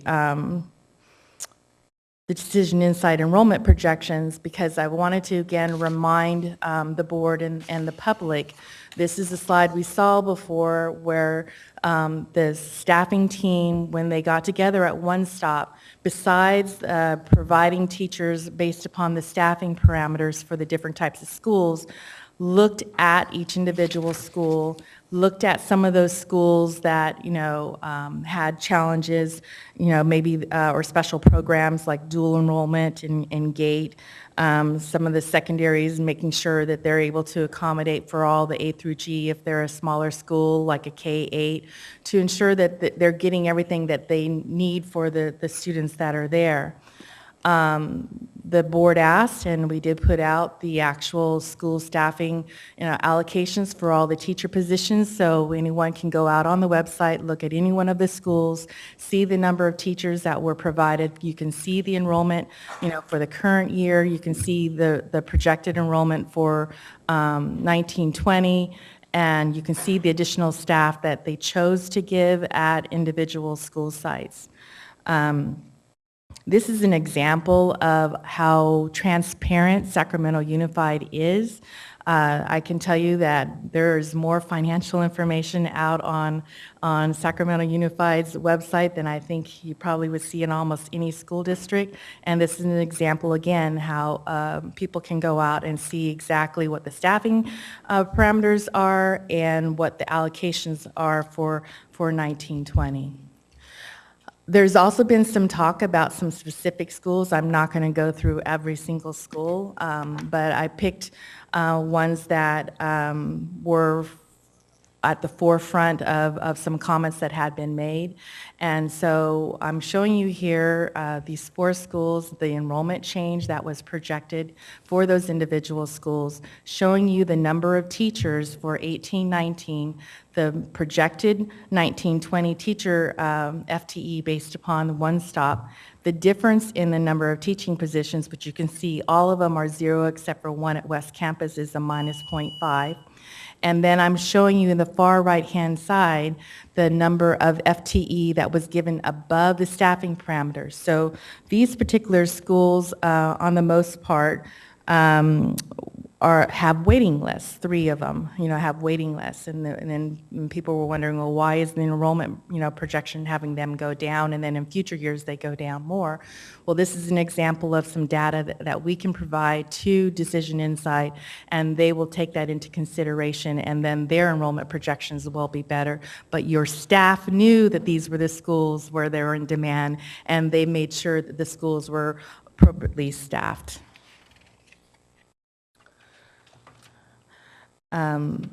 Another thing that we thought would be a good thing to add into today, because this year has been a more challenging year due to having a fiscal crisis and having to shore up the staffing at the different school sites, is I thought it would be good to have a slide that talked a little bit about the process for teachers who might be out there and wondering, what is going on.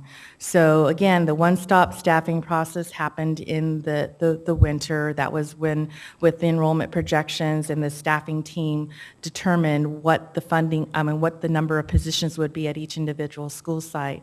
Afterwards, it was determined that there did need to be a layoff of teachers, and so there was a reduction in force.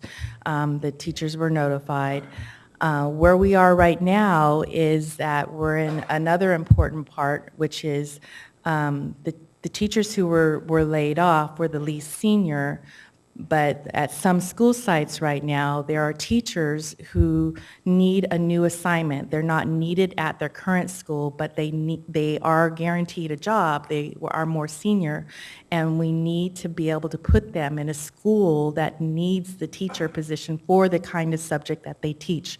So this is called the surplus process, and they actually talk to each individual teacher, and the teacher gets to choose, amongst different choices where they would like to go.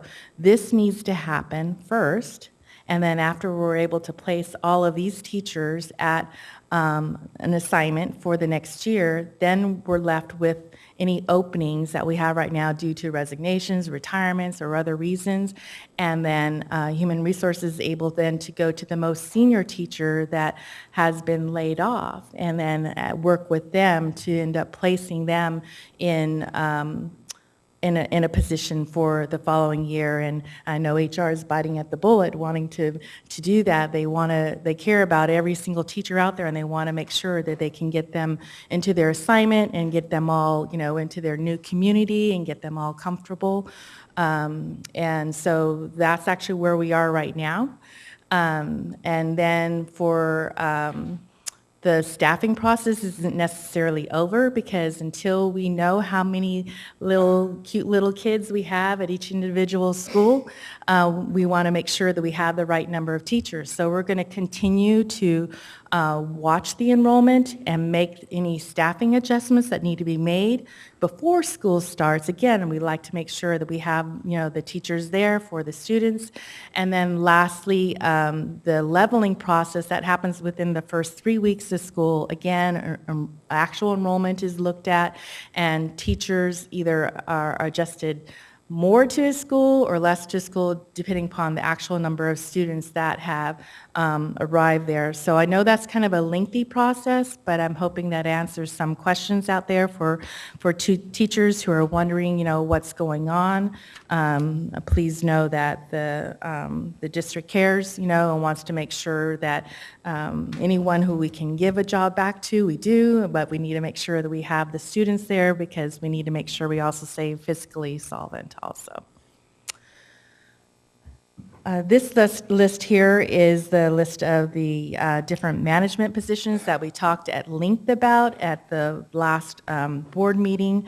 A request was made for the program impact sheets to be shared online. Again, this is an example of the transparency. So we shared the original program impact sheet that went to our fiscal advisor for approval, and we also included the justification for reinstating those positions, and that information has been out and available for the public and the board to see. This list here is a list of different student support initiatives. Many of them are new, but some of them are continuing.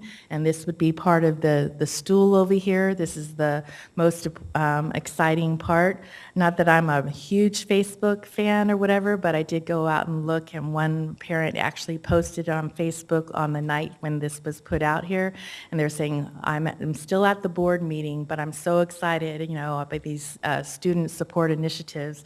And so this is the fun part of the job, when you get to, introduce things that are for the benefit of kids, to make sure that kids are more engaged, in school, and getting them excited to want to come to school, which then means they're going to learn too. And in the end too, the district will get more money for the students coming. So, it's a win-win for everyone. And I wasn't going to go into detail about the individual student support initiatives unless there ends up being a question from the board, as we're going through here. This is the same information, but I kind of summarized it down so I could show it, both scenarios to you. The multi-year that is being submitted to the county shows that we would have our required reserves in 18, 19, 19, 20, and 2021, but we don't have them in 21, 22. It's a negative 2.63 because we need to make reductions to right the ship. It also shows how we're deficit spending with those red numbers all the way across the top there, 13.26 the current year, 12.35 for the proposed year, 21.05 in 2021, and 25.56 in 21-22. So that is the reason why we're going to have a disapproved, budget, because of that final year out. Okay. This bottom part of the slide is the same information that we showed before, again, just focusing on looking at that net change in the fund balance, so you can see that, again, the first 2 years, the 13.26 and 12.35 is the same between both scenarios, but where it changes in 2021 is the district getting that time to negotiate a solution to at least achieve $16 million in savings as of July 1, 2020, and then an additional 10 in 2021 to then have that 4% reserve at least, and then to have just removed the deficit spending in 21-22. To give just a quick update, because we happen to be in kind of an interesting period, the legislator has passed the state budget on to the governor, and the last time we talked, I had shown you some possible scenarios of what might happen. So this is showing what the governor is receiving, and to focus just on the change itself. The biggest ones for Sacramento Unified are the last three there. The special ed rates, that's the equalization monies. It's $2.3 million estimate for Sacramento Unified, and that actually can just help the bottom line for Sacramento Unified. And then the second one is special education monies for 3 to 4-year-olds with disabilities, and that's estimated to be $4.3 million. We'll need to wait to hear the details on that, on how much of that is required for new program, and if any of that can help the bottom line. But right now, I'm giving you the revenue estimate. And the last one there is any of our after-school programs. There will be an increase in the rate, and it's estimated to be about $600,000 for for the district. Again, well, you were a little quick. You did good there, but after the state budget is finalized, any new funds will be included in a future budget revision. And so then we move to recommend for approval the 2019-20 adopted budget and the education protection account. Thank you very much, Ms. Canfield. Do we have any public comment on this item? Yes, President Ryan, we have 6 public comments. Cecile Nunley, followed by Sarah Williams Kingsley, John Perryman, Ricardo Martinez, Kenya Martinez, and Maria Rodriguez. Yeah. It was the only time you could do it. Good evening again, board members. There's only a few comments that I wanted to make on the budget. I'm not going to go through because I think the district has enough people looking over their shoulder and really reviewing and going through the details. But the thing that I did want to say to all of the board members, it's been really, really good that you guys stuck to your guns. And really, in this very, very difficult time, that you guys held together to make sure that what was going forth on the plan was the appropriate thing. It's also concerning, and I know that you still, even though there's some noise outside saying, oh, everything's fine, they can rescind the layoff notices and that type of thing, that's not the case. And you guys clearly know that, and what was just said, that there still is a crisis going on, and you still have to be aware of that, and you are getting tremendous pressure, and I do appreciate that fact. The one thing, though, that I did want to mention here, because I remember it as being with the African American Task Force, and we brought forth so many of those recommendations, and we don't want those recommendations to get lost. Absolutely. And one of the concerns was that if we have, and I believe the recommendation was, if there are funds, then we'll try and do this. I know that you have put in at least $150,000 for the African American Task Force. The other thing, though, that I'm really concerned about is that mandatory professional development training for the implicit bias, because you have so many of your stakeholder groups, the students, the parents, the task force, everyone is recommending that.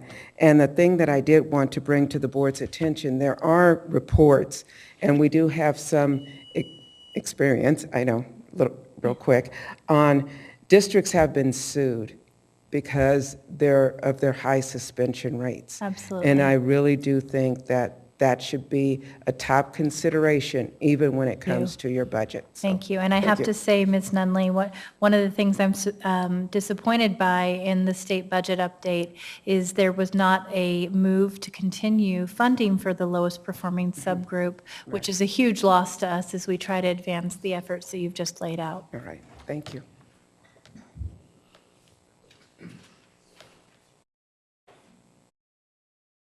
Good evening, President Ryan, Superintendent Aguilar, and the board. I'm here to thank you for reinstating some of those district level staff, particularly the gate coordinator, Kari Hansen-Smith. We, as a parent of a student in the gate program, really relied on her to find an appropriate classroom for my son, and I know that she makes a difference in the lives of a lot of families.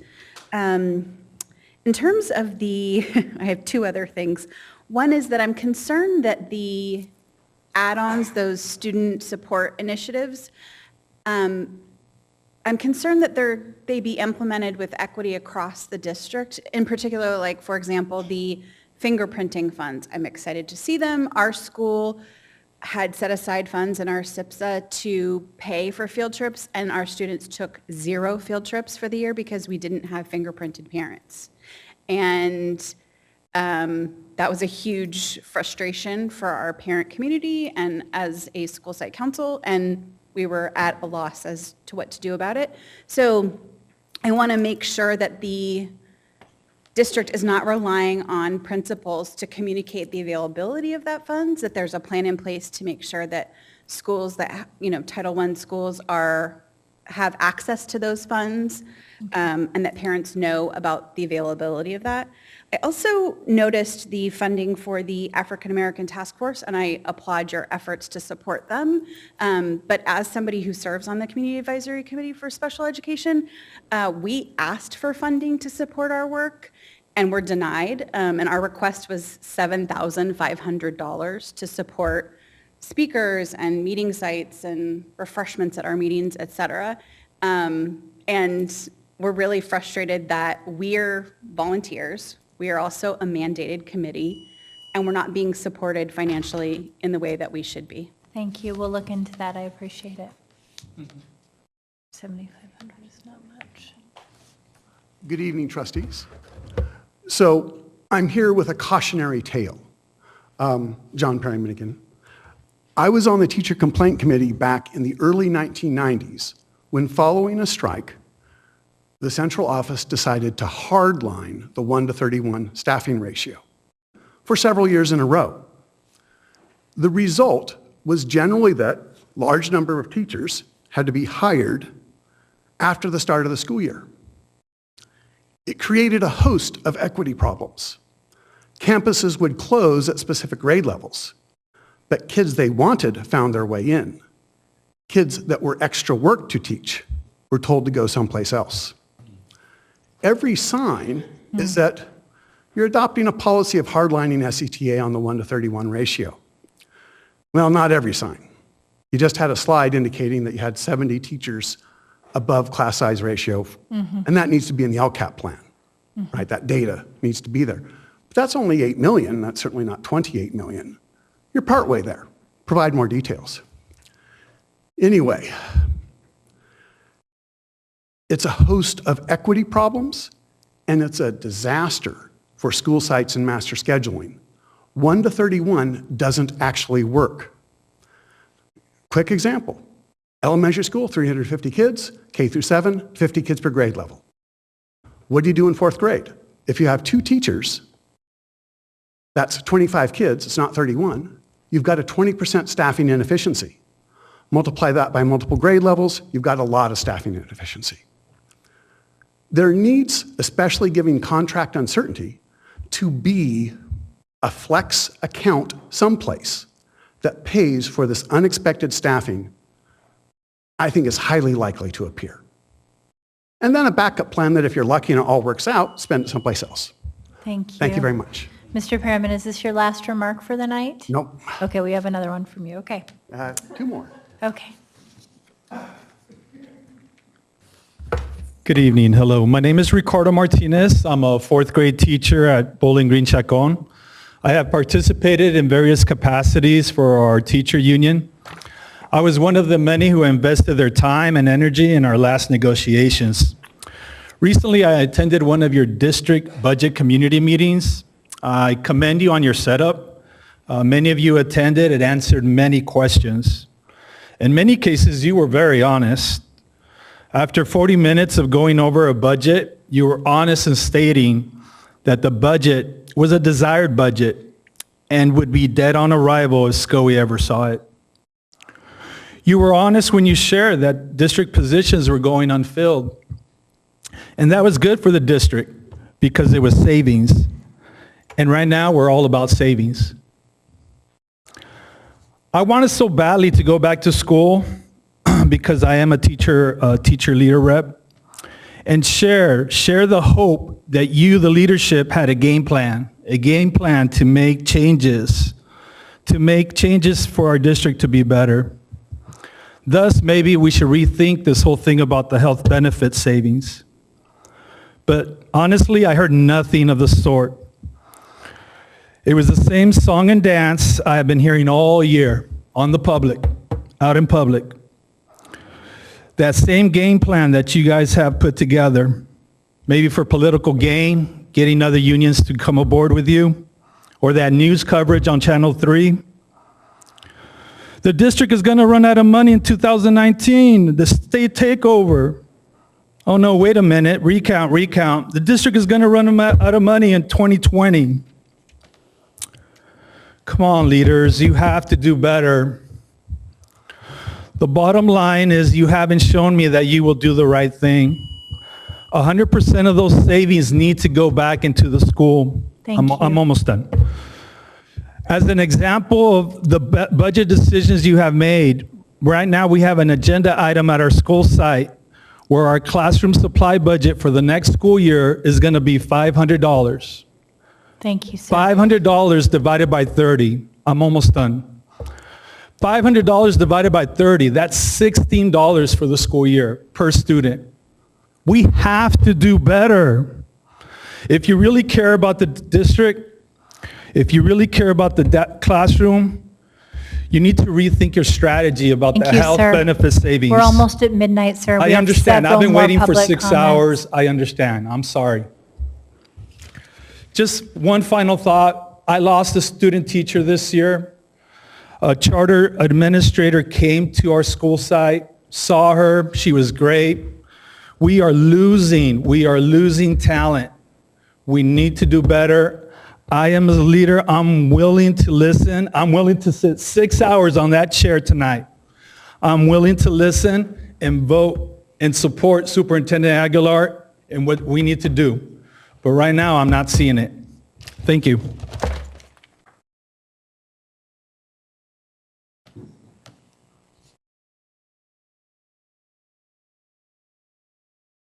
Good evening, board members. My name is Kenya Martinez. I really don't know what I'm going to say here right now. I'm kind of tired. I'm distressed. I'm sick and tired of coming to board meetings. I'm sick and tired of talking to you about the same things over and over again. As a person who transplanted from the East Coast, I have never seen a district so dysfunctional. I work constantly here within this district, and I am an unpaid volunteer. So I do this work because I have an agenda. I have my own agenda, and my agenda is to make sure that each child has access to a quality education, and I mean that from the bottom of my heart. I've told that to Dr. Iris Taylor. She knows that personally. I've told that to Director Bryant. And I've said over and over again, my kids will be fine. My kids will be absolutely fine. I care about everyone else's kids and what they will not have access to. So I implore you as the school board to please consider what is happening here within this district. I would like to see a breakdown, if possible, at site levels within Cerner Center. I would like to see real, meaningful change. That is not going to happen if you do the same old. You're going to have to break up the culture that is happening here within this building, and then you're going to have to go outside of the building. So that's what I implore you to do. I've never seen a district so dysfunctional. And this is me coming from Bronx, New York. I've never seen anything like this. Never, ever, ever. So that's all I'm going to have to say. That's all I have to say. Thank you, Ms. Martinez.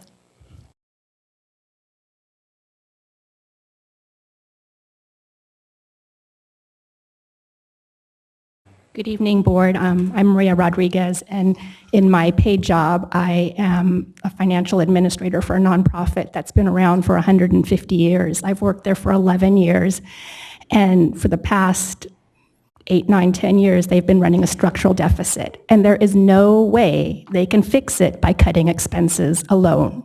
It won't happen. They need to find new ways of revenue, and they need to just, I heard someone say today, break it down and start it all over, create a whole new model, because what SCUSD was 50 years ago is not what it is today. It's an inner city school where people with money can go to the suburbs if they want. They have lots of choices. It's a different thing. So this will get, okay. So this is an upside down graph. But I did say this 2 meetings ago. I said, look at revenues, and the graph, I really love your work, but the graph about enrollment is not fair. It's truncated. And I say this because a graph like that was shown was used to justify school closures. Look at how dramatic our enrollment is. It's dropping off a cliff. When you actually make the bottom line 0, it's not so dramatic. Yes, enrollment is a problem, but it is not so dramatic. And at least on the graph, if you don't want to make it look ugly like that, you could at least put percentage changes rather than just number changes, because I think it's like, I don't know, 5%, 1% drop in enrollment. And I heard, I think I heard this, that it might be referred to some outside consultant. This is an insight to look at it. I really wonder if there aren't people in our city who understand the potential for enrollment. And wouldn't it be great if our teachers and administrators came together in some miraculous unity that made everyone look to our school district as a model in the country so everyone would want to come here? Let's look at revenue, look at ways that will attract people to our school district, not ways that scare them away. Thank you. Do we have any other public comments on this item? That I'm going to take board member comments. If I can please ask board members to keep their comments succinct, since we still have 2 other items and are going to need to extend the board meeting past midnight, probably till 1 a.m. Board member questions and comments? Member Pritchett, followed by Member Morawski. Can you go to the slide where I have the percentage of the enrollment trend?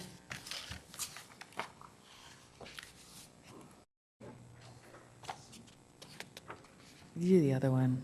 Do the I other. believe that was it, yeah. There's 2. The next one actually was my, yep, that's it.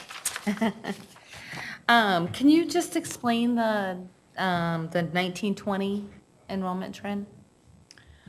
Okay, so for 1920, the decision insight projected a loss of around 400. So you're seeing 425 there. And so that, again, is a conservative enrollment projection. And that, they hope, is the worst-case scenario.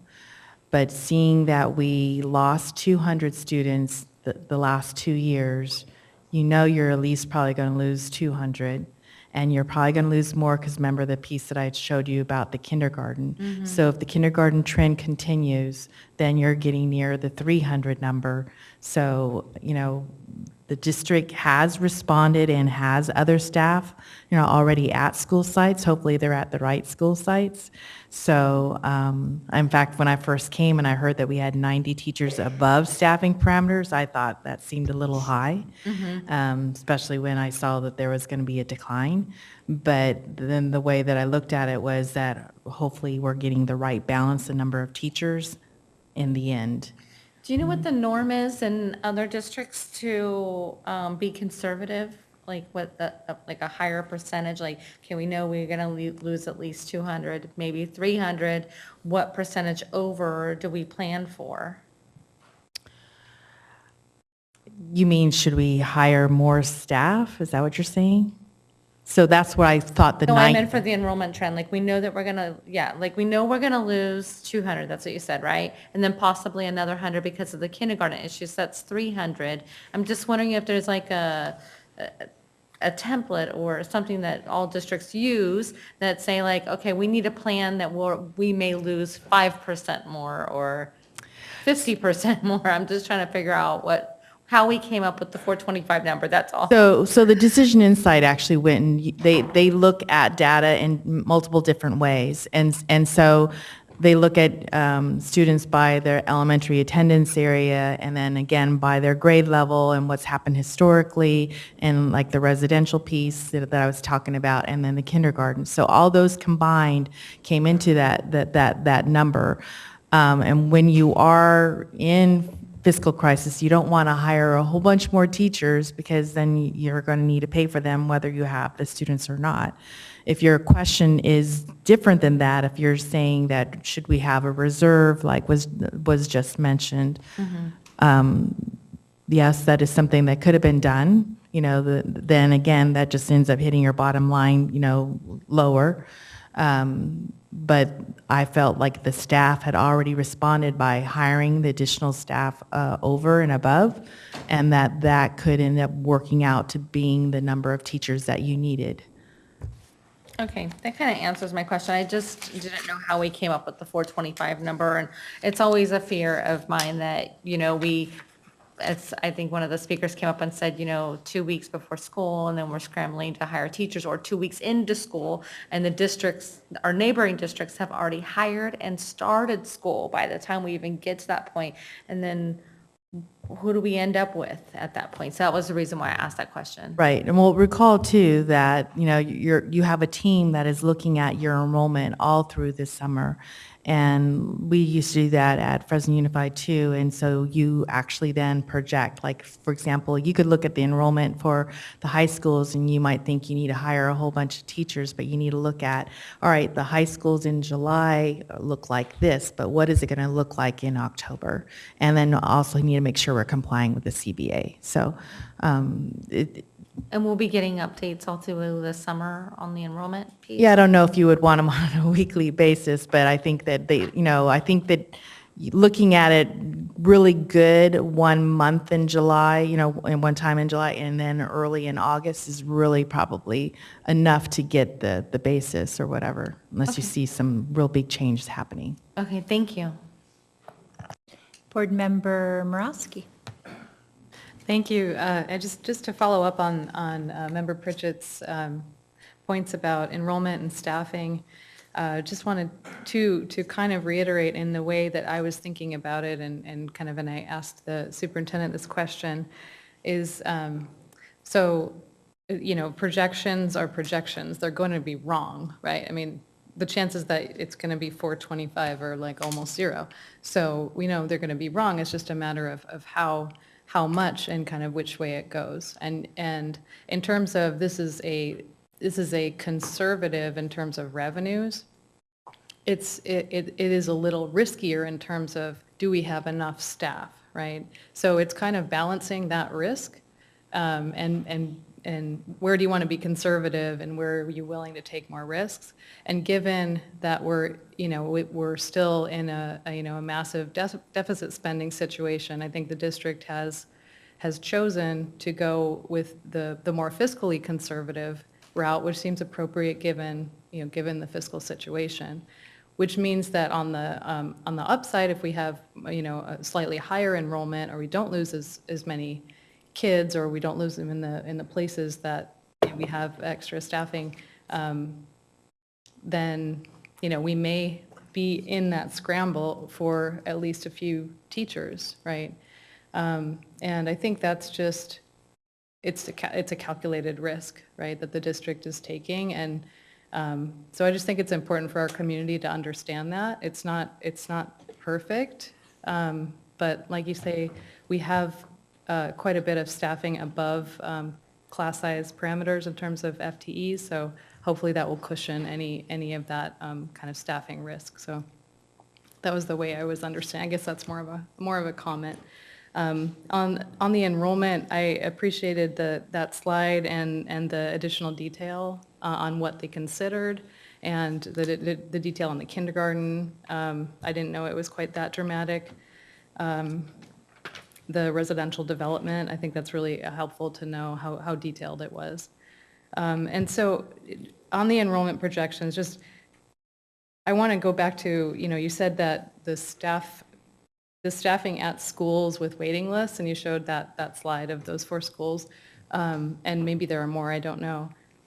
So essentially, I think what happened is, in terms of the revenue projections, those like -12 or -13 or whatever it was at those individual school sites, so those students would be kind of counted as lost in the revenue projections, but then when it comes to actually staffing the school, I think what I heard you say is that those revenue or those student losses didn't really impact the school site staffing, because when kind of the principals and the administration was going through, they were like, no, we're not going to lose kids at Crocker Riverside, which is in my area, and so that's what I think I heard. Can you just kind of confirm Yes, that's exactly right. So, and that's what I was trying to portray, and I wasn't sure the best way of doing it, but, so what I was, the way to look at it here is in 1819, well, let's just use Crocker Riverside. They have 25 teachers, and they're proposed to have 25 in 1920. And they would have lost one teacher if the staffing committee had just gone by the staffing parameters and what the Decision Insight had done. And remember, Decision Insight did not have the information to know this was a school that was in demand. Right. So their projection had them losing 14, and the staff said, no, no, no, we know this school's going to have the students, so we're going to Yeah. maintain the staffing there. Okay, that makes sense. And then in terms of, but, that negative 14 is still counted in the revenues. Well, in terms of how it might work in my area, someone that is in, would otherwise be enrolled in Sutterville or whatever, but wants to go to Crocker and tries to enroll in that, then you're still losing the same number of students. Somewhere else. Yeah, somewhere else, right? Yes. So maybe it makes sense to still Yes. keep that revenue loss, so. Can you, and I'm willing to take as fast as you want to answer questions, I know it's late. Can you remind us of the process for the budget update? Because you showed those slides of, what we expect, 2.3 million from the special ed funding, and so can you remind us? So the district has like 45 days after the budget is adopted to do a budget revision, for anything that is significant. You can also do a budget revision whenever you feel it's necessary to recognize any change in the budget. But if the governor goes through and if these estimates that are right, that, with the latest information that we've gotten, we would recognize those in a budget revision for the board's consideration. Okay, so if this goes through, we are planning on doing a budget revision to recognize those additional? Yes, we would. And what's the timeline on that, do you know? So it would probably be in August, since you guys aren't here in July, right? Okay, yeah. And then in terms of the special ed 3 to 4-year-olds, that's quite a bit of money. I assume a lot of that is in staffing. So what's the process in terms of if we do get those revenues and we recognize them and we have to serve this population with them, what's the process for? Right, so we do need to hear more details on that one because it is for students who already have an IEP. I know that Becky Bryan is very excited about these funds, and so is Dr. Taylor from the email communications. And we need to hear the details about, what needs to be provided, and then whatever needs to be provided, then the team is going to need to figure out what that is. And then that would also be hopefully at least an idea when we bring forward to you, the new monies, what those funds would be used for. So you as a board would know how the team was thinking of using them. So just hypothetically, if none of it applied to the bottom line, and all of it had to be kind of new services. Right. What would be the process for how we would staff up or address like how to spend that money? So the team would need to create a plan that you would then see, and in August? Well, if they could get it together that quickly, yes, but if they need some more time, you could in concept just approve that, and then they could come back later with, more details on actually how they would want to spend those funds. Okay, I would just ask that we be kind of kept up to date on when we decide to update the budget. And if it's before August, if that can be provided, I don't know. If it's not approved, at least if we could have that information, I think it would be helpful. I think we definitely can share board communication when we get more details. Okay, perfect. And I guess finally, I have other questions too, but I'll just ask one more. I think this is important, and that is 2019-20. There's not additional savings proposed in the budget, but we've talked about kind of combing through and looking for additional efficiencies and looking for other places that we can reduce costs. So I just want to clarify that we're still planning to do that, even though there's nothing built in terms of a savings target, you know, because like, I mean, I was thinking, okay, we could look at, you know, we are deficit spending 12 million, and can we have a target of 4 million to try to find some, you know, just like to have some kind of something to shoot for in terms of still looking at additional savings that are within the board, the district's purview. Can we count the 2.3 right there? Well, yeah, I mean, I'm not saying that, you know, it has to be a certain dollar Right. amount, but, you know, I don't want to send the signal that we're just like giving up and waiting, because, I mean, we can't afford to do that for many reasons. So there would have to be some changes that would be proposed. It wouldn't necessarily be that there's like savings of 4 million ongoing in the budget. So there might be some monies that we're going to save one time here at the end of the 18-19 budget. By sweeping funds that were not Right, spent or. right. But the other types of items are not going to be fun choices for the board. Right, and I understand some of those are, you know, structural, and some of them have programmatic impacts, but I think we still need to know what our options are. I'll work with the superintendent, and then we can come back. I see some nodding, okay. Thank you. Oh, Jimmy. I have a million questions, but I'll give up the mic now, thank you. Ms. Kent, so we're going to have to extend the board meeting till 1 a.m. Do we have a motion and a second? All those in favor? Aye. Ms. Canfield, I appreciate your statement that there are very few rocks unturned, and the possibility of finding an additional several million is becoming increasingly less. That being said, you know, I believe that you have an incredible expertise and ability to, you know, bleed juice from a turnip, if you will, and this idea that we need to continue to look for savings where we can, recognizing that there might be an economic downturn around the corner is critical to me. I do believe we've heard tonight that the direction from the board is to pursue structural savings, to continue to pursue the route of healthcare savings, recognizing that that is the largest outlier and potentially will provide the greatest source of savings. And yet so much of that is based upon our ability to negotiate. And so, you know, we continue to say we must do everything in our power to get to the bargaining table and begin those negotiations. And I hope that we can also do the hard work of continuing to look for efficiencies and savings where they might come. And with that, I had the opportunity to join the Labor Management Consortium last Friday. I'm very excited about being a part of a Labor Management Institute looking at best practices, which I think must be the vision and direction of the board moving forward for trying to build sustainable collaborative labor relations.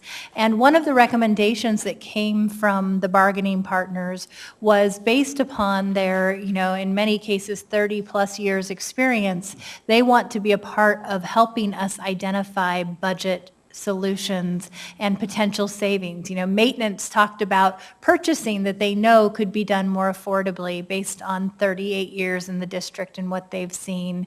We had other individuals who were at the site level who talked about, you know, what they could do in terms of inefficiencies in looking at just staggering some of the projects a bit. And so I would like to propose, as part of this work that we'll be doing with the Labor Management Consortium and Labor Management Institute, a request for ideas from this wonderful group that wants to roll up their sleeves and get to work, and an exploration of some of those savings ideas in an attempt to create additional efficiencies and prepare for an eventual economic downturn. With that, Member Garcia? Yes, so I too have many questions, but I'll I'll be selective. The slide on the major factors impacting enrollment projections, so the kinder enrollment, the grade cohort, and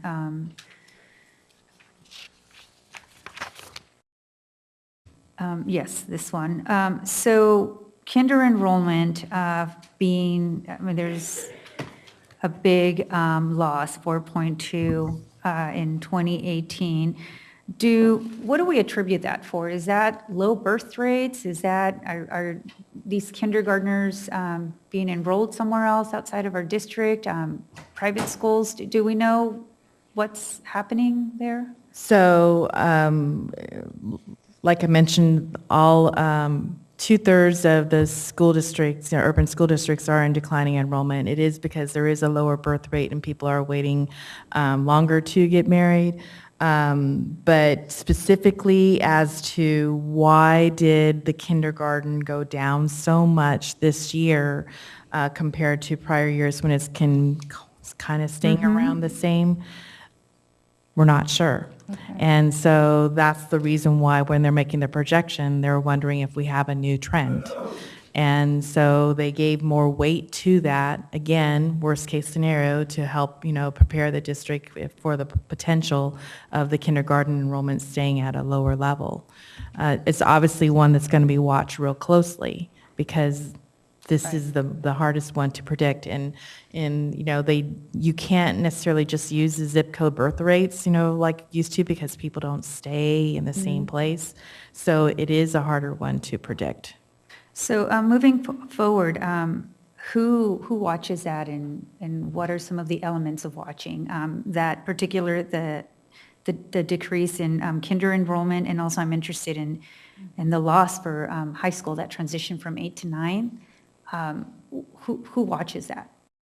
I don't know who do I punt the question to?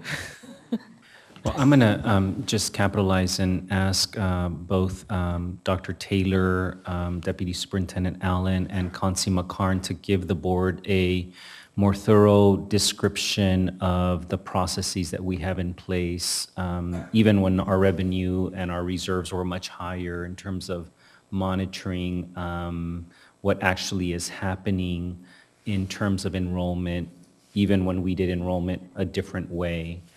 Throughout the summer and into the beginning of the school year and such.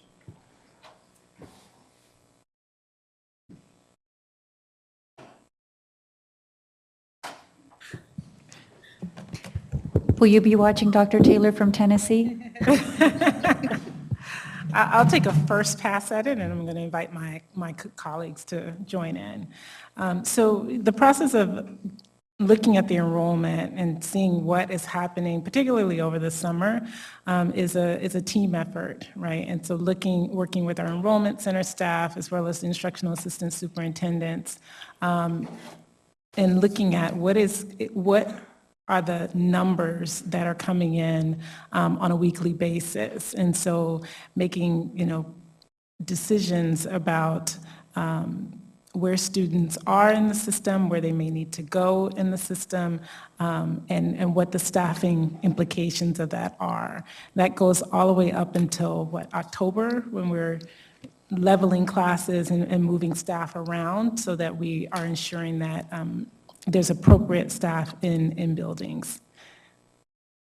What I'll add to that is with the cross-departmental team that is put in place over the summer to monitor the enrollment numbers. As school gets closer, it becomes on a daily basis. We then have decisions being made to increase, knowing where we need to shift based on what the numbers look like. Then we also have a leveling process that Dr. Taylor mentioned that takes place within the first 3 weeks of school, where we're able to move people around based on the need of actual students who've shown up. So it is something that is monitored continuously throughout that period. Okay, so it's a team effort who will be watching these percentages. And I'm glad to hear that was going to be one of my questions. How robust is the monitoring of the enrollment over from now until school starts. So it's at times on a daily basis, just to make sure that we have the right number of staff on day one, right? So that it's not as disruptive, not only for our kids, but for our families, the closer we get to starting school. I did have a couple of other questions, and I am being mindful of the time here. We've talked about the reserve policy, a safety policy. So I'm wondering what the status of those policies are, especially around the safety, since we've talked about that quite a few months ago. And there is I think $1.5 million for safety, which may or may not include SROs. We heard someone today, in support of SROs. And so that conversation is still happening. So just wondering what the status of that is. So I did check in on that, and a survey was done with the principals, and so they're taking in all that feedback from the principals. And the plan currently now, I know the memo originally said that it would be coming here tonight, but is to plan on a recommendation coming to the board in August. In August? Yeah, and it's going to focus on safety. Okay. Okay, thank you. And then I just had a question about, two questions. The teacher staffing process slide.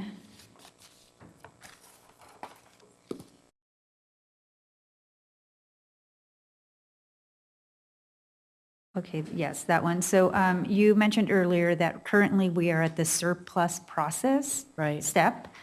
And you talked a little bit about how that sort of works.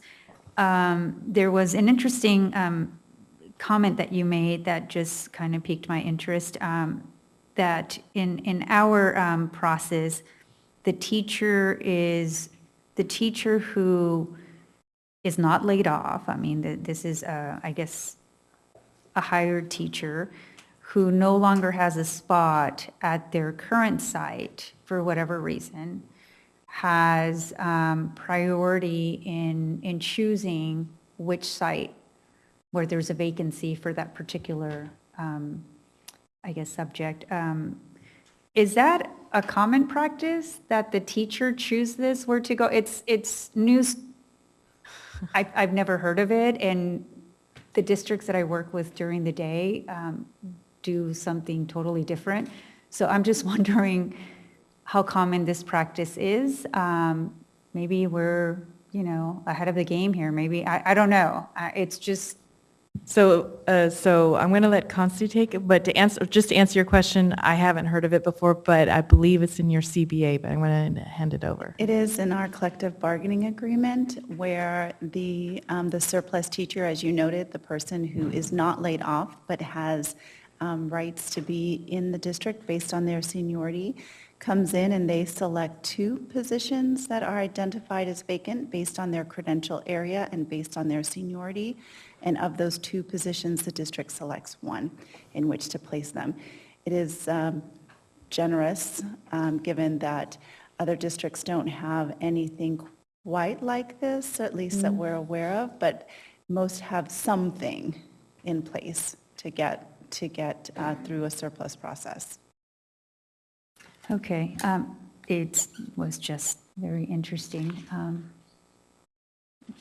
So the last question that I have is in relation to the major state budget education items. So the additional funding coming in from the state relative to special education, which is obviously great news. And I think moving forward, there are pending conversations in terms of how to invest additional dollars, maybe next year or the year after. So in addition to these dollars, but just trying to figure out what this means in terms of our bottom line. So both of these special ed rates and then and then the investment for 3 and 4-year-olds with IEPs, those are both ongoing dollars, is that correct? That is correct. Okay, so I just wanted to make sure that that was clear, because to the extent that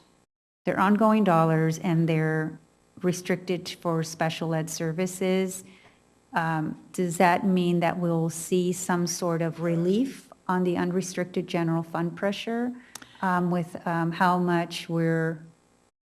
So for the I see you nodding. for the 2.3 million, I am safe on saying that one will help the bottom line for the district. I really need more detail on the 4.3 to know if all of that has to be used, particularly for that, because the district is supposed to be providing for, 3 to 4-year-olds with an IEP. But because this is supposed to be supplemental funds, to me, and that's the way I read it, I do think some new expenses come with that revenue. So I don't think that you can say, oh, we can just use that 4.3 to, help the bottom line. But for the 2.3, it would make the reserve negative 1.45 and that furthest year out. If it was a 6.6, there would be a little positive number, 0.75, but I don't think we're going to be at that level. So does it translate to dollar for dollar? So if we get Yes. two, okay. So, Yes, dollar for dollar. okay. Okay, thank you. Those, I'll stop there. Thank you. Board Member Vang? I know it's 12:25, so I'll try to be selective with my comments. I just have some questions and maybe some direction. On the page on the slide that has the major factors impacting enrollment projections, I see here residential development, and maybe you can kind of go over this again, Ms. Canfield, but have we taken into account any kind of like housing development that would, that's within our district? So I'm giving an example of like Delta Shores, for example, where if homes are built, families are moving in, has that been taken into consideration? So there was a long list, and I'm not Miss Sacramento, so I don't necessarily know all your housing items here, but I put it in here. What was the name of it again? Delta Shores. Delta Shores. I know it's that area in particular, maybe Ms. Allen can speak on it, in terms of just some maybe future housing, family housing that would go in, and I'm thinking that will help with also ADA, and I don't know if that was included in enrollment projections. I think, Board Member Vang, when we saw the preliminary analysis, I remember when you, Member Wu and I met, looking at that as being years out, we were going to see some spike in enrollment. I think it was 5 years out, Member Wu, is that correct? Yeah. So that's one example, but I'm just saying, overall in our school district, have we done just kind of analysis of any housing development within our district? So that is what the residential development was, and I can see here that over time, in future years out, like I can see that there's estimating how many, more students you would get from this. I don't see the Delta Shores necessarily, but just know that there was an analysis that was done like that, and that is one of the things that they're good at doing. So if they miss something, then we can work with them to have them check into it. When we say them, we're talking about Decision Insight. Yes. Okay. I do appreciate, I want to call out the high school average loss. I really appreciate, Ms. Canfield, you sharing with us about just the percentage of 8th grader. I do also want to commend the superintendent, and I know that when he arrived, we did some marketing for our incoming 9th graders, the type of where to go, which is, I think, is a great start. But it is very also concerning to me that 11% of our students are going to charter schools.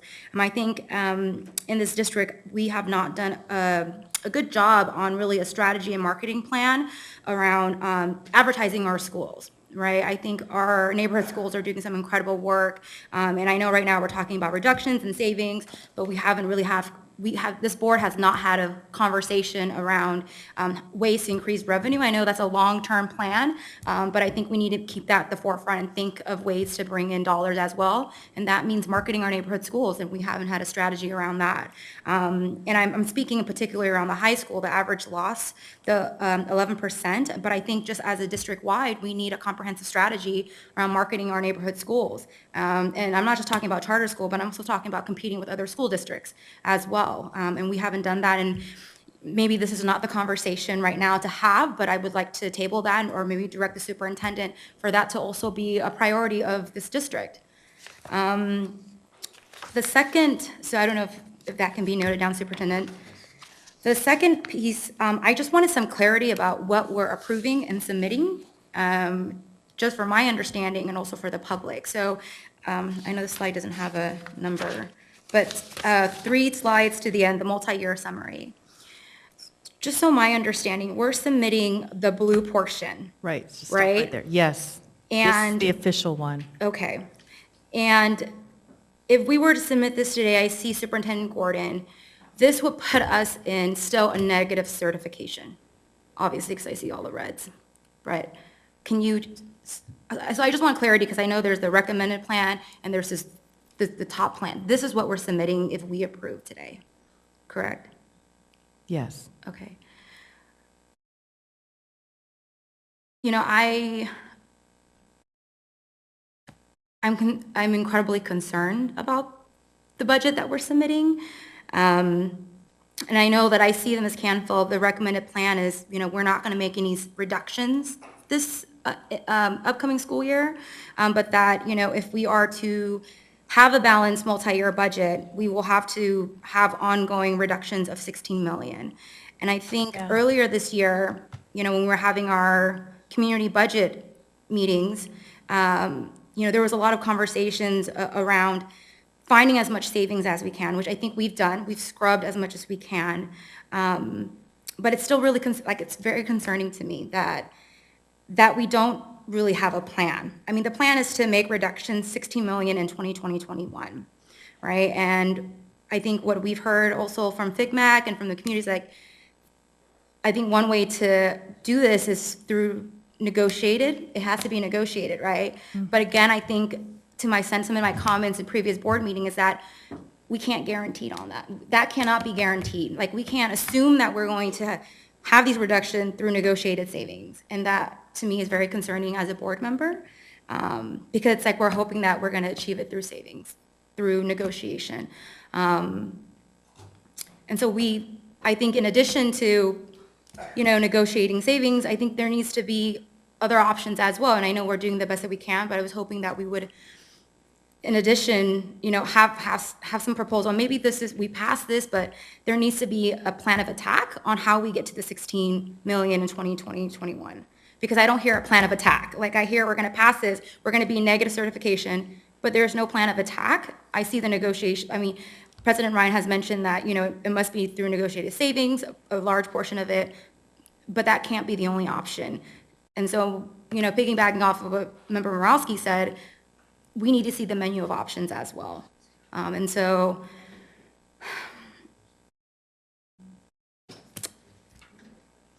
those are my comments. So I think we're going to be calling Superintendent Gordon up to provide some comments or respond to a couple questions, if you don't mind, Superintendent Gordon. And I think a couple things have come up that are very important. I do want to mention, you know, once again, because we've been using the FICMAT report as one of our key roadmaps to what needs to happen moving forward. 2 findings in the FICMAT report were that we needed to adopt a cohort enrollment trend moving forward, and we have done that. I appreciate that there are bumps in the road when you adopt a new cohort model for enrollment projections, but that was a recommendation, and as you've shared, something that districts across the state use and that probably would have benefited us years ago. Hopefully we will not see the anomalies and the challenges that we did this year as we continue to build a better database. The second piece on that is really around looking at, you know, what additional savings we have potentially before us. FCMAT said, look for the outliers, the biggest outlier being healthcare savings. And so Superintendent Gordon, you have continued to say that we have to get to the table, we have to deal with the negotiations, that the only way we can find the kind of savings to get to the numbers we are trying to meet for the multi-year deficit is through healthcare savings. And so in response to Member Vang's question, I mean, I ask again, you know, is there the ability to find that kind of savings, the necessary savings to close the structural deficit in another avenue of our budget? Well, first of all, just let me say that we will take some time to carefully review this budget after you approve it. So stipulating we have not had the opportunity or the time to do that. Right. I have to go back to what I said the last time I spoke with you. It's crucial that you and your labor partners collaborate to look through the entire budget, including those items that require negotiation, to, for the long term, put the district out of deficit spending and back on a course where you can run the district effectively and also have the investment capital to attack some of the priorities that you have been talking about here in terms of improving particular services around the district. And you've got to do that in a collaborative way where everybody involved comes to the table and shares the responsibility for building the capacity of the organization to be what you want it to be and what you need it to be to effectively serve children. Do we have any other board member comments and questions? Board Member Garcia, do you have another question? I just want to make a quick comment, and then I do have one question that I forgot about. So I just want to clarify that I was maybe under the impression, or I had the expectation that we're going to continue to look for plans to address, to make the necessary reductions moving forward. One strategy would be, finding them through bargaining. That seems the most logical, given that everything, I think, has, for the most part, been found, the big ticket items. But it is my expectation that this is an ongoing work, that we continue to look for ways to close that deficit moving forward. I mean, I'm talking about in immediate, like in August, this is something we have to continue to get information, continue to work on, so that we can figure out how to successfully close this budget deficit, whether or not the savings materialize through collective bargaining. I don't want to hold my breath for that. I guess that's just my point. And then secondly, I did want to make a comment about, because it's something that impacts our general fund, is our dependent charters.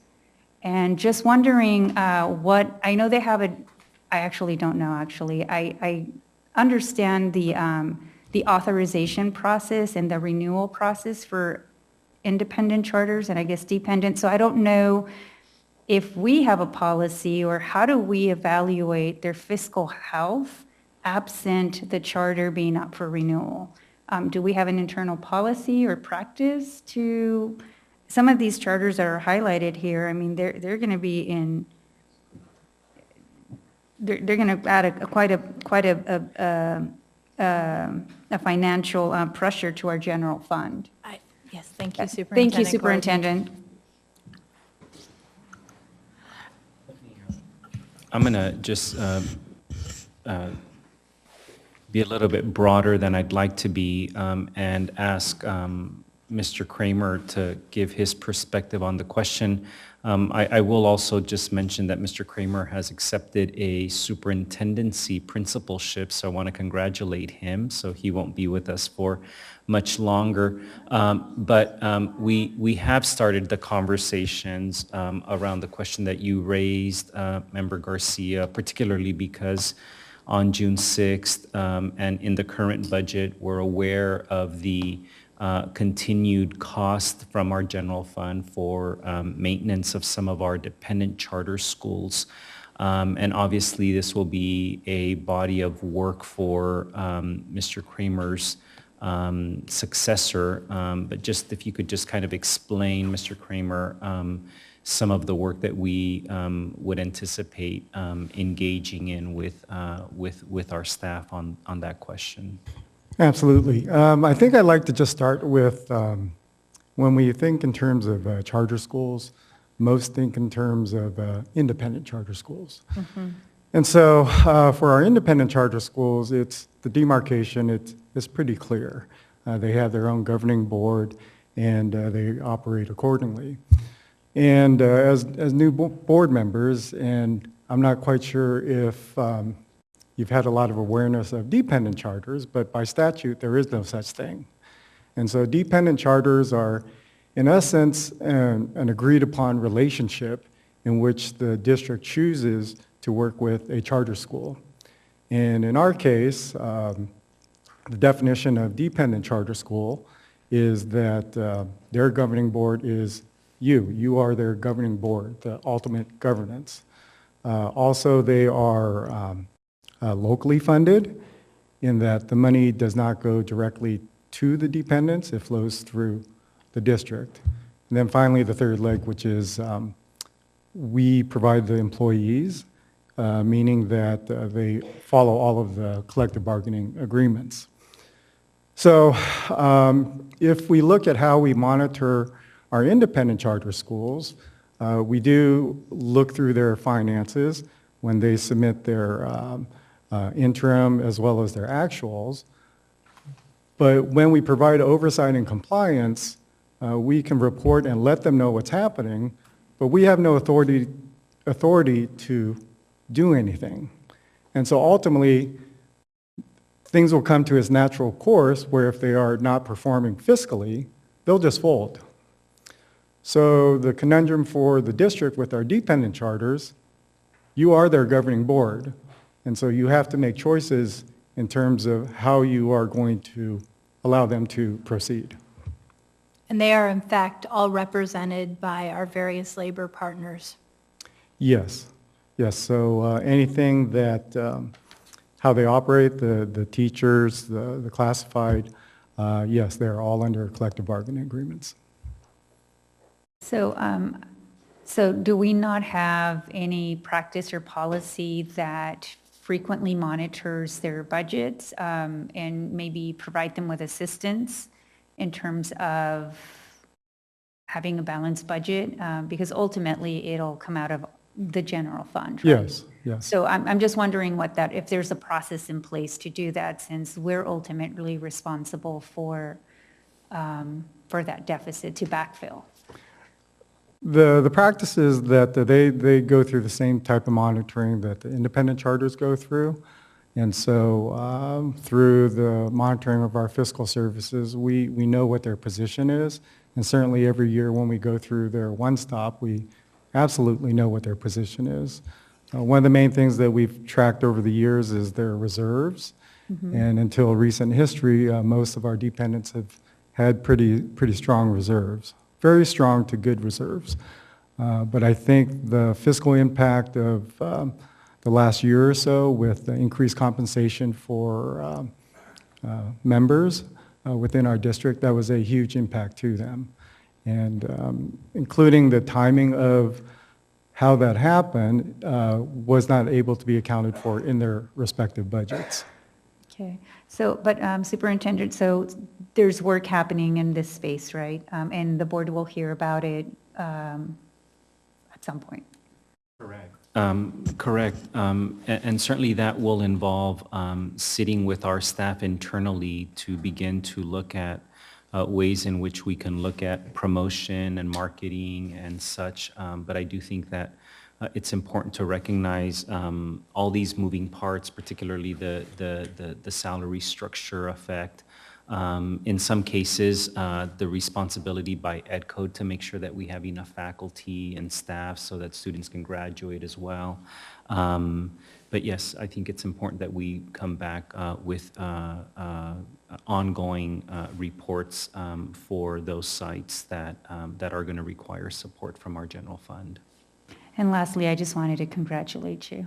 Well, thank you. Thank you very much. Yes, Jack, we're sorry to lose you, but happy for your opportunity. Superintendent Gordon, can we ask you one last question as we close out this item? Since, we've identified such a significant amount of money still necessary to close the structural deficit, I really just wanted to ask you, what support can we expect to receive from SCOE in identifying additional savings if we are unsuccessful in our labor negotiations?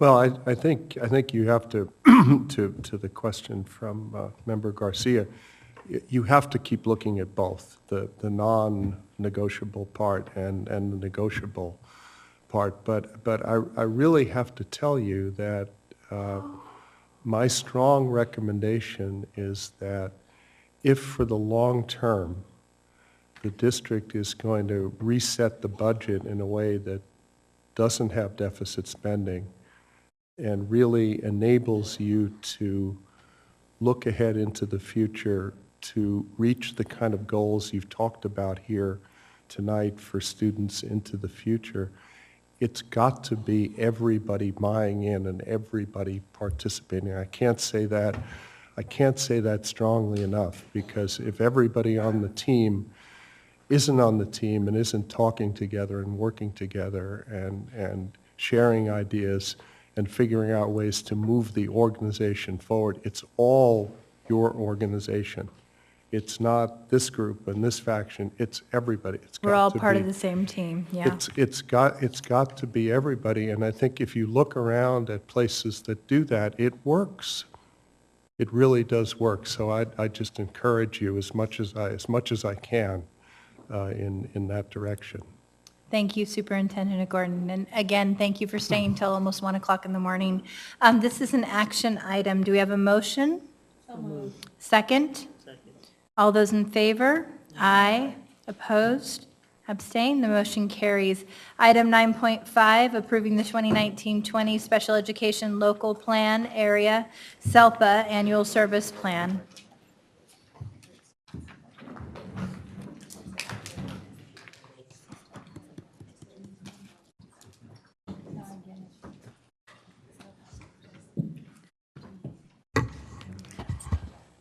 So as I watch the time, I'm like, is this intentional to make my last board meeting the longest one on record? Yeah. And Dr. Taylor, before we begin again, as a board member pointed out, we just want to once again thank Ms. Canfield and her entire team for the incredibly hard work she's been doing. We are so grateful for your leadership and contributions to the district. Okay. So good evening, good morning, Board President Ryan, Superintendent Aguilar, members of the board. My name is Iris Taylor. I'm the Chief Academic Officer, and I'm joined tonight by Becky Bryant, our Special Education Director, to present to you and present for board approval the Special Education Local Plan and Annual Service and Budget Plan.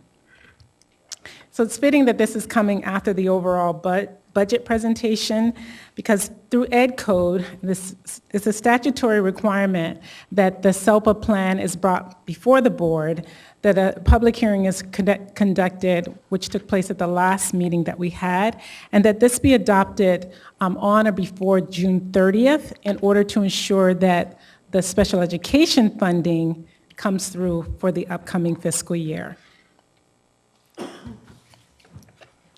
So in preparing this plan, and what's really grounding this work, what we shared with you before is that we really want to put forth this budget in the framework of, first and foremost, our special education students are general education students.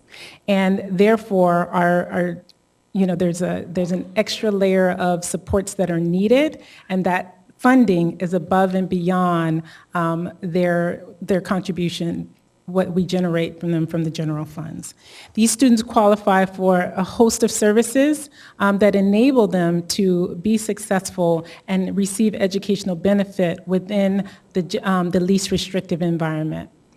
And so the SELPA is committed to providing these services and allocating the appropriate resources that are needed to serve our students with disabilities for the upcoming school year. So we're going to share with you just some additional information that was requested in the previous board presentation, some facts that are specific to who are the students that these funds support.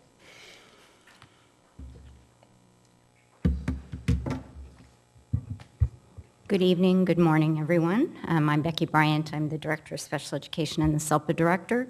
At the last board meeting, you asked for some specific facts about the students that we serve. We take an official count. It's called the December 1st count, and last December, our count was 6,584 students. That was an increase of 160 students from the prior year. 64% of those students have some sort of a language need or a specific learning disability. To disaggregate it just a little bit more, there are quite a few federal qualifying conditions for students to receive services, and so on the December 1 count, this would show exactly the types of students and the types of disabilities that we currently serve. As I said before, speech and language and specific learning disability those are the largest populations. However, our population of students with autism is growing at a rapid pace. In terms of how we serve students, we have speech and language services on all sites in the district. We have RSP, or specialized academic instruction, on all but one site. And then we have special day class programs located throughout the district in geographical patterns to serve the students as close to their resident school as possible. Currently, we have 368 students in non-public school, although I did learn today that we brought back about 9, that was a good thing for next year. And then we have 6 students currently in residential treatment centers. As I shared at the last board meeting, we have seen an upward trend in revenue, but the upward trend in that revenue is a district contribution. Our anticipated budget for next year is $129 million. They come from a variety of sources. We have state and federal funds, a flat rate for special education transportation, and then other grants and entitlements. Our biggest ones are in the areas of educationally related mental health, a much smaller federal preschool grant, a very small ADR grant, and then of course the district's contribution.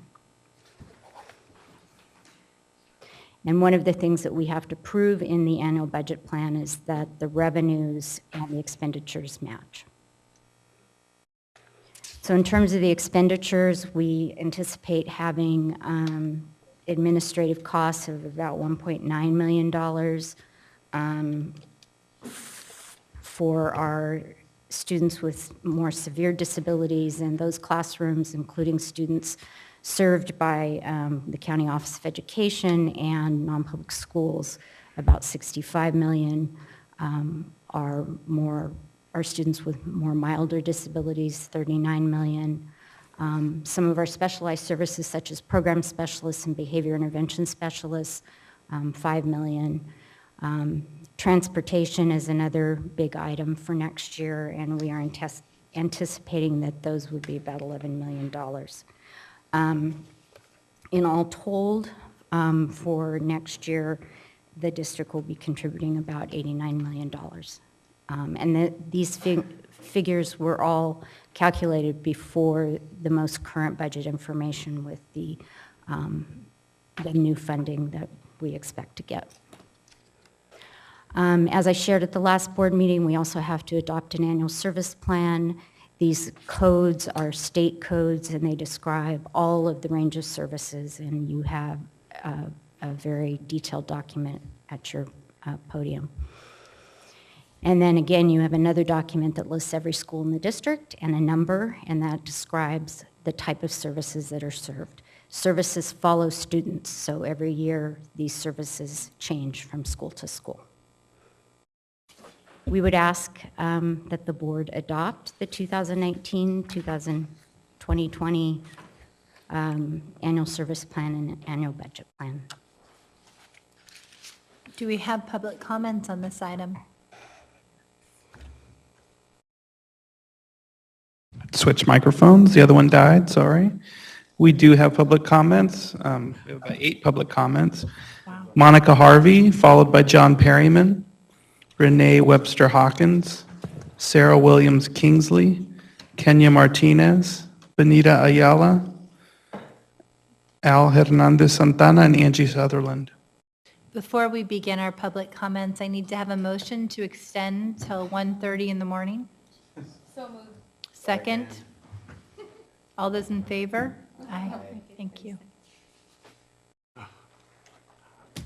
Thank you, trustees, both for staying up this late and putting up with my mild abusive process about speaking on multiple agenda items. I did pull my 2 items on the consent agenda about Measure R bond money impacting the general fund and about the consolidated app. With respect to special ed, you're using a staffing formula for severely disabled kids that dates back more than 40 years, when severely disabled kids were segregated into special day class. They're largely mainstream today, which is appropriate and legal. When severely disabled numbers were small, it wasn't significant. They fit in the gap between the 31-to-1 staffing ratio and the 34-to-1 average class size maximum in contract. However, when severely disabled numbers are high, it's significant. Average high school is 15% special ed, half severely disabled. Burbank's sitting in between 18 and 19%. That means 9% severely disabled. 9% of 31 is 3 kids.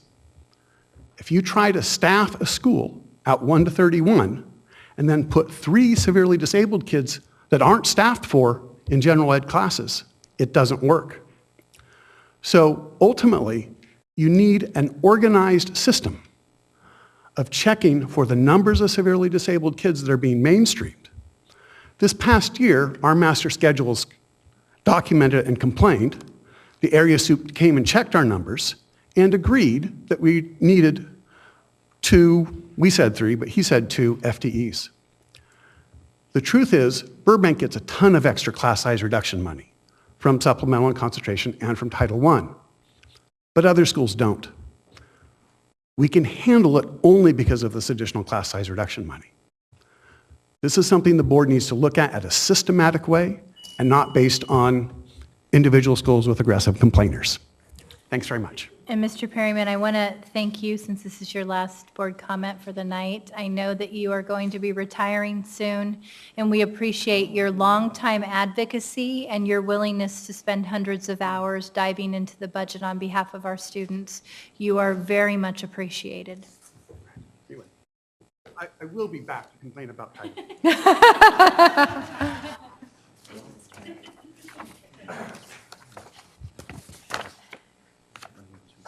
Yeah.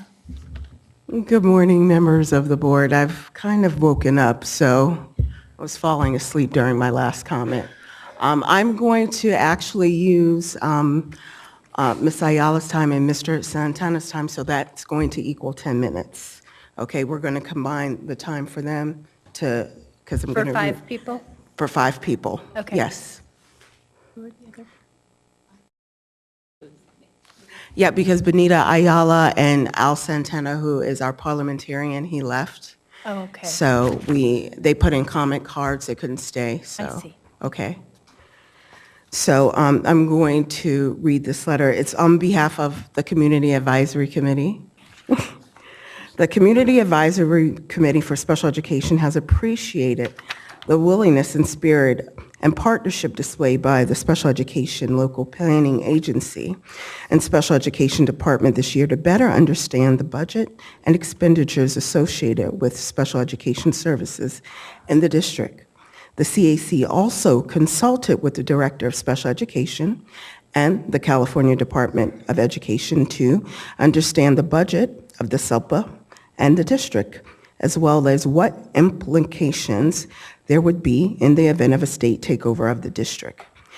Based on our conversation this spring and our review of the draft annual budget plan, the annual service plan presented for your adoption tonight, the CAC officers have the following recommendations for the district to support students with disabilities to successfully graduate to the college or career of their choice.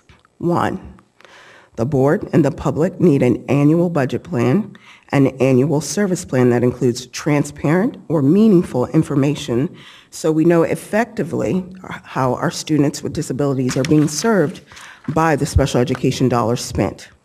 The problem, the annual service plan and the annual budget plan and the annual service plan prepared by the SELPA and the special education each year are based solely on reporting templates provided by CDE. The ABP lacks transparent fiscal data sufficient for the board, the staff, or the community to accurately understand how federal, state, grant, and general fund monies are being spent, or how the budget next year includes investments or restructuring to provide services mandated by law and compliance audits. Likewise, the ASP lacks data or other strategic information to understand how the district might improve the accessibility and effectiveness of the instructional and social emotional services for students with learning differences and other disabilities. As constructed, the ASP is a reporting tool, not a plan, because the CAES codes simply report the services at each school based on the needs of individual students. The ASP lacks critical information explaining strategies or implementation timelines for initiatives underway, such as the district's response to the CDE comprehensive review findings of noncompliance, the plans to correct the areas of deficient documented in the 2017 Council of Great Schools audit, the progress and implementation plan for the district's MTSS, the pilot project to provide evidence-based intervention for students with dyslexia. The staff report acknowledges that the Education Code requires that the plan must demonstrate that all individuals with disabilities have access to services and instruction appropriate to meet their unique learning needs as specified in their individual education program. The factual findings in the audit referenced above, plus the increasing numbers of due process, CDE compliance cases, and Office of Civil Rights claims collectively demonstrate that the district is not providing access to appropriate educational services to students with disabilities. And the ASP does not demonstrate how well that will change. The solution. During the 1920, the CAC and the SELPA will collaborate on the development of the annual report of student demographics, services provided, staffing resources, alongside a report of expenditures in key service areas. On an annual basis, the special education budget and service plan should include more meaningful information about students with disabilities and the staff and resources directed by the district to meet their needs. Not only would it provide greater transparency into the annual expenditures, it will also provide the basis for monitoring and evaluating whether the expenditures are effective or should be shifted. The report should include student demographics by type of disability, services needed and/or received, placement and career or college goals, percentage of students who are grade level on track, and graduation rate. Staffing levels by site or district assignment, by classification, and by credential. Program descriptions of all separate classes, including separate day classes, alternative schools, non-public schools and agencies, residential treatment programs, extended school year programs, and after-school programs designed primarily for students with disabilities or suspected of having disabilities, whether or not they are funded by special education monies. Vendors listed by name, by service providers, by number of students served, and whether the students served are achieving their goals, moving into less restrictive environments, and moving towards grade level. The ASP should describe the plans and timelines for all district initiatives essential to improve the outcomes of students with disabilities, including the elements for MTSS planned professional development, recruitment of key staff, and strategies for moving students into less restrictive environments, including those returning from non-public schools, while supporting their needs and successes. The CAC would like to work with the Special Education Department on a reporting format that would provide the board and the public better information about the effectiveness and expenditures of the SELPA and the department. Hi, I'm Sarah Williams Kingsley, and I'm picking up sort of where Kenny left off. But one of the things I wanted to point out is we're referencing this letter to the board and the superintendent from the entire CAC executive committee that we collaborated on and have discussed at length at our meetings. So the second item that we're concerned about is past accounting practices need to be corrected to accurately identify the expenditures by service need and those that are delivered to students rather than the places the students are assigned. So in the discussion, we were talking about students of high need or mild disabilities, and the way that those dollars are accounted isn't necessarily tracking the student, it's tracking the staff person. That's the concern, right? And the places versus where the true disability of the students that are reflected. And so we have suggestions within the letter that I'm going to sort of skip over a bit so that we can get to the later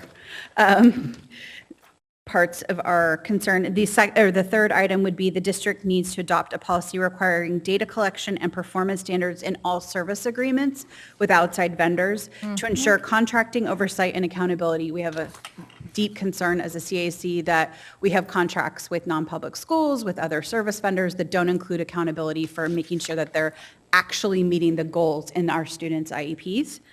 And then I'm going to hand it over to Renee, who will finish up. Got it. Thank you. And so our fourth recommendation is about more deeply about the format of the annual budget plan and annual service plan. We believe that it should clearly document the district's commitment to adopting a multi-tiered system of supports. We're thrilled that it has been included in the annual update for the LCAP as a modified action for this last year of the 3-year plan. The annual service plan for special education should have conforming language, commitments, both in terms of what's the strategy, what's the timeline, what are the services going to look like, and what's the funding going to look like to support that at all sites and at all grade levels.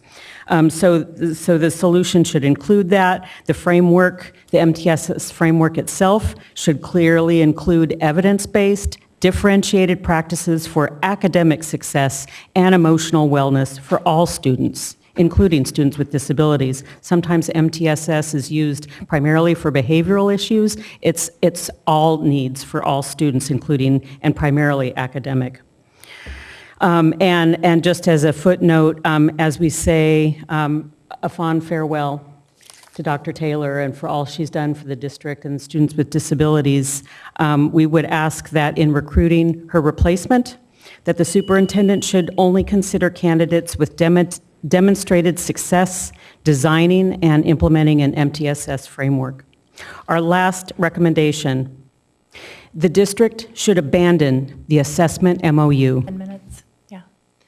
The lack of system-wide assessments is a violation of Child Find under the Individuals with Disabilities of Education Act. The ability of students to access their education and receive high-quality evidence-based instruction in the least restrictive environment should not be negotiable. The lack of system-wide assessments of student progress undermines every teacher's effort to improve academic or social-emotional wellness of their students because the district lacks objective data to understand and meet the needs of students who are struggling. System-wide assessments and site-based leadership are not mutually exclusive. Renee, thank you so much. We're way over, but I do want to tell you, I'm so grateful that you bring this up, and this is actually going to be one of the primary goals by which the superintendent is evaluated over the next course of the year. Thank you. So we appreciate that. I would like to add that the assessment MOU is unenforceable. Thank you. And before we move on to Angie, I just want to thank you for all the time you put into such an incredibly well-informed and detailed set of recommendations. I think it's great, too. I'm Angie Sutherland, and I'm a parent in this district. I've been involved in the CAC and the LCAP committee, school site councils, done lots of different things. I don't really have a clear picture of this special education service plan and budget plan. I can see the schools and where their different services are going to be. Some of the school names are not included, and I think they need to fix that document and add in the non-public residential schools names. They're not listed. There's a whole lot of children in our district receiving behavior support. One vendor alone is getting about $5 million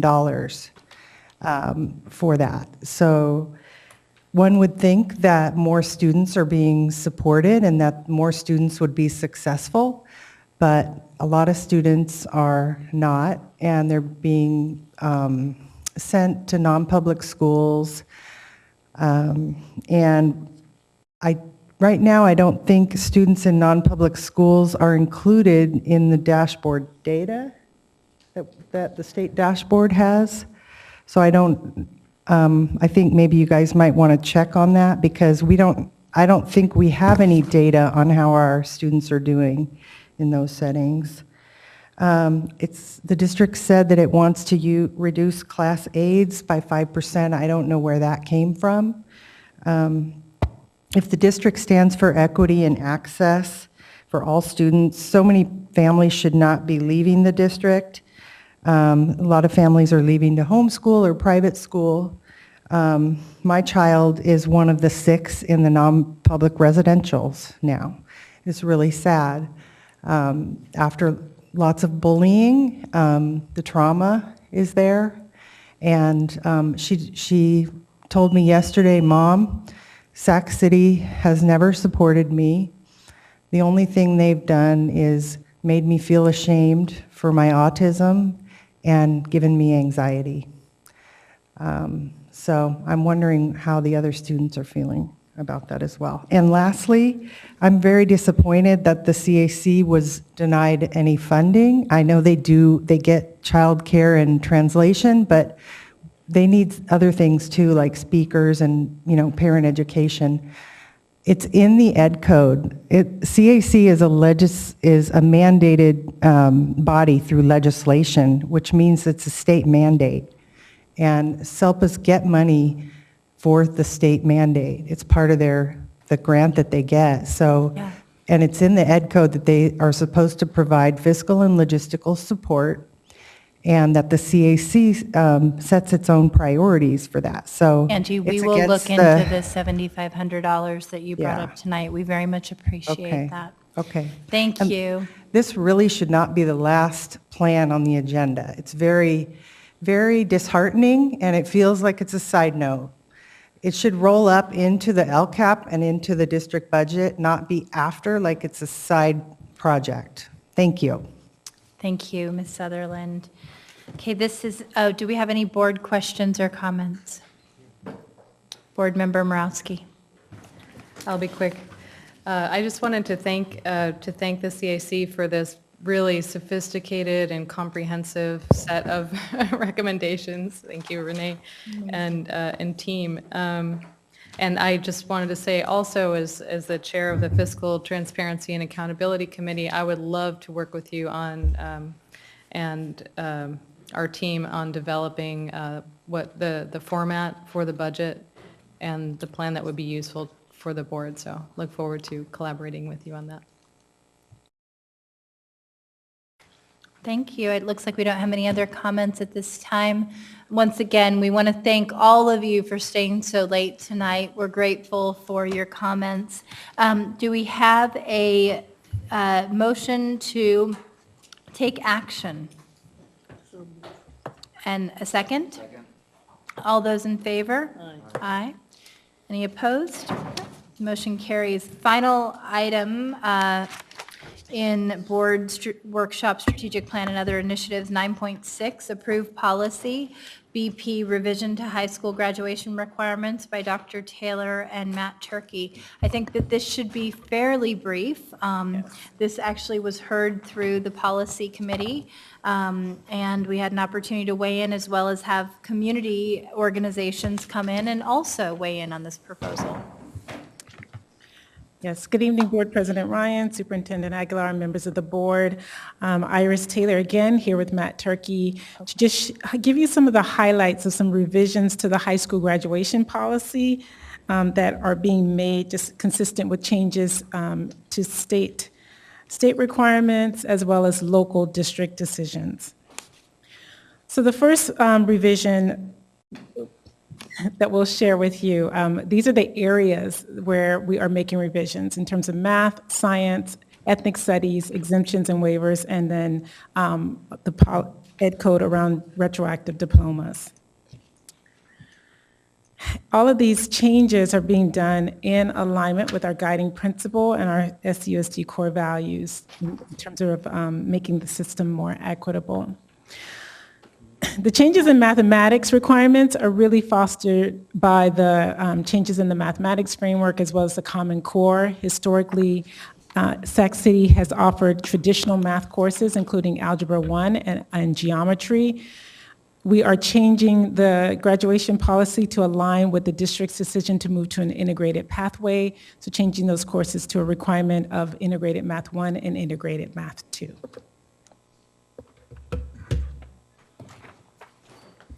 Thank you and good evening all. This is Matt Turkey, Assistant Superintendent of Curriculum and Instruction. So the changes in science, the change in science seems pretty slight and it's just one of wording. So changing from 20 credits including biological and physical science and just putting in the slash, so it's biological / life science and physical science. And the reason for that is so that we can be more inclusive, so that that can also include environmental science as well as biology. The next one, so in 2015, the board voted to include ethnic studies as a graduation requirement. The district currently requires 40 credits of social studies, including 5 credits of contemporary global issues. The proposed change would swap out contemporary global issues for ethnic studies and will keep the required numbers of social studies credits at 40.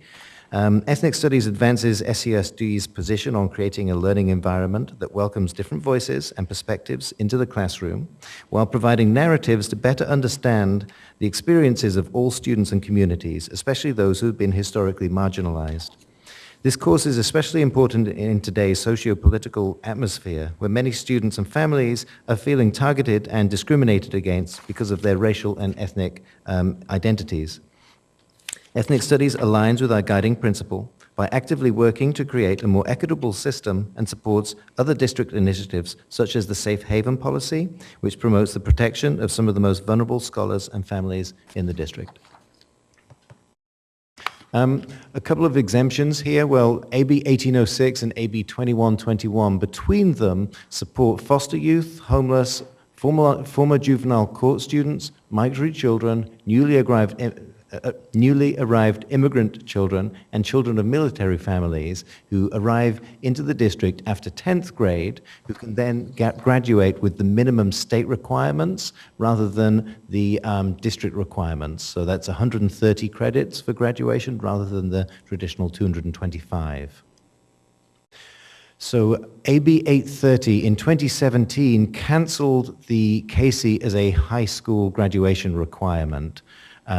So any student who did not pass the CASE can actually retroactively be granted a diploma. This actually came off the heels of SB, a Senate bill in 2015 which suspended the CASE, and in 2016 we did an outreach and there were 65 students, former students, who we retroactively granted diplomas to since 2016.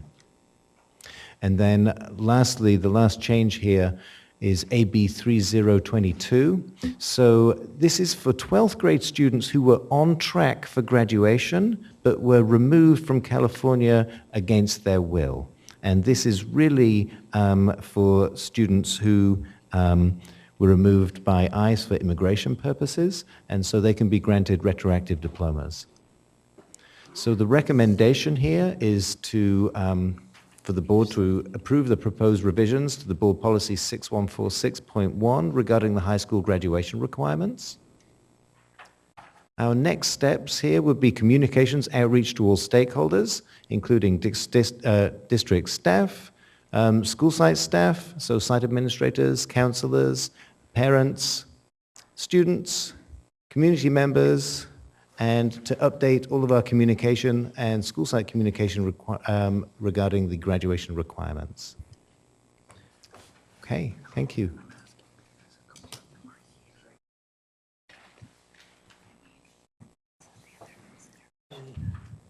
Any public comment? Do we have any public comment on this item?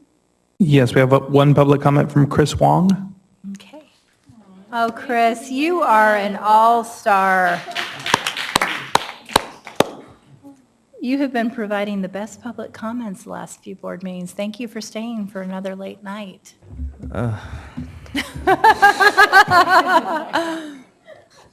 No, we're all in this. Okay. Okay, one more comprehensive question. So this is a small set of students, but how will the ethnic studies requirement affect students in high school specialty programs, like namely HISP and PACE? And I know getting this requirement to those programs is probably high priority considering, like, do we remember like the science project incident that happened last year? Very vividly, yes. Yeah, so I was just wondering, because I've been in contact with Ellen Wong from HISP, and she said that she proposed that the class be taught during zero period of sophomore year, but she hasn't gotten back, no one's gotten back to her yet. So I was wondering if that would be allowed, and if we've been in contact with PACE yet, and if we have an idea of where we'll go with how the requirement will affect PACE. Great question. Dr. Taylor? So, and help me out, Matt Turkey, but with PACE, we've worked out where this will go, and it'll go in the 9th grade year. HISP is another challenge, and so we'll be working with the coordinator in HISP, because HISP will require some revisions to not just the social science class, but the English class, because in that program, those courses are paired. And so we'll have to work with them to revise the content so that the course is aligned, right? But the expectation is that this is a graduation requirement, and that work is done over the upcoming school year. If I can add as well that it will be required in HISP next year, and I believe it will be put into the 10th grade into zero period. It's not quite in alignment with everything else within the district, which is within 9th grade. And then there's, to do that, it would require some realignment of the HISP courses and some switching around to the 9th grade and the 10th grade courses. Okay, thank you. We have board member comments at this time. Board member Vang?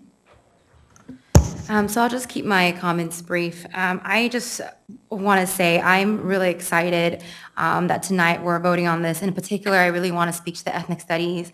I know in 2015, this board passed a resolution to basically begin the piloting process for ethnic studies. And I remember as a community organizer, I stood alongside the Ethnic Studies Now Coalition with HIP, Black Parallel School Board, Brown Issues, also folks from Sac State, Dell, Margarita, and some of the faculty. And it's super exciting to see that we've done the pilot piece, and now we're actually this is really happening. We are making ethnic studies a requirement. And so it's really exciting for me in particular, because I know going through the school district, I didn't even learn about my own history until I went to college and took a sociology ethnic studies course. And that class transformed my life. It gave me the tools and the rhetoric to be able to articulate my lived experience, and for our students to be able to do that in our high schools is going to be extremely powerful. And so I'm excited to move this from conference to action. And just want to thank you, Dr. Taylor, and the team for the incredible work to get this in our district. And now, it's really a requirement after we vote tonight. So thank you so much for all your hard work. Board Member Garcia. Yes, so it is exciting to come at a time and be in a district to have this requirement of ethnic studies. I too did not learn about my own culture until I was in college. Oh, you're next. I, through a sociology class, took Chicano studies. But as a psychology major, I didn't have access to those courses. And just the impact and the power that it has to learning about your own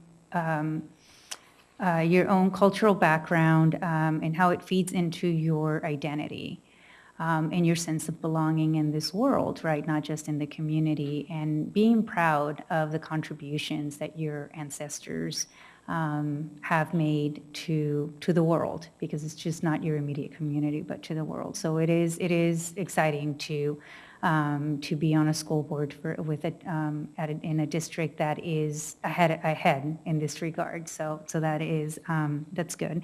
So thank you for all that work. I did just have just some general comments in terms of just briefly, what's the process in terms of reviewing the requirements, not only the mandated requirements, but the requirements that the district decides to make requirements for high school graduation? So how does that process work? Are they staff-driven? Are they board-driven? Ethnic studies is not a state requirement. It's moving in that along those lines, but who drives here locally what requirements we should be looking at to incorporate locally? I don't mind. Okay, so really, at the end of it, it's the board's decision, okay, and is driven by multiple different factions, right? So it was actually the ethnic studies decision was driven by the Student Advisory Council, and so it was the students who came forward and said that, we as students really want this to happen, and they're the ones who pushed it. So other instances, it may be ed code, right? That's driving some changes in the graduation requirements, and then in other instances, it just may be district desire for certain courses to be included. Okay, so thank you. I appreciate that. And has the conversation, I don't know, maybe this is a requirement, and I just don't know, to complete the FAFSA and the financial aid for Dreamers, is that a local requirement, or is that conversation happening? So I recently learned actually that in Riverside, it is a requirement. That's why I'm asking, because I work with districts in Riverside, because I know it is a requirement there, and they have had incredible success. So it's something that maybe I'd like to look into that. So in Sac City, it's not a requirement. There is, however, a lot of work that's happening with our counselors in terms of not just in terms of working with our students to complete FAFSA. We actually have one of our elements in our Performance and Targeted Action Index that looks at the rates of FAFSA completion, so that we can monitor and track, how many of our students are exiting out of our system having completed that. So we're very excited about the work of our counseling team who are working on that, but it's not a requirement. Right, and I'd like to be more aggressive in that, and to explore making it into a requirement, and realize that there's that tension between state mandated requirements and then local, right? Right. And how do you do that? But I think Valverde is the district that has it as a requirement, so they could potentially be a model. But again, it goes back to the incredible increases in FAFSA applications and completions, especially from underrepresented student groups. So we can definitely research. So I don't know if that's a clear direction, but but I certainly want to hear back on exploring that, and not just FAFSA, but also, and I can't remember the name of application for the AB 540 or the Dreamers. I can't remember the name of it right at this moment. And Member Garcia, I would support that as well. I don't know if that has to go through the policy committee, but I think being aggressive about that, I know we have a lot of policy in the policy committee right now, but I think absolutely making that a priority. Yeah. Board Member Pritchett. Thank you. I just want to say that I'm really pleased with these recommendations, and I appreciate the staff time getting them ready for our students. My question is not related to the high school graduation requirements that are in here, but other requirements that we have. And the first one has to do with government econ. And I know, Dr. Taylor, I've brought this up maybe 5 or 6 years ago about how our seniors have to take government econ their senior year. And if they fail one class, they fail, let's say they take government, they're at the beginning, they fail it, they don't get to walk with their class. And so I've asked in the past about like, what can we do? Is there a way that we can structure this where they take one class their 11th grade year and one class their 12th grade year? It's kind of like the resolution that we talked about earlier that Chris Wong brought up about how, if we have, all these math classes and they fail one, do they not get to graduate? So it's kind of the same thing. So maybe that's something that we can look at in the future. And I don't know if there's something with ed code or what the requirements are. I don't know the answer to that. So maybe you can tell us in a board communication or bring it back to us, but it's just something that I've seen myself and through other students. So, and then the other thing is senior projects. I know a lot of districts don't have senior projects as a graduation requirement, and I know we do, correct? And so I'd like to see something like that be brought forth and the board can discuss the senior projects as being a requirement. Thank you, Board Member Pritchett. So I need a motion to take this from conference to action. Second, all those in favor? Aye. Any opposed? Motion carries. I need a motion to adopt. Second, all those in favor? Okay, the motion carries. Thank you. We are moving on to our next item, which is consent agenda 10.0. Do we have a motion to adopt the consent agenda? Second? All those in favor? Aye. Okay. Item 11.0, business and financial information and reports. We have 1 minute before I'm going to need to extend again. I will extend by 5 minutes. Do we have a motion and a second? Okay. So, and we have an item, we have a comment, public comment on 11.2, our monthly suspension report by Cecile Nunley. Thank you so much for staying with us for that. Yes, my 4th time to the podium and last for the evening. Surplus. Okay, so this is, I assume this, well, if it's not the end of the year, it may be one more. And I do want to just take that last little trip. The average for the district is 5.42. If I'm not mistaken, that's higher than most of the districts in the state. So there still seems to be a culture of doing the suspensions. Of course, when it comes to elementaries, I would like to point out those that are especially high. Bret, Hart, 9%. Cesar Chavez, 9%. Ethel Baker, 7%. Ethel Phillips, over 6%. Hollywood Park, over 6%, John D. Sloat, over 9%, and Woodbine Elementary, over 7%.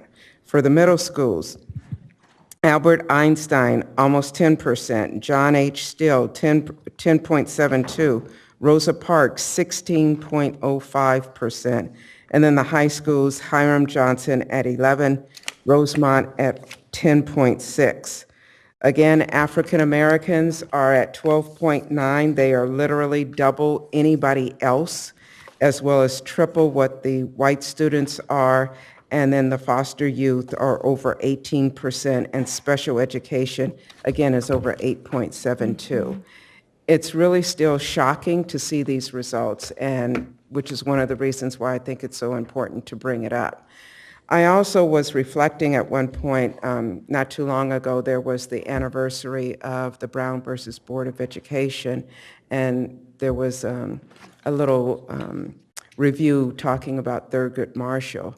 And one of his strategies was that when you're looking for equity, so many times you had to go to the courts because there was nothing else to do. And that reminded me of those articles where people are finding where they have to go to the courts. And Renee mentioned that when it came to assessments, you have to go to the courts. I hope we don't get to the point where we have to go to the court just to find some equity in our school systems. Thank you so much, Ms. Nunley. Okay, so with that, we are going to adjourn back to closed session for one other item. Thank you for everyone who has hung with us for the night. And since we have several of our new LCAP Parent Advisory Committee members in the audience, congratulations again. We are so appreciative for your service. Let's not delay it. Let's actually walk straight up there. Yeah.